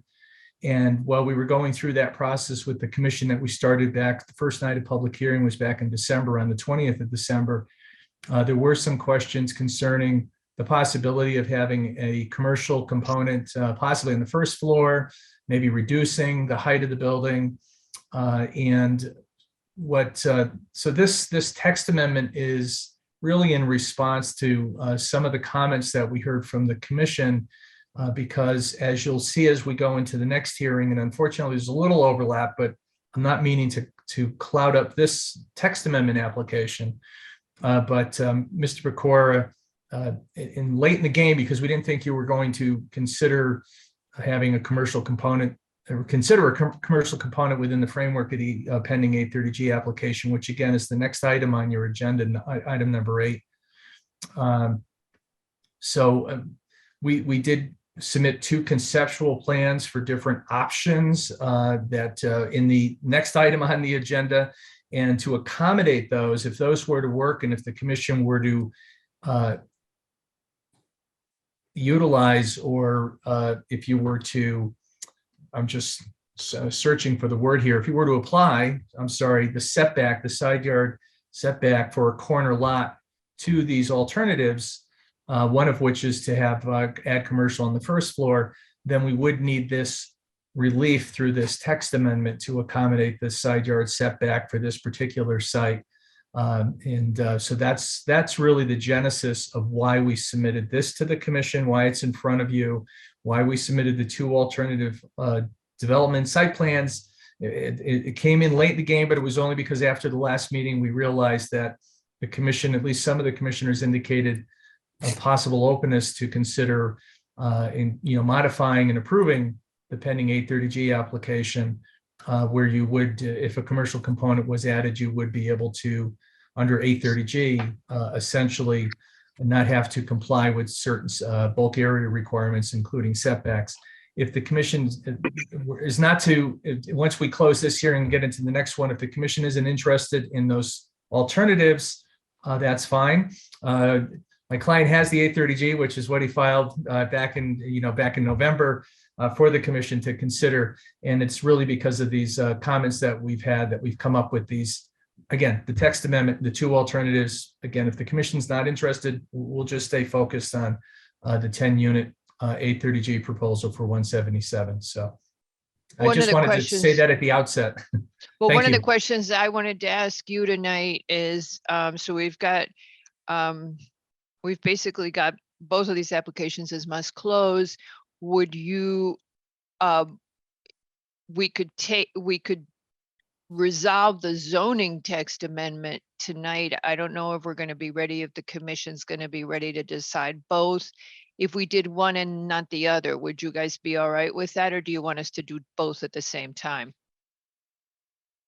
That would be within the commission's discretion. I Okay. think if my client, hypothetically, if the commission were to see fit within, to approve the 830G application that's pending, and if my client determined to come back in the future for a modification to that, and then required the text amendment, then I'm just thinking, as the chair, and I'm sure some of the commissioners, I'm sure Mr. LaRoe is familiar, there is a statute that says the commission doesn't have to hear the same text amendment, for example, or zone change within a certain period of time.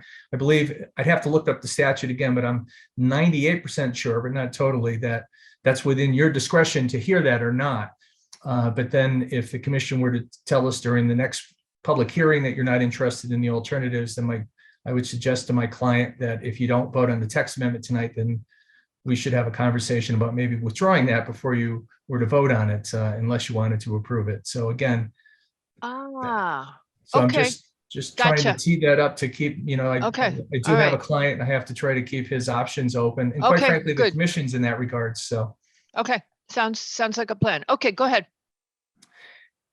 we went through the presentation on the zone text amendment at the last public hearing 2 weeks ago, and we walked through it.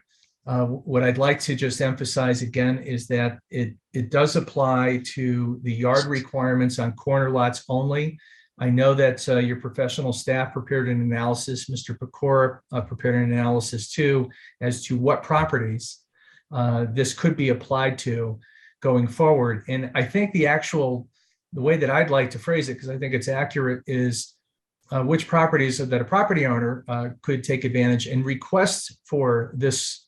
I'm going to call it relief, but it's a reduction in the side yard setback with standards. So I think it does satisfy that McKenzie test that I think you heard right at the beginning of that presentation the other day from someone who was doing the presentation on the zoning commission.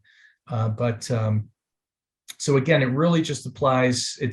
We submitted it for that reason, and it provides for if there's going to be an affordable housing component. And I want to be clear that the intent isn't that it's a complete 30% at affordable, meaning 15 at 80, 15 at 60, as long as it had a component or it had an assisted living component in conjunction with your trust in your town, then the commission could, within your discretion again, and if you determine that the special permit criteria was satisfied, and I did hear a lot about the special permit criteria this evening with the prior application, but in all seriousness, you would have the ability to say, we don't think it might have an adverse effect on the adjacent property, so we're not going to grant this waiver. And I apologize, I shouldn't use the word waiver. I would, grant the reduction in the side yard setback on a particular application by application basis. But I tried to draft it so that it would cover the commission and require the special permit criteria, which, as you can see from the text amendment that apparently was done, you could totally eliminate the 10-foot setback if the property's in a CG BR zone in your existing regulations. That probably doesn't satisfy McKenzie any longer, but was trying to provide the commission with the discretion where if somebody did come in and ask for it, you could just say, no, it doesn't satisfy the special permit criteria. And you do have a fair amount of discretion with that, no matter what anybody says. So that's really the purpose with the regulation. And again, if we didn't sense that there might be an opportunity to modify the pending application with the 830G to possibly accommodate some of the comments that we hear from the commission, we in all likelihood would never file this own text amendment. So I just, so that concludes my follow-up presentation from the first evening, and thank you for your time, and I'll certainly respond to any questions that you have. Any comments or questions from the commission? Mr. Smith, just that if relief is granted from 10 to 5 feet, what does the commission, what does the applicant provide for that? So if I say, okay, 10 feet goes to 5 feet, what do I get in return? Good question. And you do get the affordable or assisted housing component that you otherwise might not have. Because again, if it is in Patrick, Town Planner LaRoe did mention that if it is a straight up 830G application, I'm not really, you don't have to worry about the side yard setback unless whatever you're doing is going to result in an adverse impact to a substantial public interest. But I think what you get here, sir, is that it's an incentive and you get the affordable component in return for it. So I give you 5 feet and you give me affordable at 15 units, a minimum of 8 units. And I'm kind of at a loss to understand. I get some units, but do I get more units? Do I get a deeper level of affordability? I'm kind of not wrapping my head around the give and take here too much. So. No, and again, it's a good, I'm sorry, I thought you were done, Mr. McCoy. No, that's it. I thank you very much for the comment, though. No, it doesn't, it's not a bonus with affordable. And again, if it was a straight up affordable housing application, this relief wouldn't be necessary because it would just, as you know, with the affordable housing application process that we'll be talking about shortly, is that if there's non-compliance with the zoning regulation, and if the commission wanted to deny an application for non-compliance, they would have to demonstrate that non-compliance is resulting in a quantifiable harm to a substantial public interest. So again, here it's somebody's looking for the relief. They want a mixed-use development proposal, and maybe they'll provide 1 or 2 units of affordable in exchange for getting that reduction.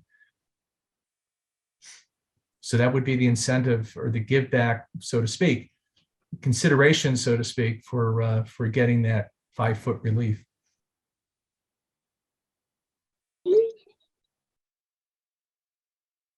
Okay, thank you very much. Okay, thank you. Any other questions or comments from the commission at this time? Okay. Guess not.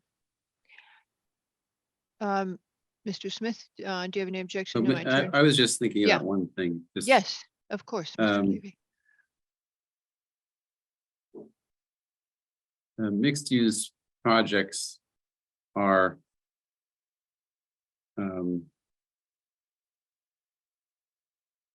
often more desirable.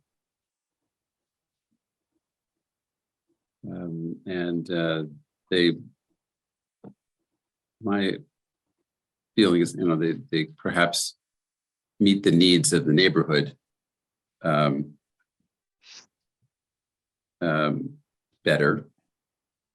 How would you put that?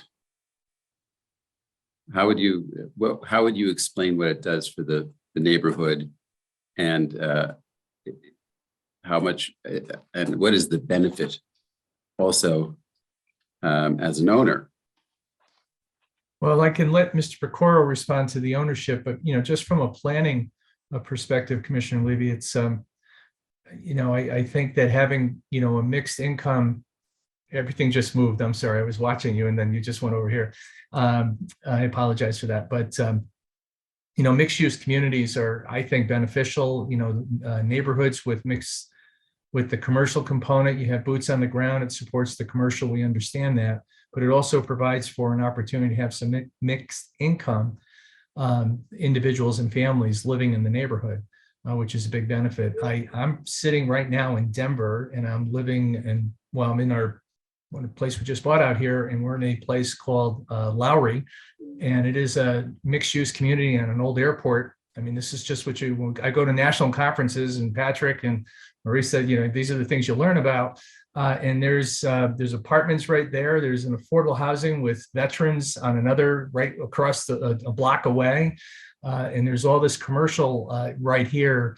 And it's truly a mixed income community. And I think it not only supports the commercial that I'm looking at outside my window, but it just makes for a diverse community. And I think that that's what you would have in this neighborhood in particular. From what I understand, Mr. Pecoro has been redeveloping a number of the buildings down there and providing this type of housing opportunities for individuals. But I do think, from what I've been hearing, and I'm not a planner, I'm not a professional planner by any means, or AICP, but it's my understanding that that's one of the benefits.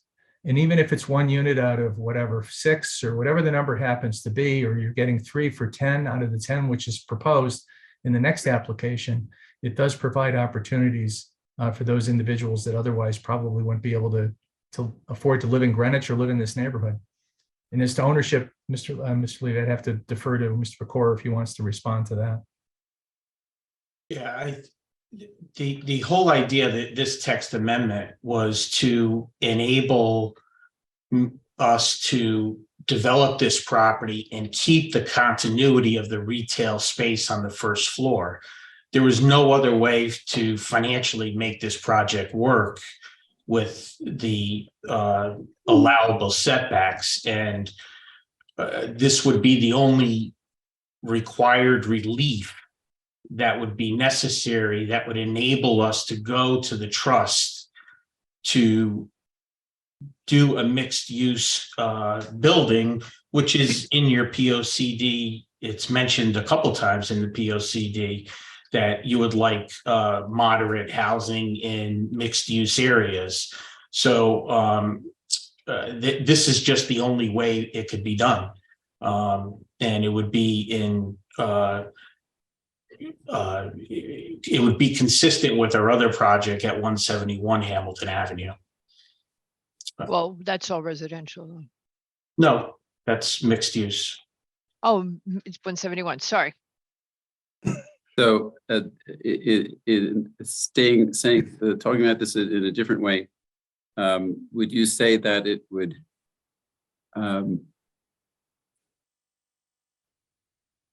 if you don't have this commercial use in the building and it's not mixed use, does that somehow detract from the neighborhood? In my opinion, it does. I mean, it eliminates one retail space of approximately 8 that exist. So the whole idea of the LBR2 zone is to provide small businesses that service the neighborhood. I think that's pretty close to the definition of the LBR2 zone. So, you know, if in these small lots in Chickahominy and Byram and parts of Pemberwick, it's impossible to develop these properties under the current regulations. And I've said this in the Affordable Housing Task Force, that if you're not going to allow people to develop these properties for mixed use, you might as well just change the LBR2 zone to an R6, because that's what's going to end up happening. You're going to eliminate all of the retail space eventually. What we're trying to do, as you know, we've invested quite a bit of money in Chickahominy, and we would like to keep the continuity of the retail space as best we can. You know, one would think that getting into the financial side, one would think that having retail on the first floor would be more beneficial to the project, but because residential rents are so high, it actually, if all things being equal, it kind of works out to be the same. However, retail is more risky than the residential. It's a lot safer to do 4 residential units on the first floor than it is to have 1 or 2 retail spaces on the first floor. I mean, we just went through it with 160 Hamilton Avenue. It vacated in, I would say, May. They stopped paying in January, and we just rented it and got our first check March 15th. Almost over a year later. In the residential side, we don't miss, very rarely do we miss a day before it's re-rented.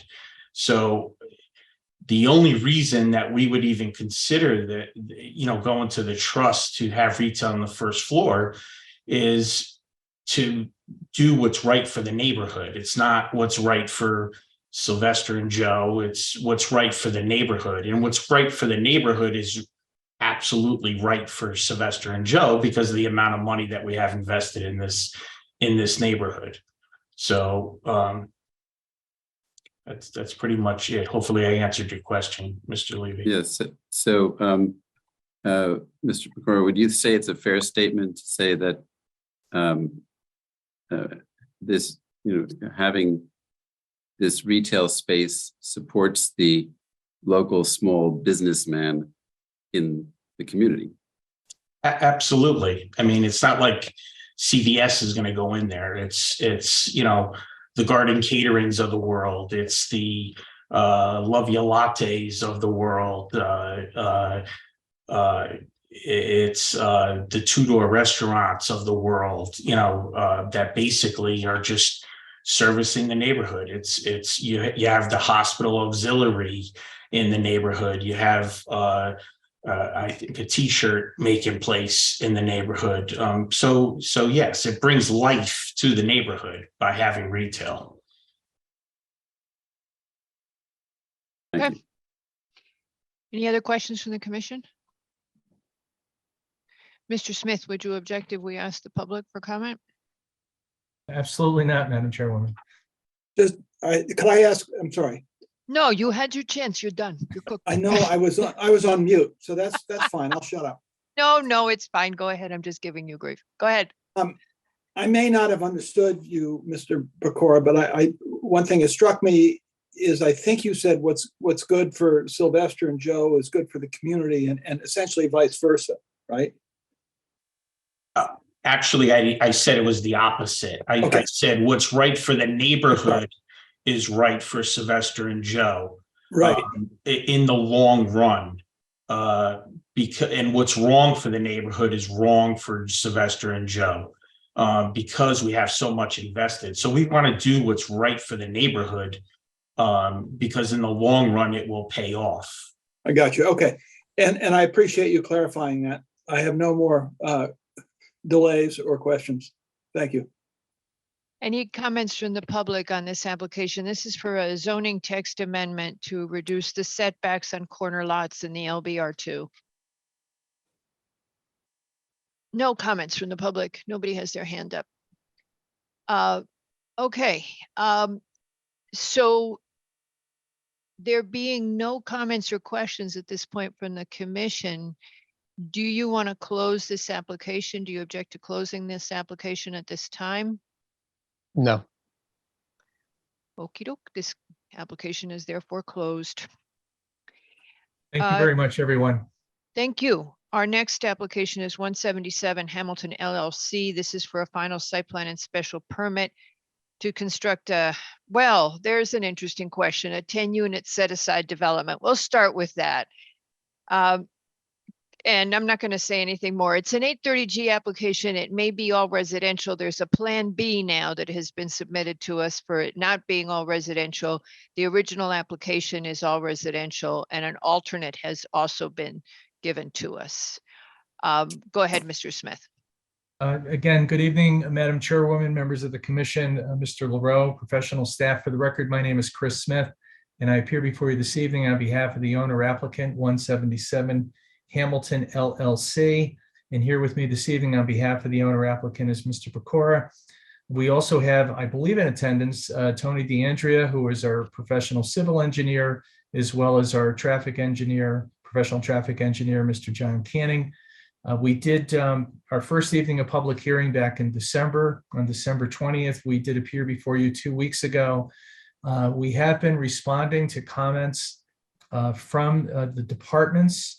The issue of waivers came up, and I'd like to address those at the outset just to put that to rest and hopefully give you some perspective as to my position that I've indicated to my client as the position he should be taking relative to the waivers at this point in time. And but what we'd like to do is perhaps if I can address that, I can touch upon the alternatives that we've submitted or just save that for later. But I do think that we'd like to hear from Mr. DeAndrea and Mr. Canning to walk through the engineering and traffic commentary. And while they're doing that, to also address the issues relative to the waivers, this separation distance for the driveways, or the two driveways, the sidewalks. I'm going to address sewer. But I would like to start at the outset, Madam Chairwoman, members of the commission, as to the waivers that you're typically accustomed to having taken care of before the applicants in front of the commission. And I understand that at this point. Did not understand that when we started off the process. But I would like to say that my client, Mr. Pecora, certainly has every intention, if he were to receive an approval for this application for the 10 units with the affordable component, he certainly would be pursuing the waivers that are requested. He would be working with sewer to get a sewer permit. He needs all those things done. He needs sewer taken care of before he gets a building permit. So he has every intention of doing that. If the commission were to see fit to approve this application, you could certainly indicate that, as a condition, that the owner applicant will make best efforts in every effort to obtain the waivers that have been raised by DPW, in particular engineering, as well as with sewer. He would, Mr. Pecora would be pursuing a sewer application. But what we really want to avoid the commission doing is to have a condition where it says that, one, you have to get those waivers from some other entity. And I think we know that you can't condition an approval on someone getting another approval from somebody else who you have no control over. Because we But you went can to say- class, we learned that. Exactly. And arguably those all have to be obtained before a building permit can be, secured by my client. And we really would not want to have a condition of approval that if they weren't obtained, that it voids the 830G approval, or that it would require my client to come back to the commission. Because if my client doesn't get waivers and does have to make a modification, if the modification, as we know, is substantial material, he has to come back to this commission one way or the other. So what are you suggesting we do? Because the alternative that I had in my head is one you've just rejected. What are Well, you I think- suggesting? I was thinking along the lines of prior to zoning permit, and if you were unable to obtain it, you would return to us. But that you would do it prior to zoning permit. I know you've got one that right now is prior to approval, but that we would do that prior to zoning permit, and then you would come back to us if you needed to revise the site plan as a consequence if something went wrong. And you're saying you don't want to do that. Well, I think if somebody, that's almost saying, Madam Chairwoman, that the approval is conditional on getting the waiver. Because if we don't get if my client doesn't get the waiver and then has to come back to the commission, that's no different than almost voiding the approval. So it kind of flies in the face of that, tenet of zoning, that you can't approve an application conditional on the applicant going in somewhere else, whether it's, the granddaddy case out of Westport back in the 50s So- was like the police commission for something Okay, with traffic. so before Patrick talks, so option two is that another thing I had in my head was that if we did not decide it tonight, because it's staff internal to us, we can take input from our departments, that if you could resolve these problems within the window after we've closed the application, we would be advised by our internal staff that the waiver issues had been resolved, and we could move forward with the decision. That's a real easy way of doing it, because you're not conditioning. And as I understand it, correct me, we can take input from our staff once the application is closed. That's my understanding as well, Madam Chairwoman. And if the So, staff, go ahead, I'm sorry. Yeah, so then you have, Pat always corrects me. I always say 60 days. He goes, no, 65. So you then have a nice window of time. I hate sitting on applications and not deciding them, because then we forget what happened. But you have a window of time to decide that. It's one of the reasons I asked you if you wanted us to decide the zoning text amendment sooner.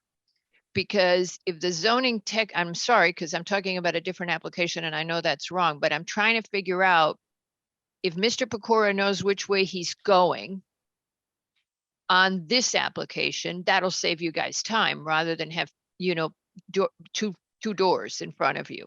So I guess I'm looking for input on what makes sense. Patrick, or as you are now known, Patrick Town Planner LaRoe. I'll let my mother know my middle name has been changed. Sorry about that. No, it's, now he'll get grief for months. Go ahead. I went to change over just to be respectful to the town planner, and I caught myself in between. Go ahead, Mr. LaRoe. I think Mr. Smith, just for education, needs to understand that the building department does not intake applications unless certain departments have signed off beforehand. So the concept that the chair is talking about is similar to that, is that there needs to be a zoning permit before your building permit. And the way to get a zoning permit is to satisfy the conditions of the commission's decision. So that work, that administrative or offline work that gets done is standard in the town of Greenwich. So if that process is wrong, I'd be interested to hear about that. But at the same time, that is the concept that we have typically done, is that we don't make it now and we don't say that the decision is voided if not granted. It's just that this is the plan that the commission accepted, and if it materially changes, then just like any application, it needs to come back. So that I think that's what the chair is indicating, and not saying that your decision is contingent upon it, but you will be obligated to get all the administrative approvals from all departments in search of your building permit. And I, for the record, Chris Smith, I totally agree with Town Planner LaRoe. Sorry, throwing Patrick in there before. Just trying to keep it at the professional, level that's there. fine. I apologize. But but in all seriousness, that was my understanding, and I did have a conversation with Mr. LaRoe, and who indicated, as typical, most of these follow-up administrative items, approval, so to speak, do happen before my client can secure the building permit, which is what I was referring to before. But we're just trying to avoid the commission within the framework of an approval. If you were to approve the pending application, making the approval conditional upon obtaining those particular items, because we need to, sewer, for example, my client would have to work out the sewer, whatever I&I payment, whatever's being looked for there. Yeah. My client would have to work that out with sewer before he could obtain the building permit. He would need Mr. LaRoe's office to sign off with the zoning, all the zoning, so that the building could then issue a building permit.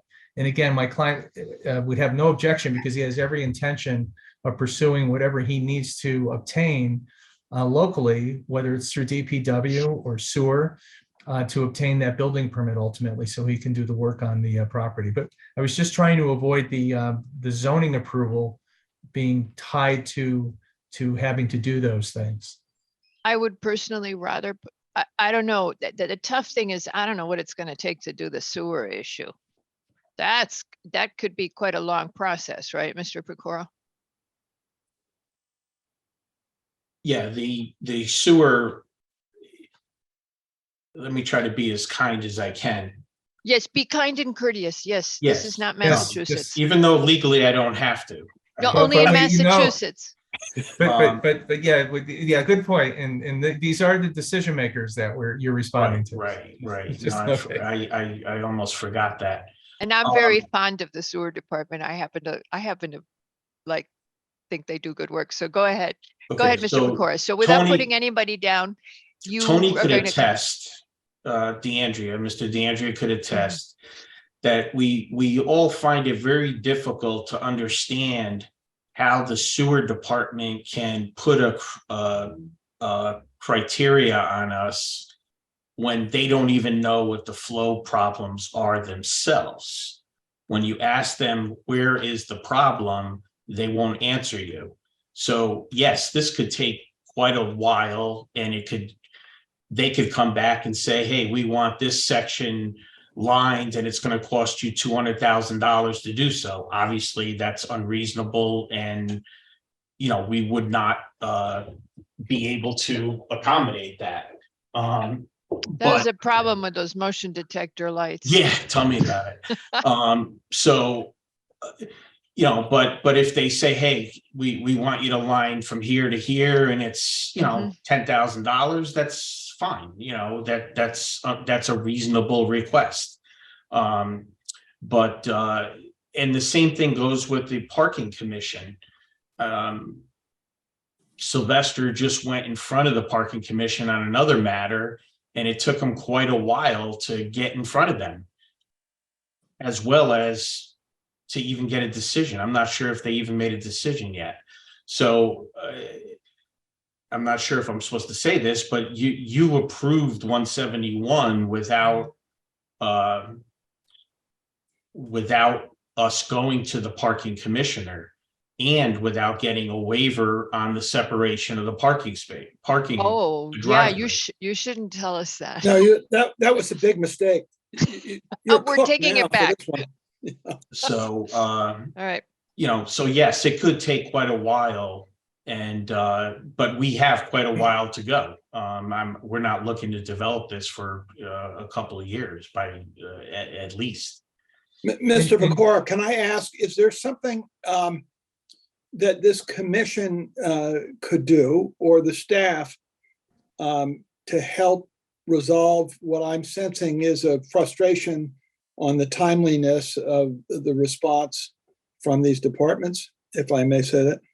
No, I think they have a job to do, and their staffing is their staffing, and and I would rather have John Canning and Tony DeAndre answer that question as it relates to them.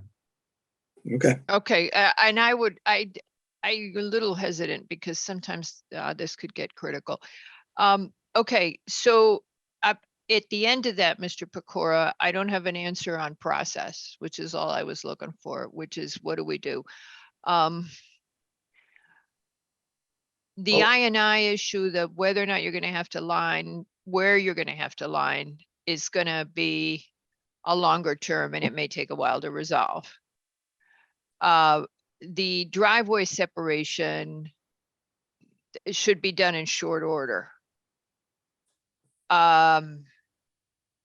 Anybody got any bright ideas how, so we could just say, we could leave it, I think you could decide that. Patrick, you have a bright idea. Muted.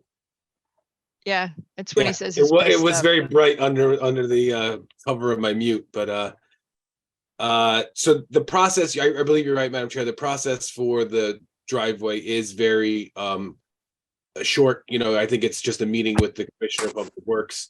I just also wanted to point out, and I don't think Mr. Smith said this point, but forgive me if he did. The mixed use development does not need the separation. It meets the requirements now. It's Yeah, we knew the that. whole residential one that would need to have the understanding. So there is a little bit of chicken and the egg, because if the commission is inclined to do one option versus the other, some of these points are moot, right? But not the sewer comments and other things, but the driveway comments would be. So this is one of the reasons I was suggesting doing the zoning amendment separate, because I was thinking that's a clear signal where the commission goes on the zoning amendment says what they're thinking in terms of mixed use versus all residential, and gives the applicant a clear signal without us deciding the site plan application. Well, the Just thinking. if you recall what I said, go No. ahead. Go ahead, Chris. Yeah, he's So- your lawyer. You're paying him the big. No, bucks. well, to that end, Madam Chairwoman, the thought was that Mr. Pecora did generate very quickly, on short notice, and just being responsive Mhm. as best we can, the two alternatives for the commission to consider within the pending application, which, as we discussed at the last meeting, I think you and maybe other members of the commission, maybe Mr. Leroy, I don't want to speak for people, feel that you can do that. I certainly think you can, within the framework of a pending application, modify and approve it. And I think you could, and I think because it would be reducing the number of units, arguably it's going to be more restrictive, right? You're not increasing, going from 10 to 18. You're actually going from 10 Yeah. to something less. So I think that would be permissible, and my client would be willing to take that. So I think we could just briefly touch upon that. But again, as to the waivers, Back to the waivers. We need to decide that. well, what I really wanted to point out, it's really an explanation as to where I am coming from and have advised Mr. Pecora, because he's going with my advice on this. And that is, I've seen these types of these design guidelines that are utilized by different departments in a town, or even an ordinance being utilized by commissions as reasons for denial in an 830G application. And we do have an appellate court decision where there was a town ordinance with the width of the road and some grading, and the application did not comply with it. I think it was a 15 lot subdivision, don't hold me wrong, out of Lisbon. And that was one of the reasons for denial. I went up to the appellate court, and the appellate court said, no, that's not an absolute. Even though it's an ordinance, it's not even, an ordinance is a higher level than a design guideline that some of the towns have. And in your town, you have different design manuals and guidelines for stormwater and for driveways and sidewalks. And the court said that's not an absolute, that the standard that's applied to that requirement is whether, if that requirement isn't complied with in the plan, if that's going to result in an adverse impact to a substantial public interest. And I was going to have Mr. Canning and Mr. DeAndrea, we're going to specifically respond in their responses tonight, just so we have it in the record, that address those two components, those two waiver components. So I suggested to Mr. Pecora, I said, well, look, I think what we should do is just proceed. I think that Mr. DeAndrea and Mr. Canning can opine whether, in their professional opinion, if not complying with those particular design requirements is going to result in an adverse impact to a substantial public interest. Hopefully the commission will agree. Mr. Pecora has every intention of going and asking for the waivers. If the hearing were to be closed tonight, that's something that was suggested, I think, that Mr. Pecora could even pursue right away going forward. But I just wanted to point that out. That's where there was a little resistance to the waiver, and that's that's my. If you want to blame anybody, it's really me advising Mr. Pecora that if Mr. Canning and Mr. DeAndrea don't feel it's going to have an adverse impact to a substantial public interest, then I think we're good.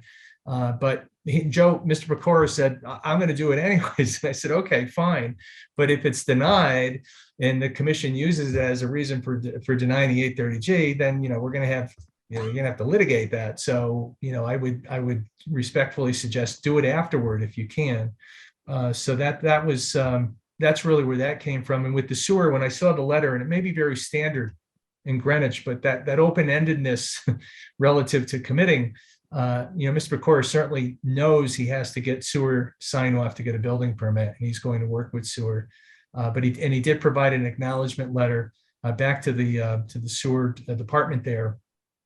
And but I suggested that I would just work with sewer afterward and not Right. just So- agree to something with a blank check and you don't even know what it is at this So point. we're really, Patrick's nodding, but so we're really running into a problem here because, as Mr. Pecora knows from having listened to us for many years, we have a sewer line limitation, not a plant limitation. I think I said this to you before as well, Mr. Smith.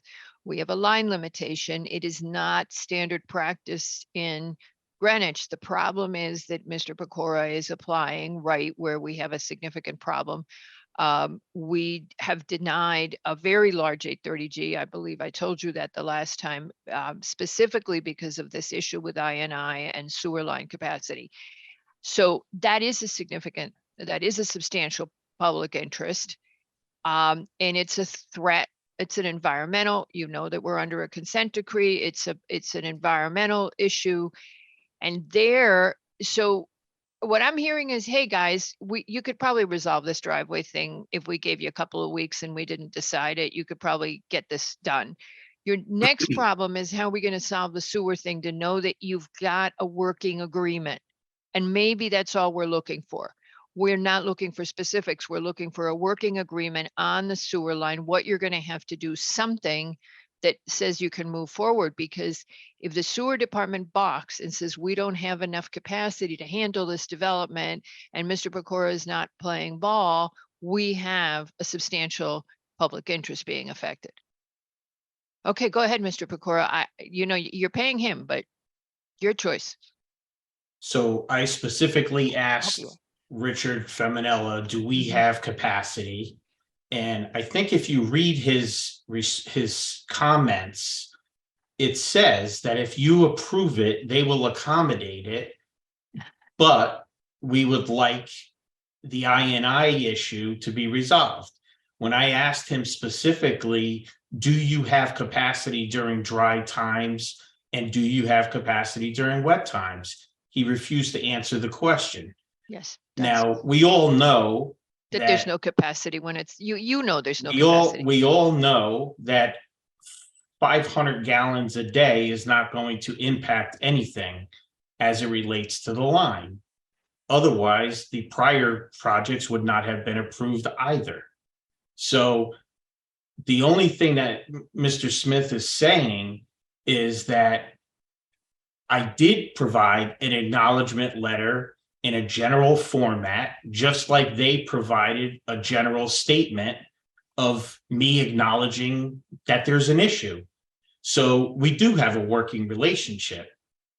And if they're reasonable, we're fine. But if you can't say that I'm not working with them when in fact they haven't given me any specifics. All they did was, I'm not. I'm saying all they did was ask for an acknowledgement letter and I provided it. So I am working with them. No, and I didn't say you weren't. I'm saying, what if that happened down the road and there's the commission holding the bag because they approve something that has a significant adverse public impact? That's what I'm saying.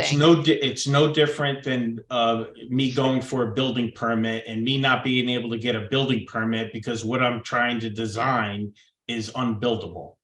All right, so I think we're kind of stuck here. I think we've resolved the driveway, right? You can fix it in 2 weeks. Right? We will certainly look into that immediately. And we will Then- go ahead, I'm sorry. I'm sorry. Yeah, so you're committing to going ahead and getting it done, right? Trying to your best, and if not, you've got some extra time. Now, the next thing is, Patrick, can you talk to Rich Feminella about what we could do in order to move this forward? And I think you're going to have an attorney with you, because you're going to have to figure out what happens if something goes wrong, it doesn't get resolved, and we've given the approval. But Well, yeah, I mean, I think we need to have a little bit more of an understanding about where the work needs to get done in the investigation. And this is not uncommon with these projects where the zoning is the occupancy is being over exceeded, right? And so we've dealt with this in the past. And I think Joe has been one of the few that has been very successful at getting the information back. Others have sort of, had dragged their feet. So I think we're in a good place here with all the players involved. So, but I understand your point that we don't want to say yes to something that's going to create a health and safety issue. I'm totally confused. you're paying him. Okay, a suggestion. Mr. Pecora is going to, if the commission were, again, to approve the pending application, Mr. Pecora is going to need a sewer approval to get a building permit. And I think with the commission I'm hearing, they just want to make sure, understandably so, that there is some protection afforded to you, that you've indicated in the approval that you were aware of this issue. And I would think that if there were to be a condition that whatever sewer approval is required to obtain the building permit will be obtained prior to the building permit, I don't see any reason why that can't be a condition of approval, especially if Mr. Pecora agrees to it on the record. So I understand that goes against conditioning an approval on another sign off somewhere. But the reality is it's going to be required, and it's a necessity. And if the commission were to see fit to do that, and the applicant agrees to it, just like giving up a conservation easement, it's not a taking if the applicant agrees to it. I think if Mr. Pecora, and I certainly think it would be fine to agree to a condition like that with sewer, if that would give the commission. And we would pursue in the meantime. I'm sorry, Mr. LeBron, go ahead. I'm sorry. I just want to further my thought on that is that I think the point is that the decision that the commission needs to make is that it's not a health and safety issue. And if satisfying sewer is going to make that condition be upheld, then that there's no other option. And if where there are problems, and the chair's absolutely right, I think we do need to sit down and have all parties, meet at the table and figure out what the solutions are. But again, it's all to protect the health and safety issue. Right, but I have to interject. I apologize. The sewer department's letter, if you pull it up, Patrick, requested in either or. You could set up a meeting with us, with Smith and your engineer, or you could provide an acknowledgement letter. I did that. So why are you overstepping their request?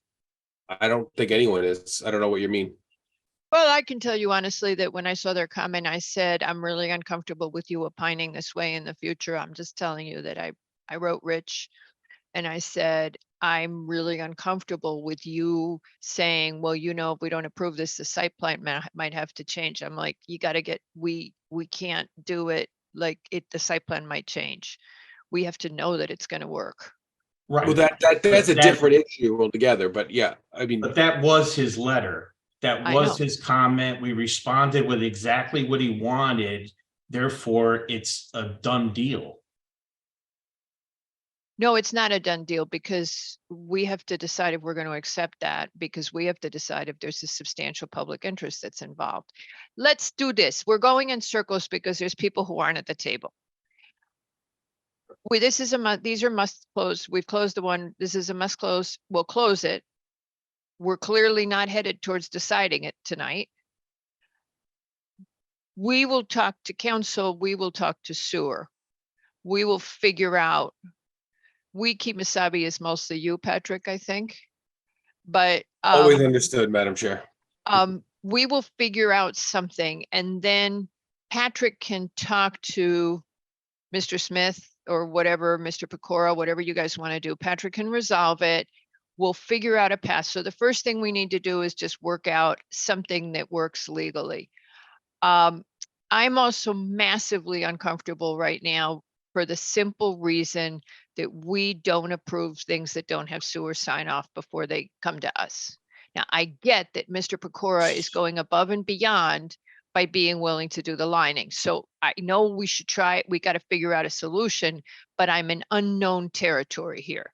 I'm used to having all the boxes checked. Chair Albin. Yes. Sewer never gives you a sewer permit until it's time for a building permit. But they always sign off in their comments to us, Mr. Pecora. They always say, we have no further comments prior to P&Z approval. They have not done that yet. They have conditioned it. That's very unusual territory. That's new ground for this commission. Can you pull up the letter so we can all understand? No, what I the was letter is? trying to pull it up and I can't, I can't. I find have it here. Okay. Okay, and your letter, Mr. Pecora, acknowledges is December 14th Right. It's and December. March 6th. Yeah. As it Yep. relates to the above application. I'm looking at the March 6th, so you're agreeing to the March 6th memo with comments to be addressed by during P&Z phase, which is acknowledgement of the Horse Neck sewer and the possible I&I issues, and confirmation that you've read his comments. I think actually technically what we're looking for is even just a simple email memo from Mr. Feminello's office to say that he's received the letter and he has no additional issues with the application as he sees fit. That's what we're really looking for. I think that's something that can be provided to Wait, staff. stop scrolling because there's a sentence in there that threw me and I need, no, stop scrolling. I can't read when you're scrolling. I thought you Oh said my keep God. scrolling. Sorry. Sorry. Yeah, she said, stop talking, right? Don't stop.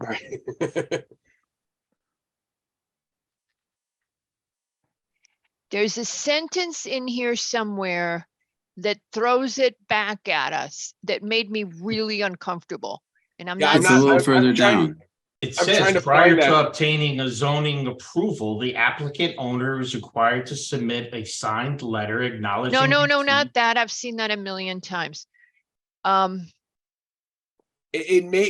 it was in the February letter, but this one doesn't say it. That's why I was reading it while you were discussing it, Madam Chair. Scroll down again. To page 2. No. Okay. Okay, So page 2, first Here. paragraph, last sentence. The sewer division would not have any objections to P&Z approving the proposed project. Please have the applicant owner provide written acknowledgement and agreement to this requirement. So And you- And then it says comments to be addressed prior to obtaining zoning permit, none at this time. Everything else is during the sewer and building permit phase. What I, Madam Chair, or the commission, what I read when I read this March 6th memo is essentially Sue saying, if we could have more time to sit down and talk, we could possibly have more details in place that so everyone, applicant included, is comfortable going forward. If not, what we would take and substitute is an understanding or a letter saying that we agree to work together towards a solution in the future. And that's what Mr. Pecor has done, is the latter, is saying, yes, we understand and we will work in the future to do the rehabilitation. All right, okay. So I cede, and I think we still need to revisit it with law and sewer and make sure the driveway waiver is okay. And if at the end of 2 weeks we're solid, you'll let them know and we can decide it. Make sense for everybody? Yes. Okay, Yes. all right. Okay, sorry. Oh, I mean, I think it's a major issue in the cornucopia of stuff here, so. Okay, Nope, it's important. That's why it was suggested to start off with the waivers and what this conversation now. And yeah, we're done. if you'd like, I'm sorry. No, go ahead.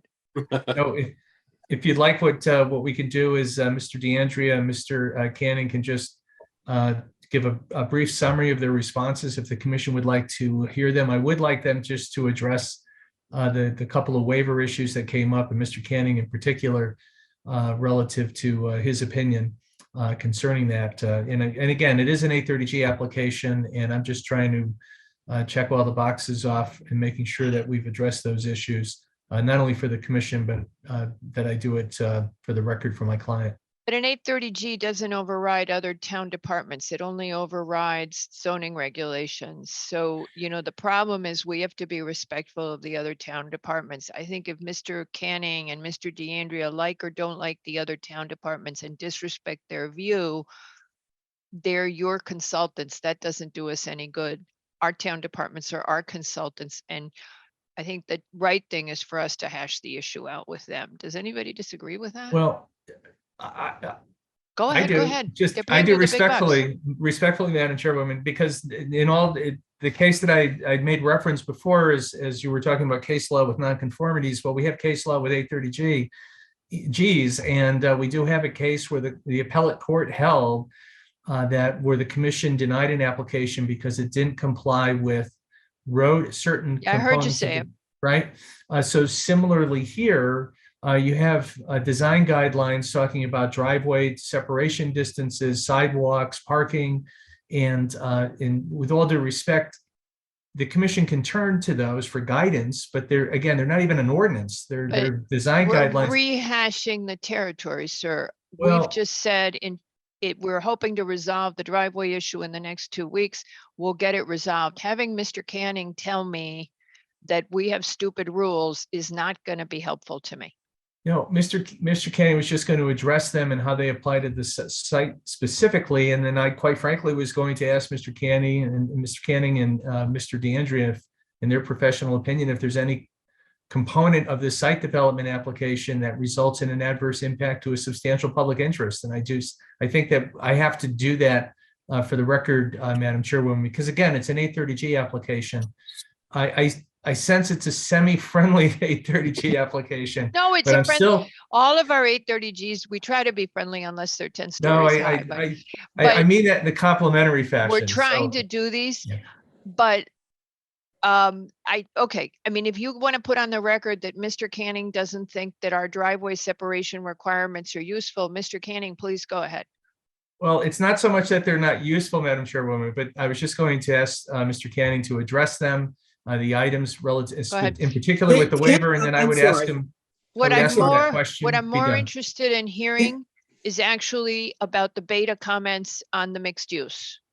Because I didn't get a chance to read them through this afternoon when they came in, and I would like to hear Mr. Canning on that. Mr. Lowe, you were going to say something? Well, I'm just going to say, can't we assume that Mr. Canning and Mr. DeAndrea are going to be supportive?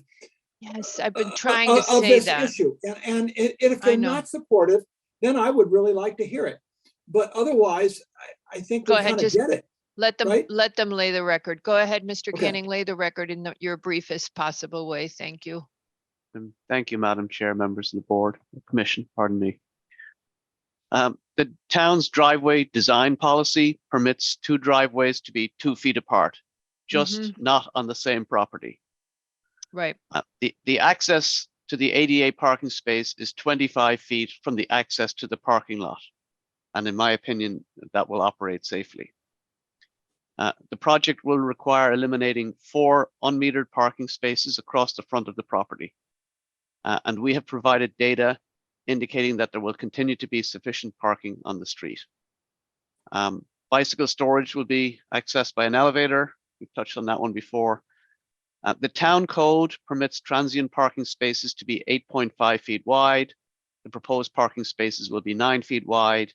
The average time spent by vehicles in the spaces will be more than 3 hours. The users of the spaces will be familiar with the layout and the spaces will operate safely. The town's driveway design policy permits sidewalks as narrow as 3 feet on residential streets. The sidewalk will be ADA compliant. The main driveway will be 20 feet wide in compliance with standard construction detail number 20 for residential driveways of the town of Greenwich. Adequate stopping site distance will be provided by virtue of the fact that there will be no parking along the property frontage. The next 18 feet east beyond the property also does not have parking because it is a driveway and because vehicles will be traveling at speeds of 22 miles per hour or lower because the driveway is just 220 feet from the end of the street. I'm almost done and thank you for your patience. For parking, the mixed use and all residential developments are almost identical and adequate parking will be provided for both. The primary difference between the two is that parking for the residential development, the all residential development, peaks overnight when all the residents are home, and parking for the mixed use development will peak on a Saturday afternoon when the retail is at maximum operation and some of the residents are out. From a traffic perspective, the mixed use development option will generate an additional 11 trips in the peak hour during the weekday PM as compared to the residential option, and 11 trips will be virtually imperceptible.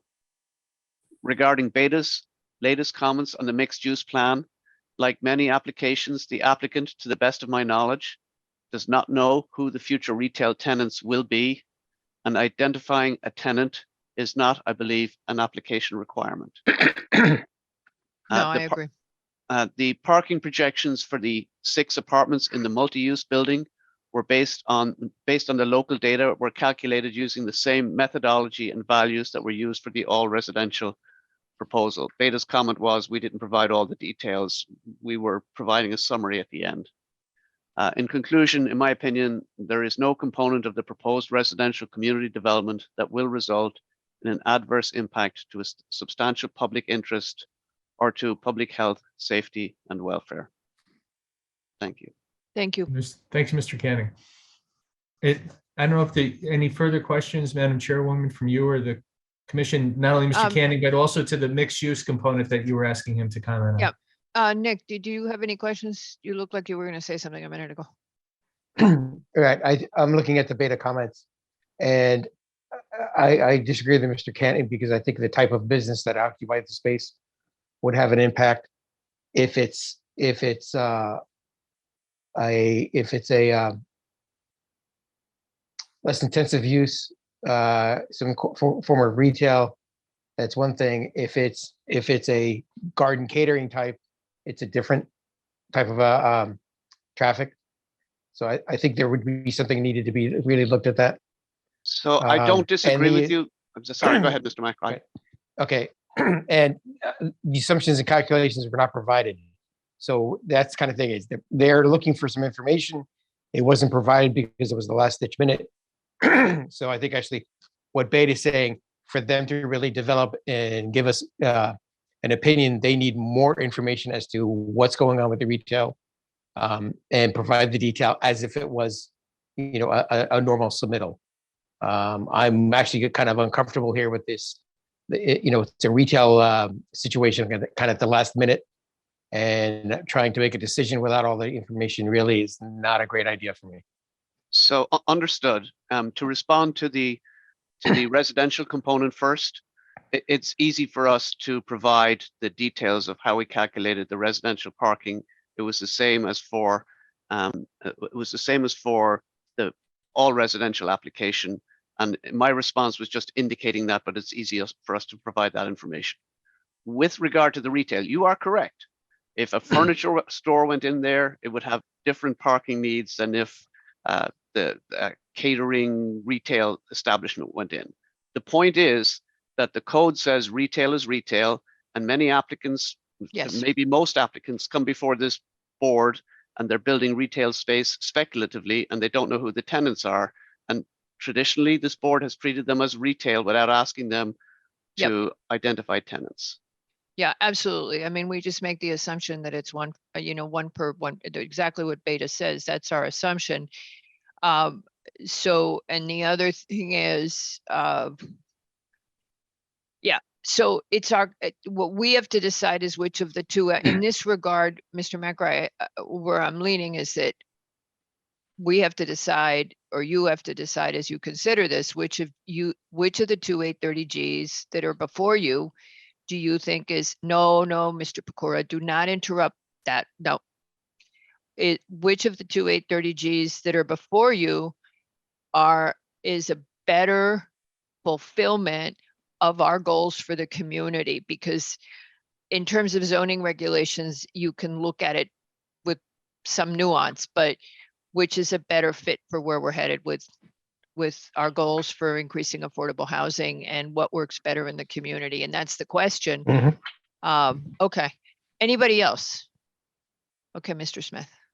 I just want to clarify something so that there's no, I just want to make sure everybody's well aware that the two alternatives that were submitted are not pure 830Gs. When I say pure, meaning that they're at the 30% median income.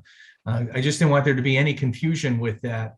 If Mr. Pecora were to do the 4-story with the retail on the first floor, then what he would propose would be 6 residential units, where one would be affordable at the 80% AMI. And if Mr. Pecora were to go to 3 stories with retail on the first, then he would need 4 market rate units in the second and third floors. So there wouldn't be any affordable component there. But I just wanted to make that clear to the commission. Wait, say this again. Right. There's the conceptual plan that shows 3 stories with retail on the first floor. Right. Has 4 market rate units on the other 2 floors. That's the only way that it would work from a financial standpoint, with losing the floors, the top floor, and then losing all those different units. So I just wanted to be clear with the commission. And again, this was really late in the game and trying to be responsive to something that we didn't think the commission was interested in seeing. If it becomes too confusing or convoluted, please disregard the alternatives, and we have the 10 unit 830G, which is an 830G with the 3 hold on a second. When Mr. Pecora is talking about his mixed use, he's talking about going to the trust, and if he goes to the trust,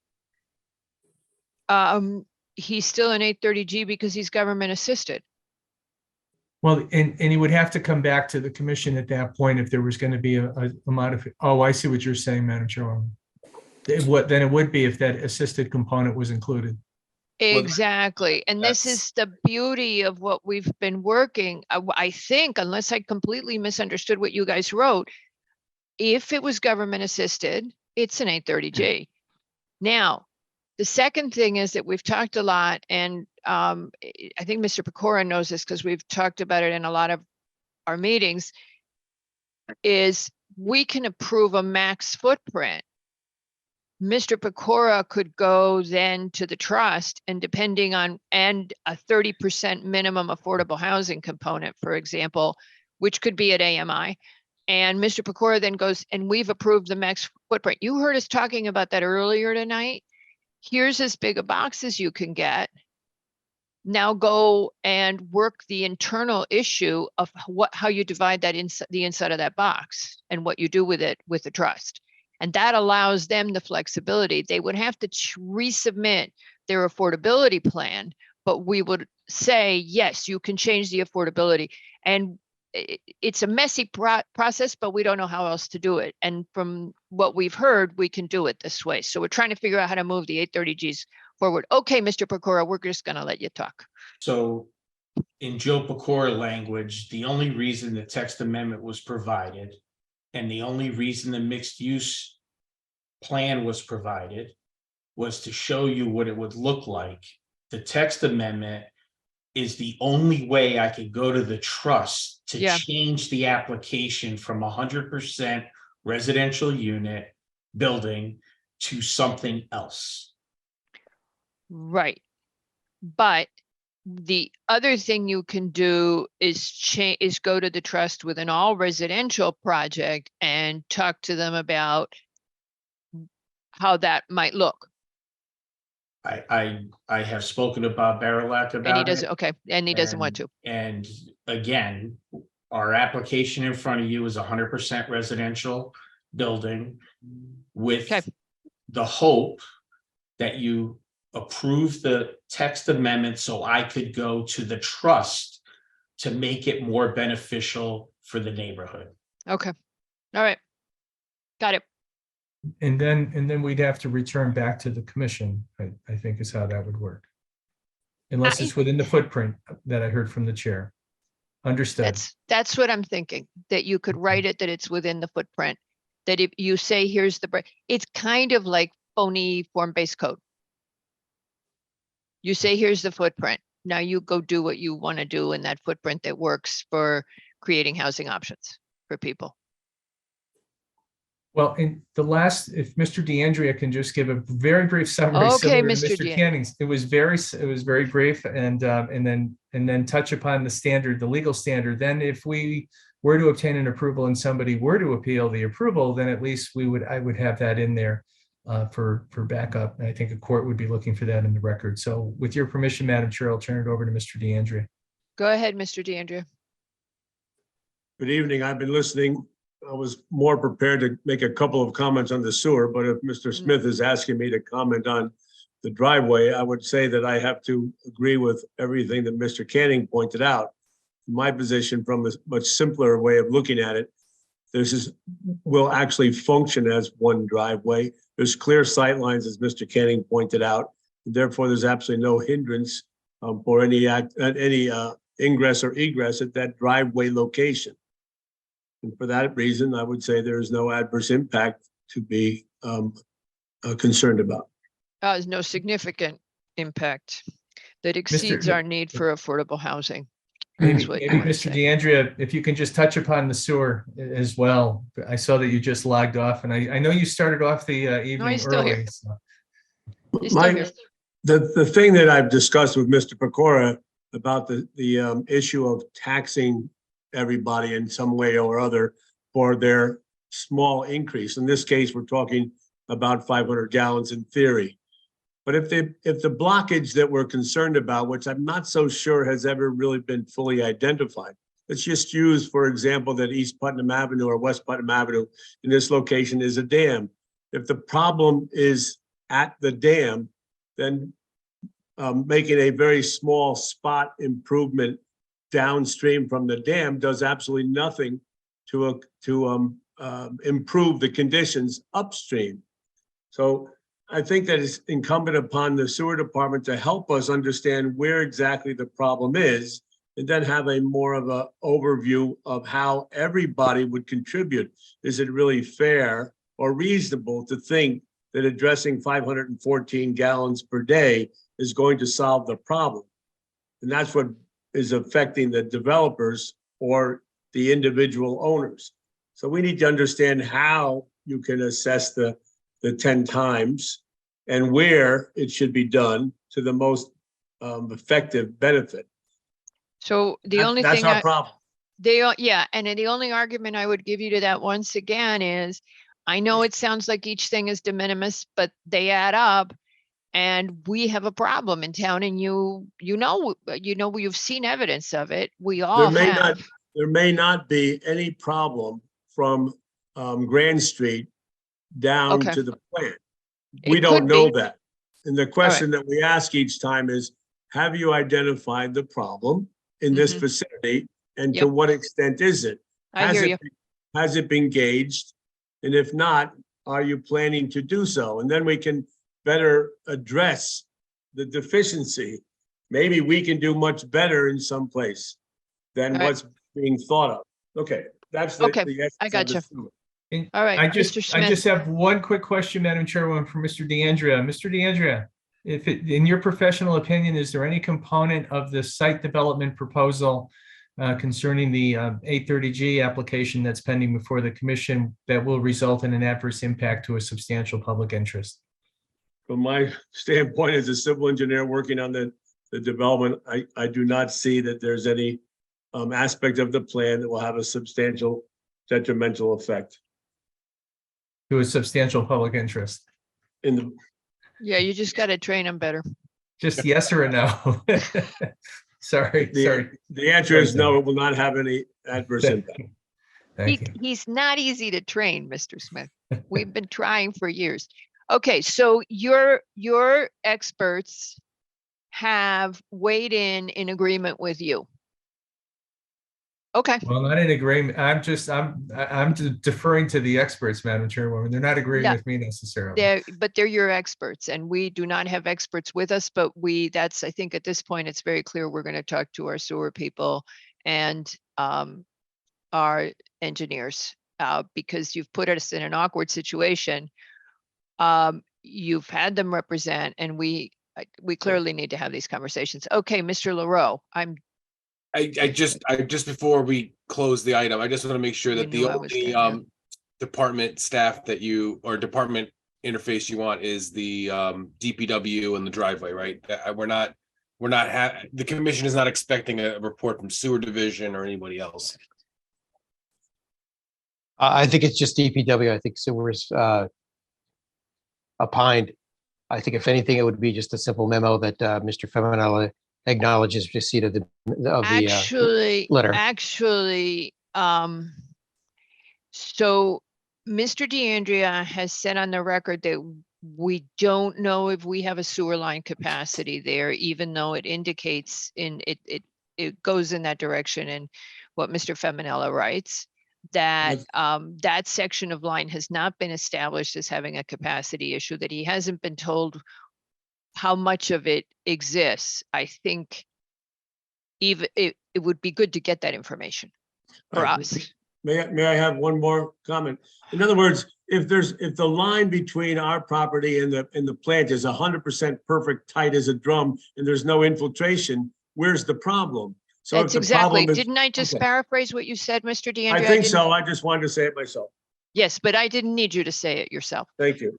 I'm not trying to get Mr. DeAndrea or anyone else to add the comment. I just want to have a list of follow-up for the commission so that. So my follow-up is Mr. DeAndrea has gone on record saying he doesn't even know if there's a sewer problem, and much less that it wouldn't rise to a substantial public interest.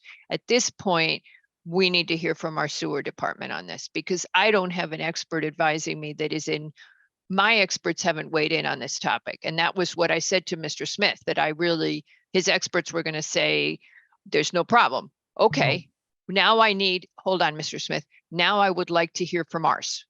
I would like to go back to Mr. Feminella and find out, even if it's in private, through an attorney or whatever's the right way to do it. I think the commission needs to know, does this segment of line have a problem? Because Mr. DeAndrea just placed on the record that he doesn't know. He has no idea. Nobody's told him. For the record, Chris Smith, I do have to take exception to your paraphrasing. I think Mr. DeAndrea's testimony, as it should be, unless he is aware of it, is that he's not aware of there being a problem there. I said that. Can't accommodate. Well, that's different than I think what you just said, Madam Chairwoman. He's not aware of there being a problem. And as we know under 830G, the commission, there has to be an identified and quantified harm of something actually occurring. And at this point in time, we have not been advised by sewer, nor has this commission, of there being an actual problem. And as Commissioner McRae indicated, that my client did respond with the acknowledgement letter that he was asked to respond to with sewer. You can certainly follow up with sewer on that for sure and confirm that that was Thank you, acceptable to Mr. Mr. Smith. Feminelli. But I just Mi- wanted to clarify that. Thank you. I don't think you clarified anything. I think you said what I said, which is that Mr. DeAndrea has just put on the record that he has no knowledge of there being a problem in the sewer line, and that we need to speak with our sewer department, who are our experts, and find out what the issue is. We will not be able to go back to you in a public hearing because it's a must close unless you wish to convert to preliminary, Mr. Pecora, since you're not building it for 2 years. However, Mr. DeAndrea has established something on the record that we can't refute right now. And that's not fair to us, to be honest with you. And that's why I sound angry. Okay, I'm ready to move on. I don't think we've requested any public comment on this. Does anybody from the public wish to speak? Okay, no comments from the public. My point with this is that we got cornered into this. We don't have our witnesses, our experts speaking, and yet you've solicited your experts. We need to go back to our people. I absolutely hell-bent that I don't want to decide this tonight because I want to go to our sewer department, and I believe I have that right. Okay. Sorry, you guys. I think it's the 4th time in 4 years or something that I got this cross, but all right. So Okay. you want to close and move on? Yes, we're going to close and move on. If I was anybody, just going to say, in closing, thank you very much. We certainly didn't want to aggravate or agitate anybody. Certainly you, Madam Chairwoman, and thank you for your time and your consideration. And as everyone, as we know, and I said it the other day, for everybody's service, but thank you for your patience and cooperation in processing this application. thank you have a very nice much, evening. Mr. Smith. All righty. If nobody from the commission objects, we will close this application. Does anybody have any objection to closing this application? Mr. Lowe, you're raising your thumb in agreement. Thank you, sir. All right, this application is hereby closed and we will move on. Thank you. Stay well. Okey doke. Our next, Mr. Bazili, the public hearing is now over. Okay. Let me nice. just ask Patrick, if we decide 4:20 tonight, is it enough to just record it ourselves on Zoom? And then we can always ask Mr. Bazili to do a transcript later? If we need a transcript, we can absolutely get one from the audio. Okay, we're going to let you go to sleep, Mr. Bazili. Thank you. Thank you. Have a good night. Thank you, sir.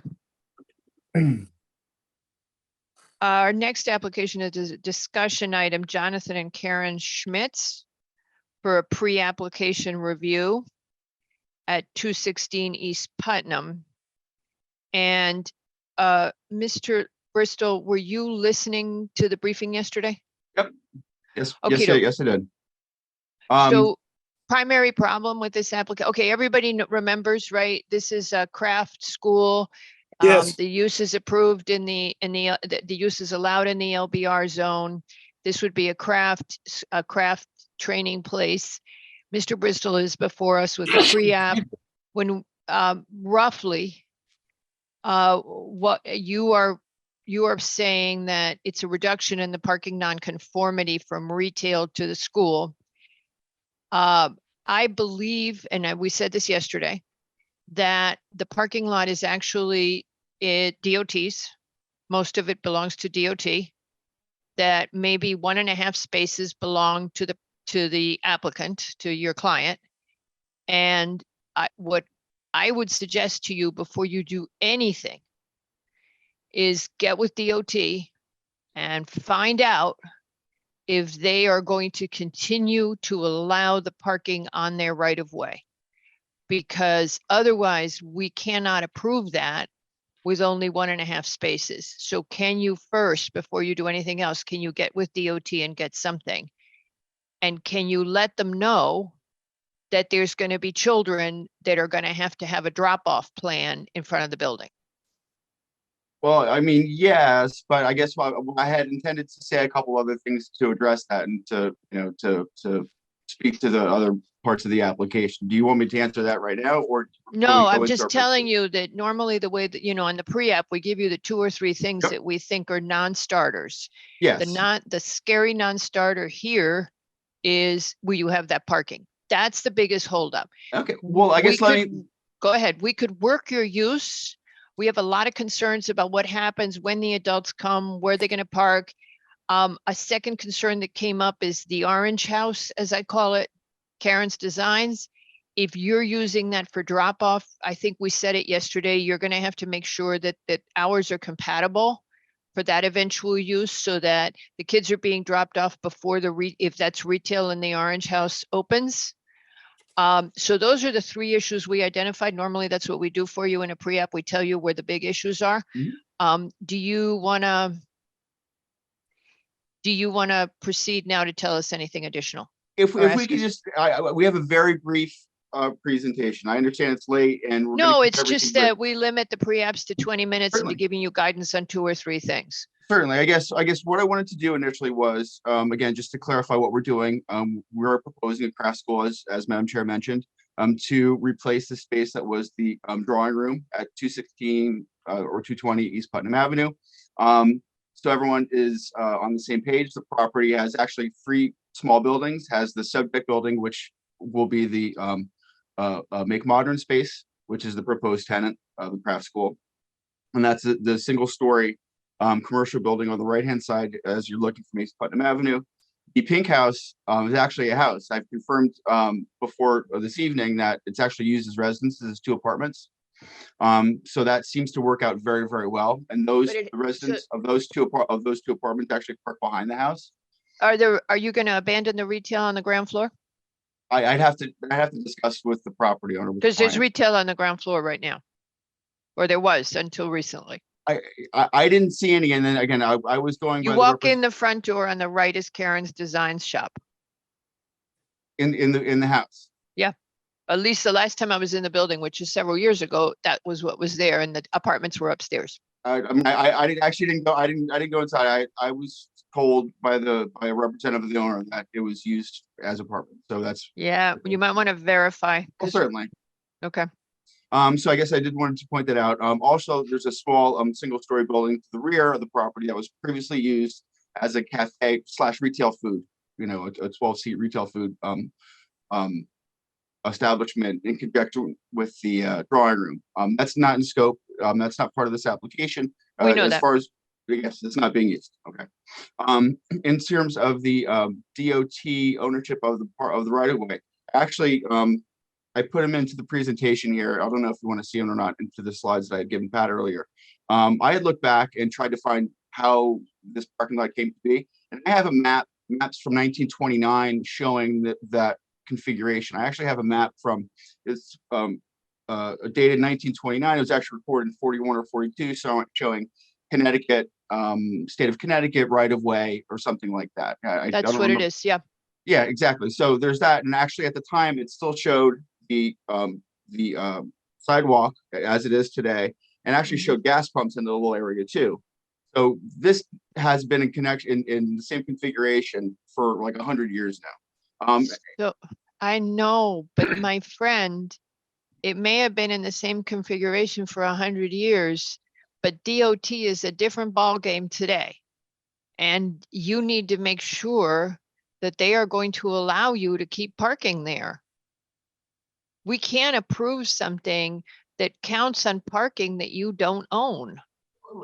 We're not claiming. Listen, we're not claiming that we're expanding the parking or anything. We're dealing with the existing conditions. So what I'm saying is that I counted 2 or 3 parking spaces completely on the site, and maybe a couple hangover. Whatever that existing condition is, we're reducing the parking demand to make it more conforming, or in fact conforming, depending on how you look at it, in the number of parking spaces.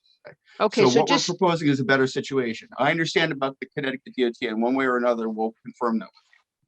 Okay, just so you know, I'm not making this stuff up. I'm not taking it out of my hat and waving it at you. I am telling you this because I spoke to Jim Michael about it. Okay.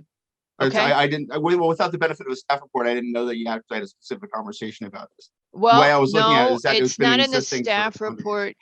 I reached out to Jim Michael and I said, since they are advisory to us, I said, would you kindly let me know what is the policy generally of DOT in this regard? And he said, if you have an applicant that is going to be in a DOT right of way, I would strongly suggest that they contact DOT. So I didn't talk about your application. I just said generally, what is the policy here? What does DOT do? I understand. I mean, I know that especially in Costco, there's a number of places where the right-of-way lines do the exact same thing here. So I guess I'm under the impression that this must have come up within the the previous 100 years to now. So I haven't been here but I 100 understand. years. I've understand. not seen it before in Costco. Patrick, have you? I think I vaguely remember a discussion, and this is, literally 10 years ago, with the drawing room and some I think another tenant may have wanted to go into the space that even we're discussing here. And correct me if I'm wrong, Chris, I think there's a sign out here in this corner of the lot, if everyone could see my cursor. And I vaguely remember there was something that some attorney was able to find about an easement or some permissions that were granted, at least for some of the placements of obstructions in here. But again, without having a lease or ownership or whatever, basically what the chair is saying is there's going to be limits to what the commission can endorse on the outside of the property. And This is pretty simple, isn't it? We need clarification here, and it's incumbent upon the applicant, I believe, to get that clarification. Yeah. And I'm trying to, I'm trying to just provide a little. I know, but it's just, let's just, come on. I mean, Mr. Bristol knows, and this is a concern of ours, and this is this is the homework that has to be done. Yeah, I understand that. And you're probably, I mean, here's the thing, Mr. Bristol, with the use you're proposing, you may have to indemnify DOT. I'm just telling you, you're going to have a drop off for small kids, and they're going to need to know about that. Part of this discussion also was going to be that in terms of formalized queuing or whatever you want to call it, doesn't really work with this with the operation of this business. They actually have an existing location in Darien, and the procedure has been wherever all the children get walked in, checked in personally, by their caregiver or parent, whoever drops them off, and then takes them back out to the car. So it's not an assembly line situation where it's a drop off, from the car, into a staff person. So all the students are walked in, all the children's students, obviously. Fine, Mr. Bristol, they have to be parking somewhere. Okay, so we need to know whether that parking is available to you or not, whether you have a parade of cars coming through or they're parking. They have to park somewhere, right? Yeah, we need to know the details, right?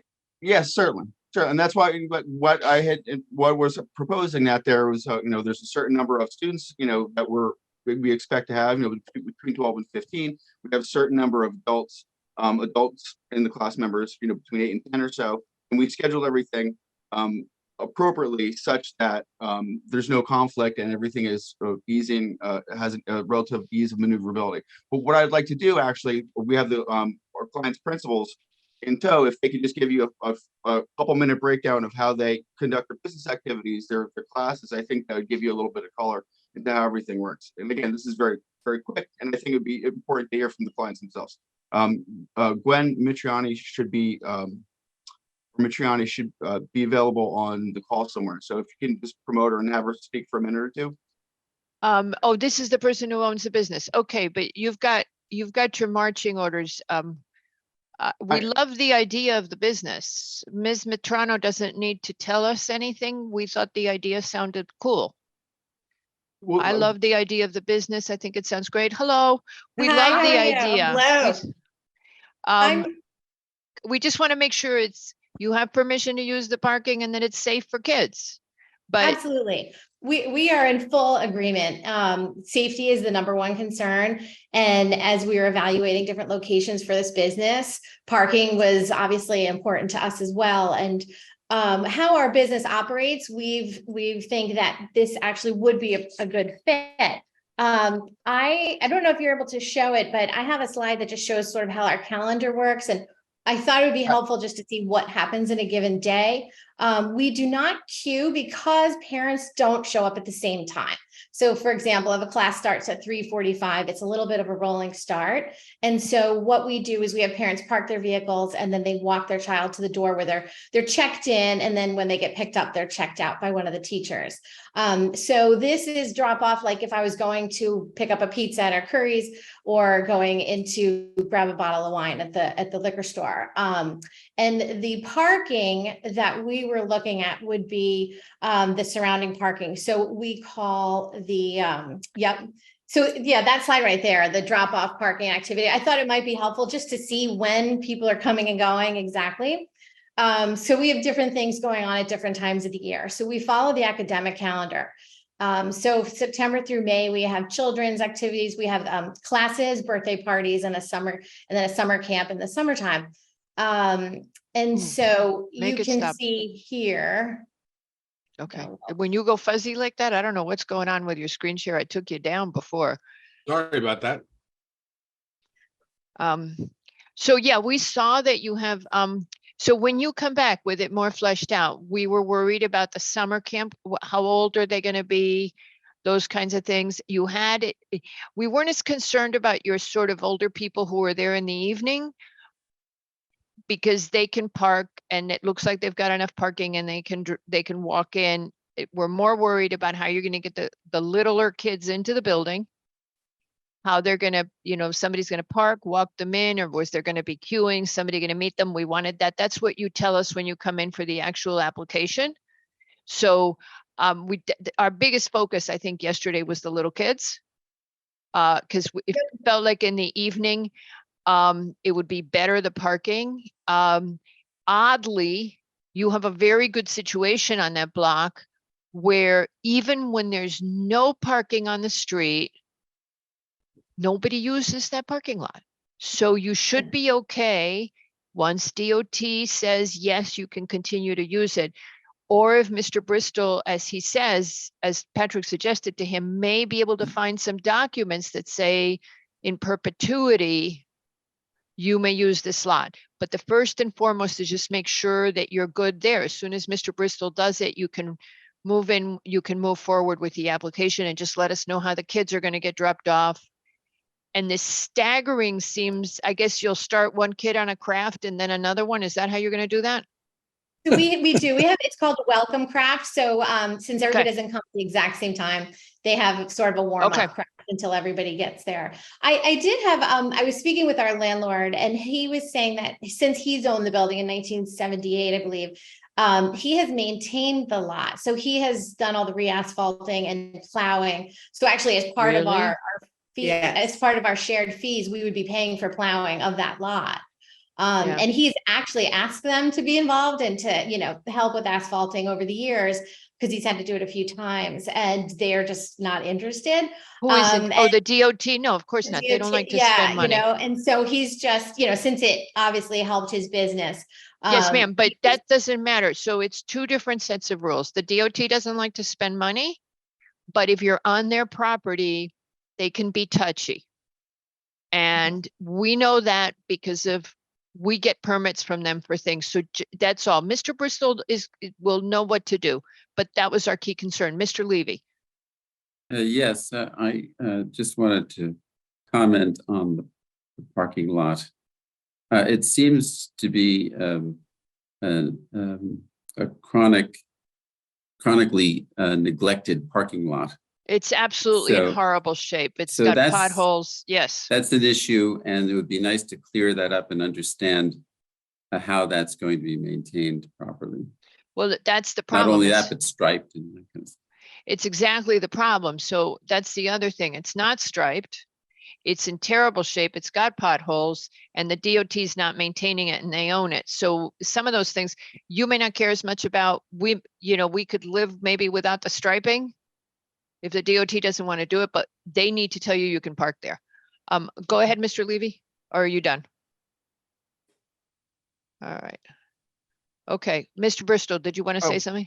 Yeah, actually, for my own satisfaction, Patrick, do you think you could pull up the last slide of that picture? I know that you said they were fuzzy, but only because we're talking about the right of way. It'd make me feel better if I at least showed the map that I uncovered.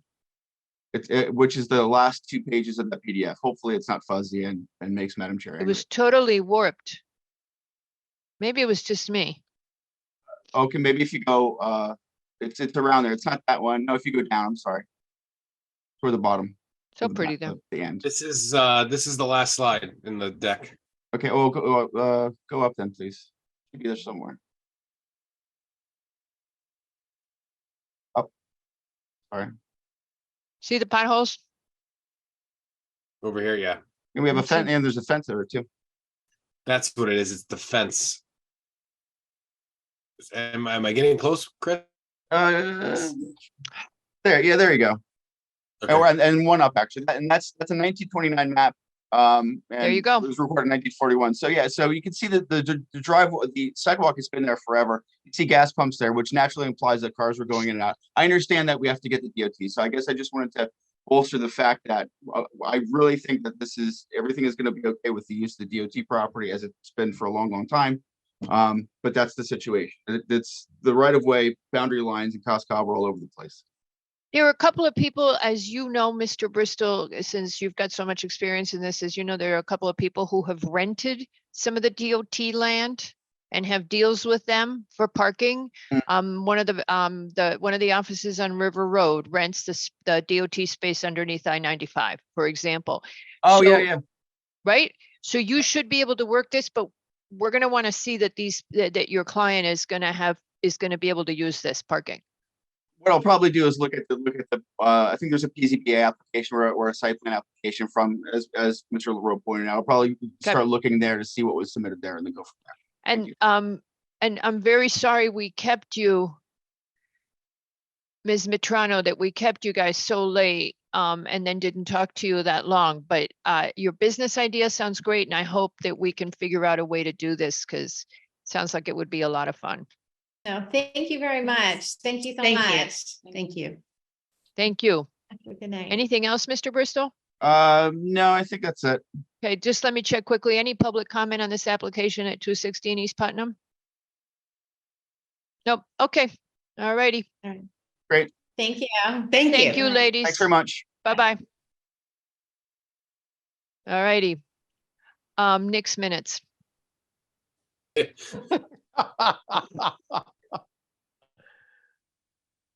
Okay. Like the next hours. See, that's not it. That's not it. I don't think that Chris Bristol knew that's how we always do the pre-apps, that we just go, boom, here's the 3 issues, because otherwise we get a half-hour presentation. Well, I think in some respects, I'm sympathetic. How would he know? He's probably sat through the hour and a half pre-app. No, but we've been routinely saying to the applicant, we discussed this, we know what this is, and here's your 3 issues. We've been saying that, so maybe just let's keep refreshing the applicants that that's what we want to do. Mr. Mack, I are you ready? second that. I second it. Yeah. Yes, minutes, as the minutes for the 12/1/20, 12/15/20, and the 1/20/21 public hearings have been distributed. Are there any corrections? No, sir. And Hearing February 10, 21? February Uh, 10? He didn't say that. I No, think there's 4, right, Nick? It's 4. is there 4? Yes, Yeah. there's 4. See, that's why we pay Mary the Well, big if bucks. if you haven't read the 4th one, then let's just push it to the meeting. I don't. It's listed in the agenda though. Oh, well, we could poll everybody and see how many people have read these minutes. I mean, Okay, so what is it? 1/20/21 and 2/10/21. 21. Yes. Getting closer to 23, isn't that great? Are there any questions? Are any corrections? No, sir. neither. Hearing no requested corrections to the minutes, therefore a motion to approve the minutes as distributed. Motion to Okay. approve. All right. Motion to approve. Who seconds? I do. Second. Ms. Jenkins has seconded. Mr. McRae, how do you vote? Aye. Low. Aye. Ms. Jenkins, Aye. Mr. Levy, Aye. Albin is also aye, and with that, the motion passes 5-0. And Nick, goodbye. Okay, are we discussing or doing any, or having an action on Oh, Hamilton Avenue? No, Okay, no, it doesn't look like it. It looks like we need to get an answer from sewer if at all we can, and then we got to figure out, we're gonna have to figure out how to thread the needle. Because we've run into this exact same issue before, and it was a problem in court for us. Hello. I know. I Yeah, know. something That's why gotta- I got so, I know, I'm sorry, you guys. I got cranky, but I just felt so frustrated because we've run into this issue before. Let's not talk about an application that's open, but I mean, that's closed. We're not going to talk about it. We've been to this party. Go ahead. We've been to this party. Okay, folks. So we're not going to do anything else but talk about 420. So bye. Okay. You can leave, Nick. Bye. So I'd like to propose that we go ahead and decide 420 Field Point Road. And I think before we do that, we have a discussion about it. I've drafted something that could go wherever you guys land. It just will take a little jiggering around, but I think we can get it done in short order. Does anybody want to lead off a discussion? Sure. Just to clarify, this is an opportunity to express how we really feel about the components of this application. Am I right? Yes, sir. yes. Good. So Mary, Yes, sir. you don't have to hold back here. Wasn't that, I felt Just I to felt be like I was, clear. Just tell us how you really feel. But anyway, no, I'm actually serious. This is an opportunity that we can toss around how our views have evolved. Am I right, Madam Chair? Okay. She can go away. I'm here. Oh, I'm just nodding. Sorry. All right. So go ahead, you guys, express views. well, I think Peter's probably volunteered me. I was troubled by the nonconformity of this from the beginning, and having taken that 8-hour seminar last weekend, I find it difficult to believe that it is a strong legal conclusion that expanding the footprint of a non-conforming use is not expansion. I think it's the classic example of expansion.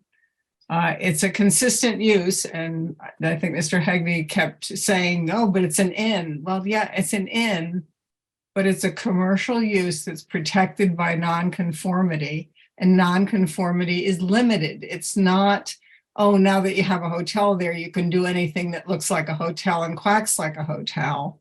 You are limited to the protection of the law that you were offered when you became illegal.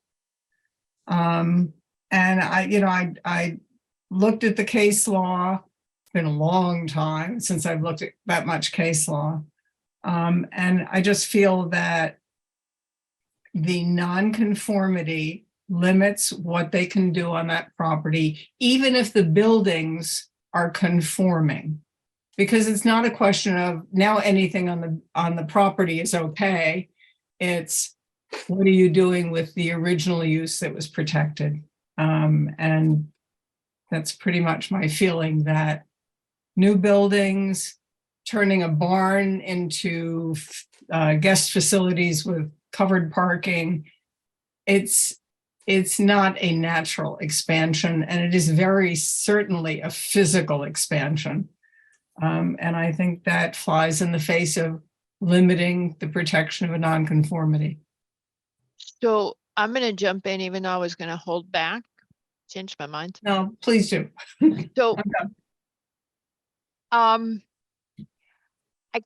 agree with Mary, and there's a part that I'm not sure about.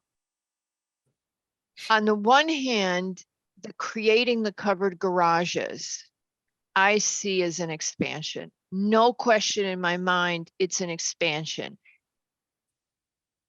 Cars have not changed. They didn't need to be indoors for 100 years or whatever number, 180 years, or I mean, they haven't needed, whatever the cars have been around, they didn't need to be indoors, and suddenly they need to be around, and now they need their own room. And I consider that there's no change in the environment, there's nothing different, and suddenly the cars need their own room, and I see that as an expansion. Where I'm struggling is on adding room, on making the rooms bigger. Is that an expansion or not? Because it's the same use. No question, it's an inn and it's a room, and they think that the rooms should be bigger. And is that like the elephant growing in the classic case of a legal, of an intensification of the use, where you're just going to have a bigger room? We took out the washing machines. We said no kitchens. But is it okay that the rooms take up more total space because there's a market for bigger rooms? I don't know the answer to that. That's where I'm stuck. I'm I'm totally comfortable that the garages are an expansion. Yeah. And So go ahead. What troubles you about them expanding the size of the rooms? I don't think that's doesn't I don't think really- that's the issue for us. But I mean, Mary at one point in her dialogue with Hegney, and I think she said it again right now, the rooms, the suites being bigger, she saw that as an expansion as well. Is that correct, Mary? Well, I think particularly given the fact that there's now a new building that contain, I mean, Hegney keeps going, oh, we're reducing it because it's 14 instead of 19. You've got, between the conversion of the barn and the building of the new building, you've got rooms of some sort that you have square footage, new square footage used for guest facilities that did not exist, that does not exist now. Well, of course, they're working on the barn, it probably does.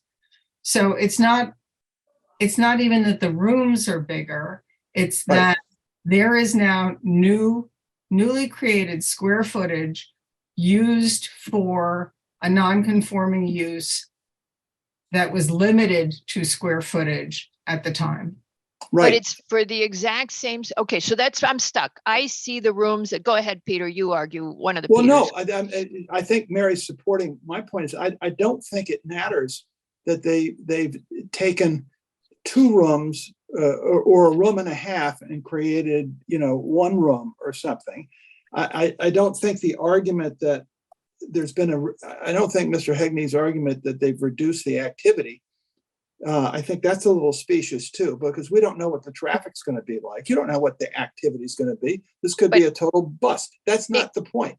In theory, though, and you've got to go back to the zoning facts, they are going to have 14 rooms instead of 19. So I would argue here that they're de-intensifying the use because they have less guest capacity. Doesn't that depend on occupancy?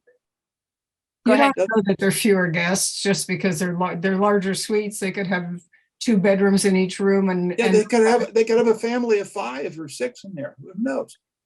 But I don't think that's the point. But that's a natural outgrowth of the inn, potentially. I see it as a natural outgrowth of the inn use. I wouldn't be conflicted about that. I think the areas of conflict is what is a clear expansion by building these extra buildings, in the case of the quote stables or garage, that is clearly an expansion. I happen to think Mr. Hegney's citing of Zach's, I read some of these opinions too.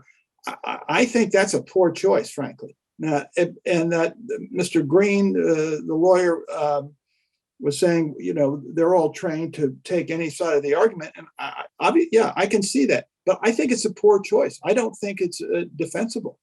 Okay, so I think it's a clear expansion. Okay, so I haven't heard anything to disabuse me of that. But anyway. All right, so let me see if I got this. No enclosed garages. Therefore, no stable building. No attached garage building, because we said no enclosed garages. And now tell me, the relocated barn, can it have guest rooms? It's been used for storage. Why is it all of a sudden being used for guests?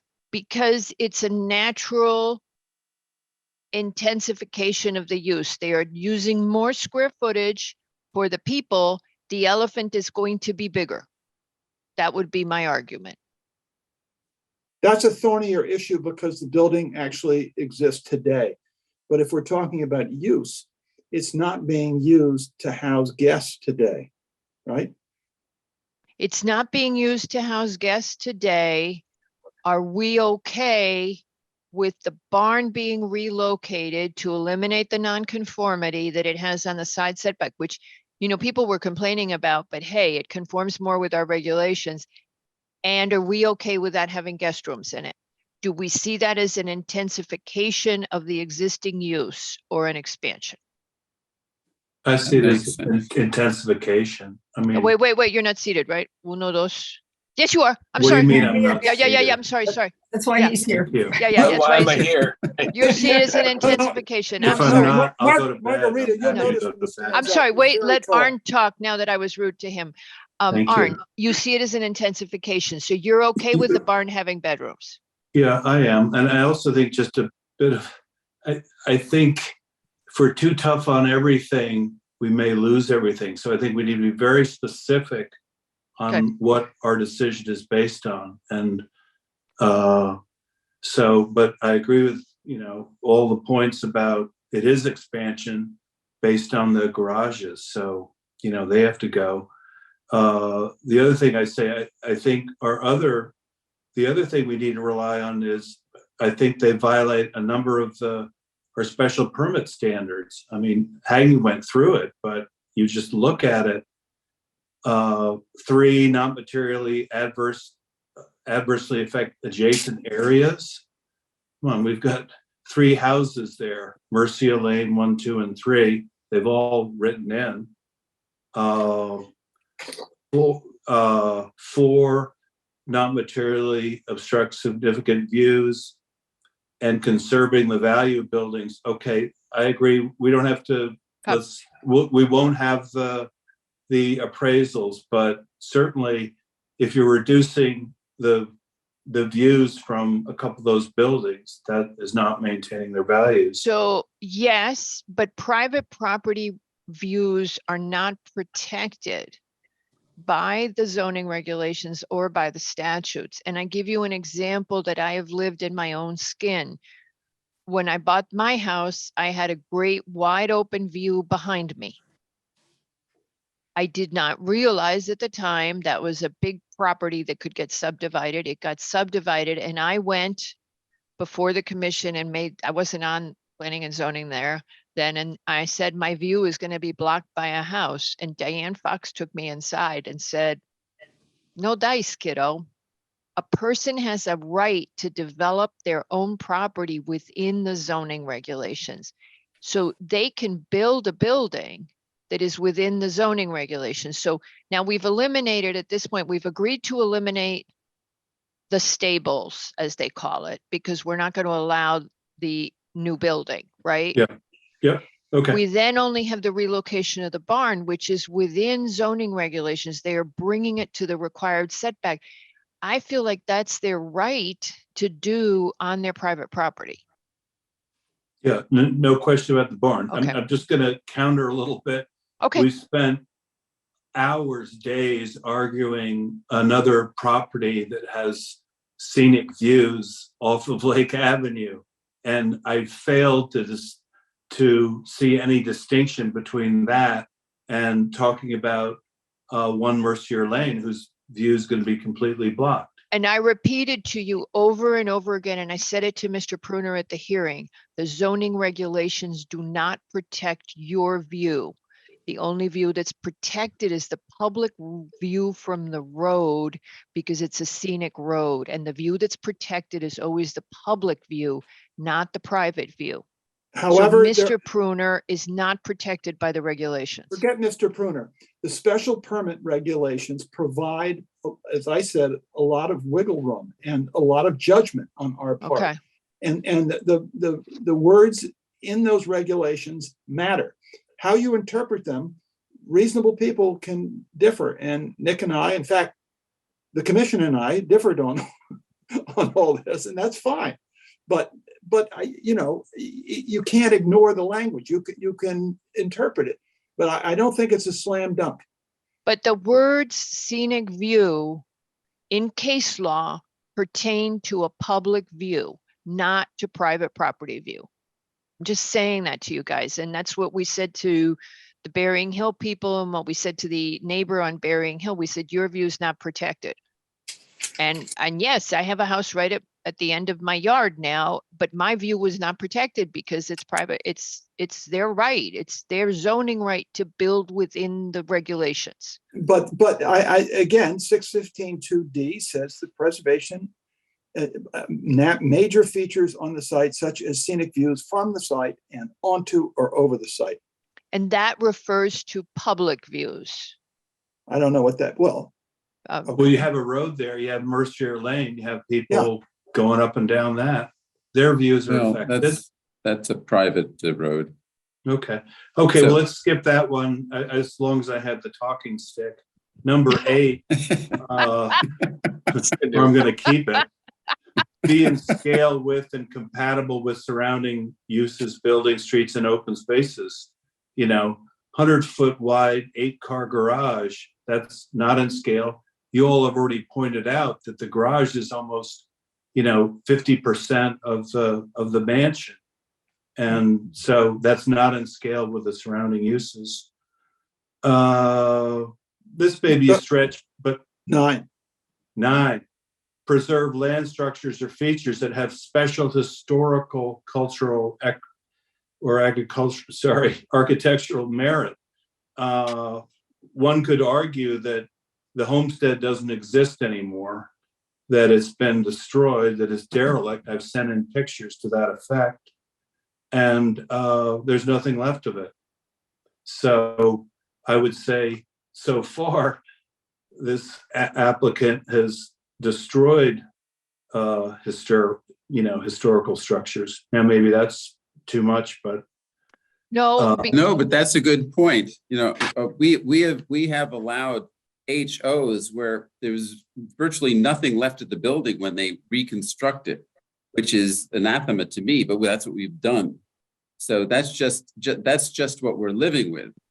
I agree with you completely, but the reality is that we've have simply allowed applicants to not restore, but to renovate structures, which has nothing to do with restoration. And the proportions and scale of buildings of these old buildings have been altered, which is the whole point. You're not supposed to be doing it, and giving them an HO. So unfortunately, we don't seem to have enough teeth in our quiver to keep these old houses together. And maybe rightly so, because not only is there a problem with the cost of maintaining an older structure, but the practicality of it, which I don't have to go into. So yes, but I agree with you completely, Arne. okay, so coming back to the building that we have a New York Times article in the public record. This applicant did a building that fell down, an old inn that fell down. But Mr. Hegney has agreed that if something bad happens to the building, they have to come back into us. Even though that's not the subject of this application, he gave us that concession. So I think we should have that condition in our approval because the applicant has agreed to it. Well, I would argue that in part that's small solace. It's small solace, but you get what you get. You get what you can. What else are you going to do? If they knock the building down, all we can do is tell them you don't have an approval anymore. We can't tell them not to knock the building down. I mean, you get what you can get. That's what I would say. Go ahead. I interrupted you. I'm sorry. Why is it small solace? No, you articulated it very well. I did. No, I mean, everybody knows why it's small solace. If the thing is destroyed, it's destroyed. And then you say, all right, but now you have to come back and talk to us. Well, great. Who cares? I mean, what are we going to do? Deny? The regulations stipulate that This they is the can. sorry If the state. thing is destroyed or collapses because there was a gust of wind, they are allowed to rebuild. So that's what I mean about small solace. All But they're right, allowed- so But Go they're ahead. allowed to rebuild on the same footprint. I'm going back to the physical expansion issue. Yeah, no, yes, I'm with you all the way. okay, know. so Can I Mary, yeah, I'm ahead. going to do one more try on the physical expansion. There's plenty of case law in Connecticut that says physical expansion of a non-conforming use, whether by erection of a new structure, a structural alteration materially increasing the size of an existing structure, or any similar expansion of building structures or other improvements dedicated to the non-conforming use, ordinarily constitutes an impermissible expansion of the non-conforming use. And what the law does, it says, if you have a building that makes widgets and at the time of the nonconformity, you're only using half of it. And ultimately you're so popular that you have to make more widgets. So you use the rest of the existing building to make widgets. That's an intensification. That's a natural expansion of what you were doing at the time you became nonconforming. It's very different to say, okay, new buildings, new uses, new structures, where there is an actual physical expansion. I mean, what we're looking for is expansion, and it's a physical expansion. It's a close call, it's a factual call, but I think we've got facts to make that argument, among others. I mean, clearly, new space, whether it's for a non-conforming use or not, is still new space. And I feel I almost feel more confident about that than the garages. And it's not a protected non-conforming use. It Exactly. doesn't fall within the protection, right? So Exactly. we got 3 doors that I'm seeing in front of us. Door number 1, that we're kind of, I think, all on the same page on at this point, is no stable, no attached garage. Do you mean that no, you don't want any apartments in any new building? Is that the point? Right. No, we No don't want to use. adding, yeah, New no, use. yeah, Not a use that is not a natural expansion of an inn. okay, then, and no Aren't they stable, tearing down a building to No. build? I no, thought there was a. they're tearing it down and then they're putting it back up. Yeah. The The barn. barn, they're The folding barn. the barn over and it's kind of rotting and not in great shape if you went to look at So it. And if then they are, so they're re-erecting it and then the they're re- building a new stable building with 8 parking spaces in the bottom and the what, suites but on what if top. they just renovated that building that was there? And The not- barn, No, not the barn. The barn they're moving. they're not renovating any building that's there. What they're doing is building a brand new stable building with 8 No, park- they are. No, but are they renovating. tearing down, are they tearing down a stable building? No, No, No. the brand new one. it's a brand There's new no building. existing one. Okay, so it's not really a stable because there's no stable No, there. No, they're They're just trying calling it not to that. call it They're a just calling it garage. that. They did that Okay. The The intentionally. garage. They did that It's a intentionally. They did it garage to with fool you, rooms. Peter. Do you remember the carriage house on 21 Calhoun Drive? Okay. Yeah, stop. Okay, so Peter, they're not tearing down a building to build a new building. They are building a brand new building that they're calling the stables to make it sound quaint, Old. but it's 8 garage spaces with rooms over it. Our first door is we get rid of that building. And then the other thing is that they were going to attach a 2-car garage to the relocated barn building. We would get rid of that. That's door number 1 with a whole bunch of conditions and boilerplate, but that's the basic thing. Excuse me, just for clarification, are they attaching an addition to that, or are they Yes, the incorporating? garage, no, Are the they garage is, incorporating spaces in the barn? if I could answer you, the garage is attached to the barn. It's a 2-car garage attached to the barn. New. Okay, so we would trash the stables and the attached 2-car garage.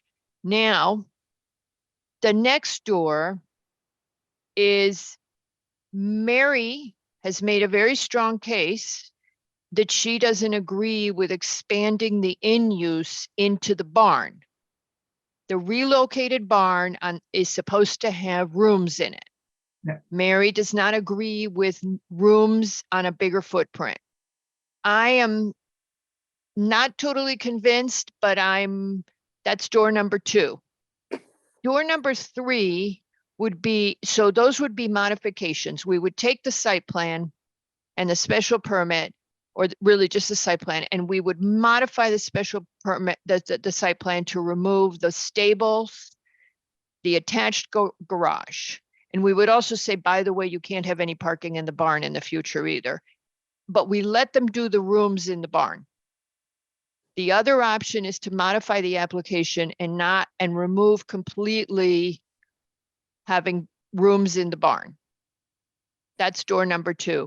And door number 3 would be if you all feel strongly enough about this to completely deny it. But honestly, with door number 2, you've basically denied just about everything they're proposing and just told them to go ahead and, relocate the barn. But I don't agree with that. I think they're entitled to rebuild this, that's modify not the inn. before us. The remodeling of the inn is not before us. Oh, all right. I thought you were making a judgment on that. Okay, I'm sorry. No, the remodeling of the inn is not before us. Hegney made a concession to us that they would return if the inn fell down, but and he pointed out to us, the remodeling of the inn is not before you, but okay, I will do that. If it's what it takes to approve it. So do you guys want to deny it altogether, or do you just want to modify it? I was leaning to modifying and letting them go forward with what's left. And I was willing to let them keep the rooms in the barn. Okay, so But- the question, I think Door that, number 1 is okay by me, and I Just ditch all the garages. allowing them to have rooms in the barn, we have to ask ourselves, is that consistent with not allowing them to have rooms in the garage? And the argument. Wait, there aren't rooms. No, because the garage is the stables. Just keep calling it the stables. So we're saying the same thing. Yeah, I'm sorry. Yeah, Eliminate the I'm sorry, the stables, stable right. So, but because it's a new building. That's arguably a different matter from creating a whole new building. The barn is an existing building. And if I could see how it could be argued that they are, quote, intensifying the use of an existing facility by adding rooms. But when you're Mary adding disagrees with you. but adding a building and putting rooms such as the stables is a different matter. I mean, do other people agree with that distinction or not? I agree with the 2 Peters, option number 1. Okay, and Mary's argument is if you expand rooms into the barn, even though it's part of the existing footprint, you are expanding your use. And we're saying that's kind of really we're seeing it, the rest of us are seeing it as an intensification. Mary, one last shot at convincing us. Yeah, no, I mean, everybody has to remember that the use is still a non-conforming use. What you are saying then is it's okay once this property has been given permission to be used as a commercial hotel, they can have as much commercial hotel as they're permitted to have, as though it were in a business zone where you can have commercial hotels. No, ma'am. What we're saying is you cannot expand your footprint, but in your existing footprint, you may add rooms, and that is intensification. So it does say, but I'm sorry, Peter. Yeah, So go. you're taking down, you're denying the stable because of the garage. So what No, you're and doing- also because of the expansion, because you're adding to the footprint. Okay, so they can't come back with a non-garage stable building. No, ma'am. So the question is, Mary, is on that phrase, the same footprint. It's a question of whether or not the existing barn represents part of the old footprint into which they could offer an extra room or two or whatever they're proposing. And that would be an intensification of their existing, their existing footprint. Maybe, I don't know. Again, even though the theory is that that structure was never intended to be used for guests. Because, and I'm going to go back to baby elephant. Baby elephant is in your house and he grows. So the upstairs, which was storage, now has to accommodate his head. You demolish the ceiling in the ground floor so he can stick his head into the second floor. It could be argued, Mary, that this is that putting rooms in the barn represents natural growth because they have intensified into the barn area for the purpose of their inactivity. Because it's their current footprint. It was only used as storage, but the baby elephant's head has to go somewhere. He's bigger now. He needs bigger rooms. So you would let him stick his head into another space that you already own, but you won't expand the footprint. What happens if he has to go through the roof? Then I don't know what you do, because then you got to sell the air rights. He gets cold. What they're already doing in the other buildings, I love the elephant argument though. What they're already doing in the other buildings is they're changing things like meeting rooms and staff rooms into guest rooms. That I buy because those were rooms used for habitation.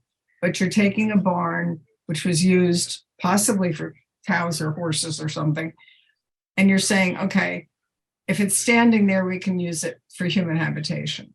I'm not, I can't really argue that one very strongly. Well, my concern, as long as we get rid of the stables and the garage. Right. My concern, Mary, is that we don't want, if we deny the barn, the stable issue, but we permit the barn issue, I want to make sure we're being consistent, because you don't want them to come back and say, wait a minute, that didn't make any sense. You allowed this here, but not over here. And the distinction has to be strong and based upon, and we ought to have some decent legal foundation for this, that one is the creation of an entirely new structure, and that's the defining element.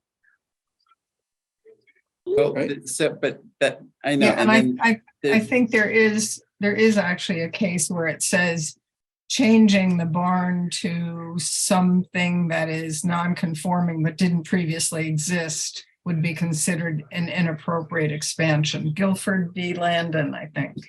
Well, I'll have to look. I read that we're making a lot of assumptions here because we don't know exactly how the property was used over the last 100 years completely. Well, yes. That's the applicant's And that's the other thing. So I don't know if we should make too many inferences here. And I think we need to look at what's in front of us right now and not go back in history so much. I think that the 1926 kind of direction is a little bit misplaced and is problematic. No, it's not problematic because it's when we first implemented zoning regulations. Yeah. And when it becomes I mean, as far as going all the way back there without having any real information on this property. But And it's again, only the date is only relevant because it's the date at which the building became non-conforming. And also the burden of proof. But we're making assumptions about the use then, and which we have scant information about. Yes. Only that it was used a certain way, not how And it again, was. the burden of conditioned. proof would have been on the applicant to give us that information, and surprisingly, they have chosen not to. There's Yes, some- but nonetheless, conforming use. I think it behooves us to be careful about what assumptions we make. That's all. And I'm I'm not saying into I making make them assumptions. because the record is deficient, because the applicant did not give us what they actually have an obligation to give us, which is a detailed description of how the non-conforming use arose. And They there may actually not have be to that show it's information. a legal non-conforming use, and we haven't required that. And they haven't given it to us. Okay, That's. but here we are. So Okay, we here we are. All right, shall we give a crack at it? I did not, Arn, just so you know, the only thing I didn't consider was the special permit standards, because when I went into them, I didn't think there was enough. They would have gone for denial. I think on the expansion argument, we have enough for a modification, so I didn't go with special permit. If you disagree, I'm totally open to adding special permit standards. I got to apologize to you guys first. I made a lot of notes, and on top of that, it was already really long. So brace yourselves. Well, I'm going to start. before you start, again, are we all confident about the legal footing so that they don't come back to us and say we're being inconsistent if we make that distinction between the barn and the garage, the stables? Okay, so I go back to Szymanczyk, and I keep saying my example is the elephant grows and his head bursts through the ceiling all into right, I the got it. Never mind. previously empty second Never mind. floor. Mr. Bristol, I got it. Okay, we're going. I think that's like The problem with the elephant is it is a broad enough metaphor that it can be used to support anything. I agree with you, but I'm just trying to say you're allowed to spill over into the rest of your quote building. And in this case, we're saying you can spill over into the rest of your existing footprint, but you cannot expand footprint further. Now, to Peter Levy's point, we don't know when they got to the footprint that they got to. And I did ask Law a quick question today about whether I could say, I don't even know how they got to that footprint. And to Peter Levy's, I mean, it was just like she said, be silent. Okay, so I'm going to give it a shot. When I stop doing boilerplate, you'll know. Okay, because I have to read the whole thing, right, Patrick? Not just the boilerplate. I mean, I got to do the boilerplate, right? Okay, you guys always. Okay, so as to the application of 420 Field Point Propco LLC for a final site plan and special permit to reduce the number of guest rooms from 19 to 14, relocate the existing barn, construct a new attached two-car garage, a new stable building with 8 parking spaces, and add 9 parking spaces on a 2.73 acre property located at 420 Field Point Road in the R20 zone. The restaurant is proposed to be renovated, but the applicant has not provided an existing or proposed seating plan. The applicant has noted the proposed seating would be reduced from 120 to 100 seats, but the distribution of bar and dining is not clear. Whereas, in the absence of a detailed description provided by or on behalf of the applicant of the chronological use of the property over time, it appears, and this is to you, Levy, it appears the property first began use as a hostelry in 1865, when it was used to house boarders and then became an inn over time. The said use predated the first adoption of Greenwich zoning regulations. Then in 1979, the property was sold, at which time a restaurant opened. The inn was again sold in 1997 and continued as the Homestead Inn. Whereas the commission notes that following completion of this project, the square footage of all accessory structures would exceed that of the current primary structure. Whereas the relocated barn would comply with the side setbacks, reducing the existing nonconformities. The restored inn will remain at non-conforming height of 3 stories. FAR and lot coverage for the property will remain conforming. Whereas the applicant has not detailed existing parking, but is now proposing 53 parking spaces on site, including 8 in the new stable building and 2 in the attached garage. It appears that 47 spaces would be necessary under the current proposal. Whereas per section 6158, the requirement for parking is as follows: hotel, motel, 1 per guest room, in addition to parking space required by other uses in the same building or on same lot. Restaurants, 1 per 3 persons dining, 1 per 2 persons at a bar, or the maximum based on fire code, plus 20 additional for employees. And that was, you guys were asking where the employee parking was. Whereas the applicant provided a drainage exemption form with a proposed increase in impervious surface of 448 square feet. The proposed drainage improvements include a subsurface dry well system designed for a 10-year storm event. A level spreader is also proposed to accommodate any potential additional runoff should the retention system reach capacity. Whereas the applicant provided an energy narrative which described the use of air source heat pumps, was silent on the source of DHW or if a heat pump hot water heater would be installed. No mention was made of incorporating renewable energy, a solar PV system with a battery storage, or if EV chargers would be installed in any garages. Whereas the Energy Management Advisory Committee recommended that at minimum, each building should be prepared to be solar ready, and garages should also be pre-wired for a level 2 EV charger installation. Whereas the Architectural Review Committee requested an electronic return at the 3/1/23 meeting with an updated landscape plan to include additional planting. The ARC noted the refuse should be screened as well.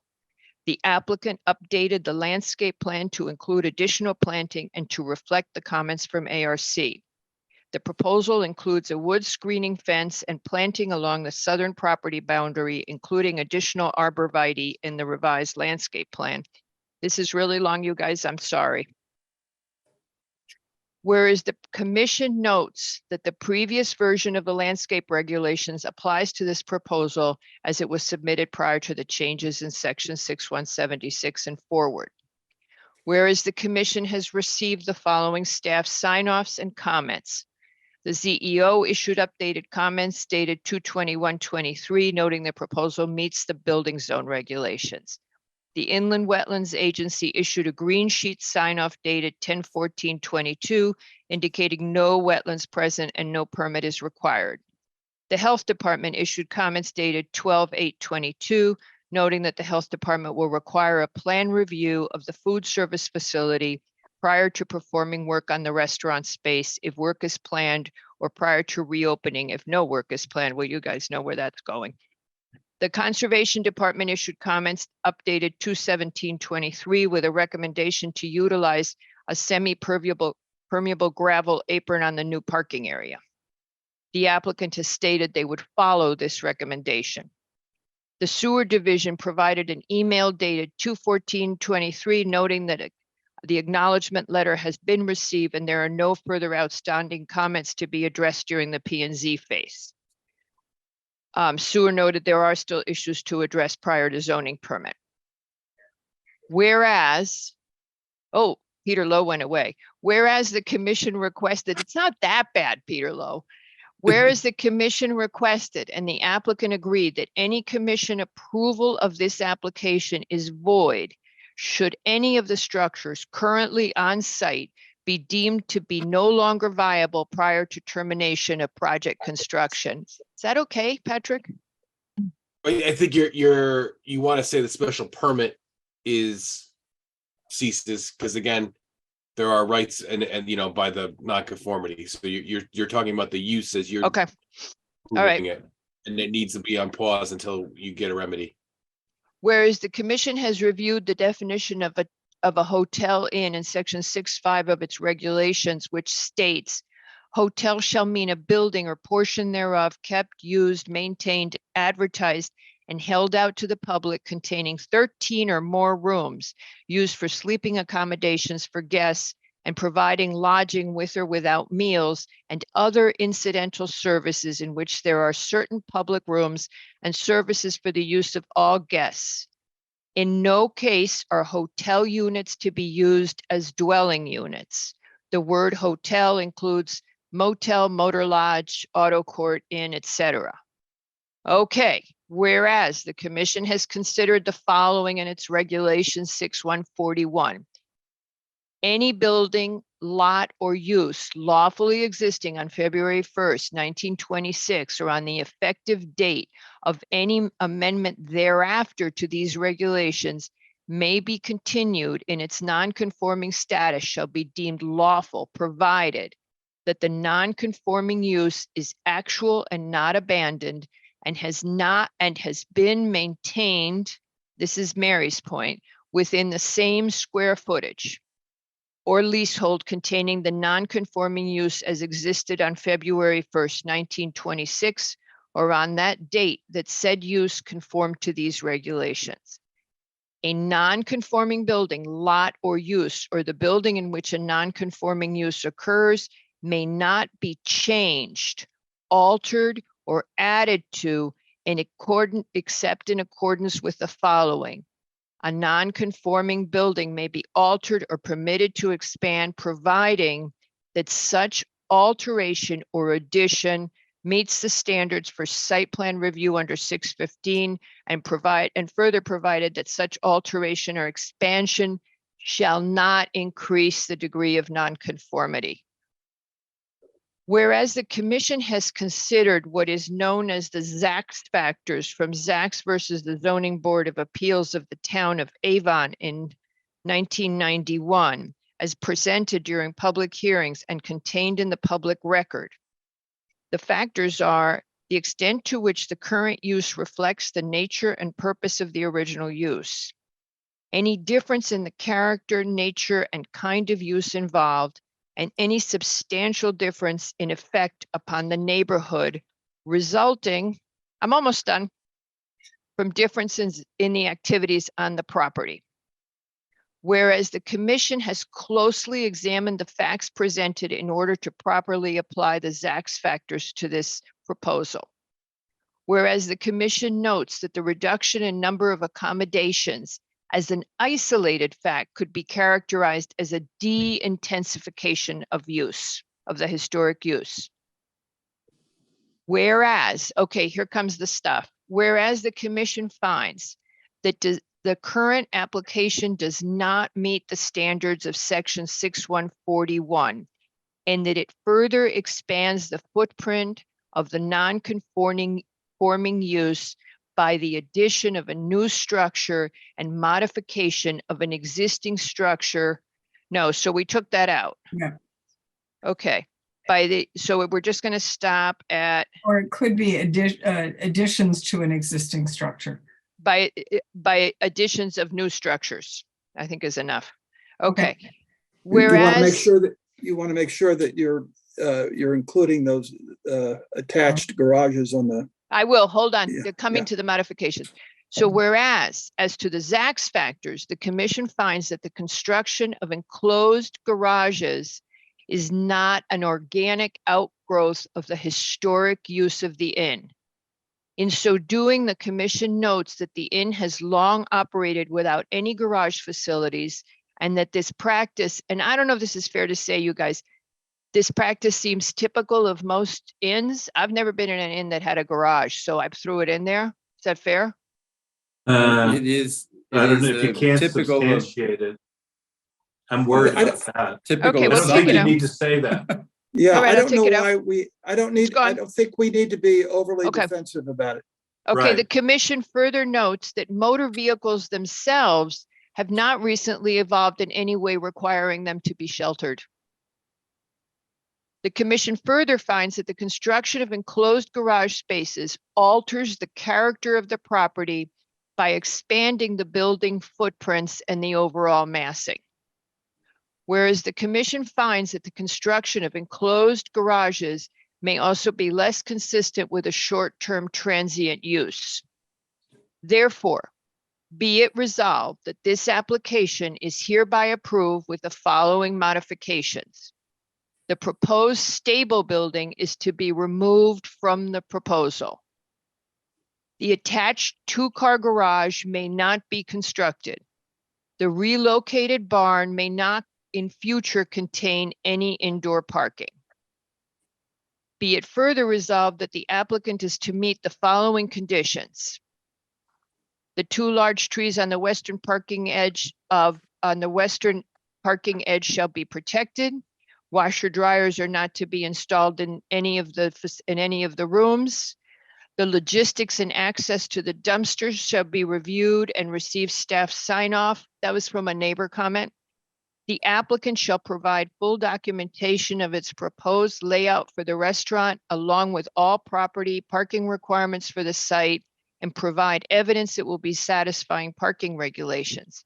The applicant shall work with both the health and sewer departments to obtain all necessary permits. Any changes in signage or lighting shall be submitted to the ARC. All other outstanding staff and departmental comments to be addressed. Okay, what I missed, what do you want out? Well, I just want to Kitchen. ask a Yeah. question. Kitchens, Oh, kitchens. no washers, So- dryers, or kitchens. So when That's you said no washer dryer, I think I would just add, or any other kitchen appliances, right? No, because you can have a wet bar. They have wet bars and you can have a microwave and a Bar. coffee maker. Like how many times have you been in a hotel room with a coffee maker Yeah, a wet bar. and a wet bar? And a half. All right, so you have to refrigerator. be explicit about, there's no, Just kitchen or kitchen. A kitchen has a definition in our regulations. okay. Yeah. But I would just So- tie that in, I mean, I'd lump that in with a washer and dryer. Washer dryers or neither kitchen. washer dryers nor kitchen are to be installed. Okay. So- What else, you guys?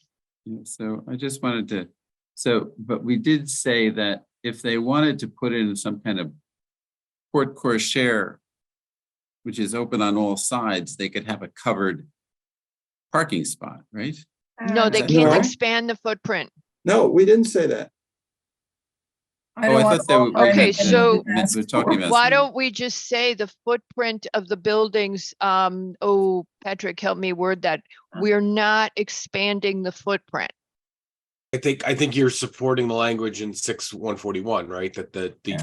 existing use But is if, not. if there is but in other words, if you have a roof with no sides to it, isn't that considered not adding to?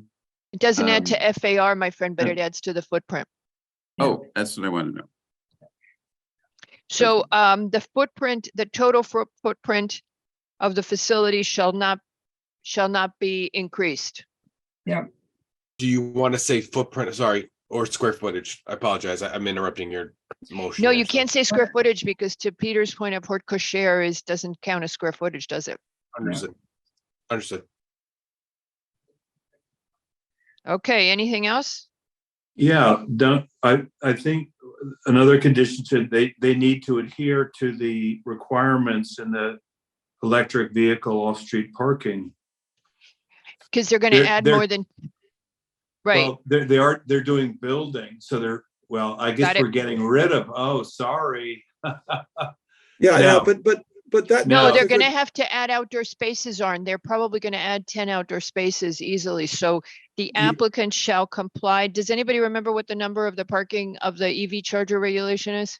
Yeah, well, it's 30. Number 30 but requires, yeah, go ahead. No, Art. but this the is- number, this is- Where's the new construction, guys?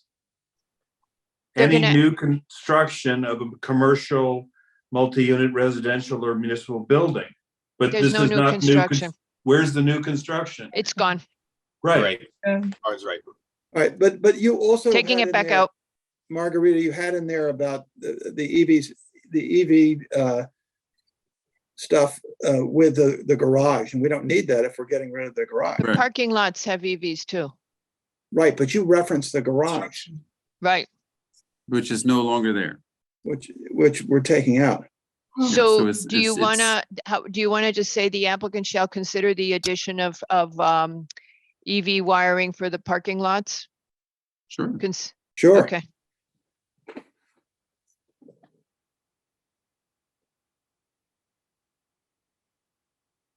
Maybe a good idea. Okay,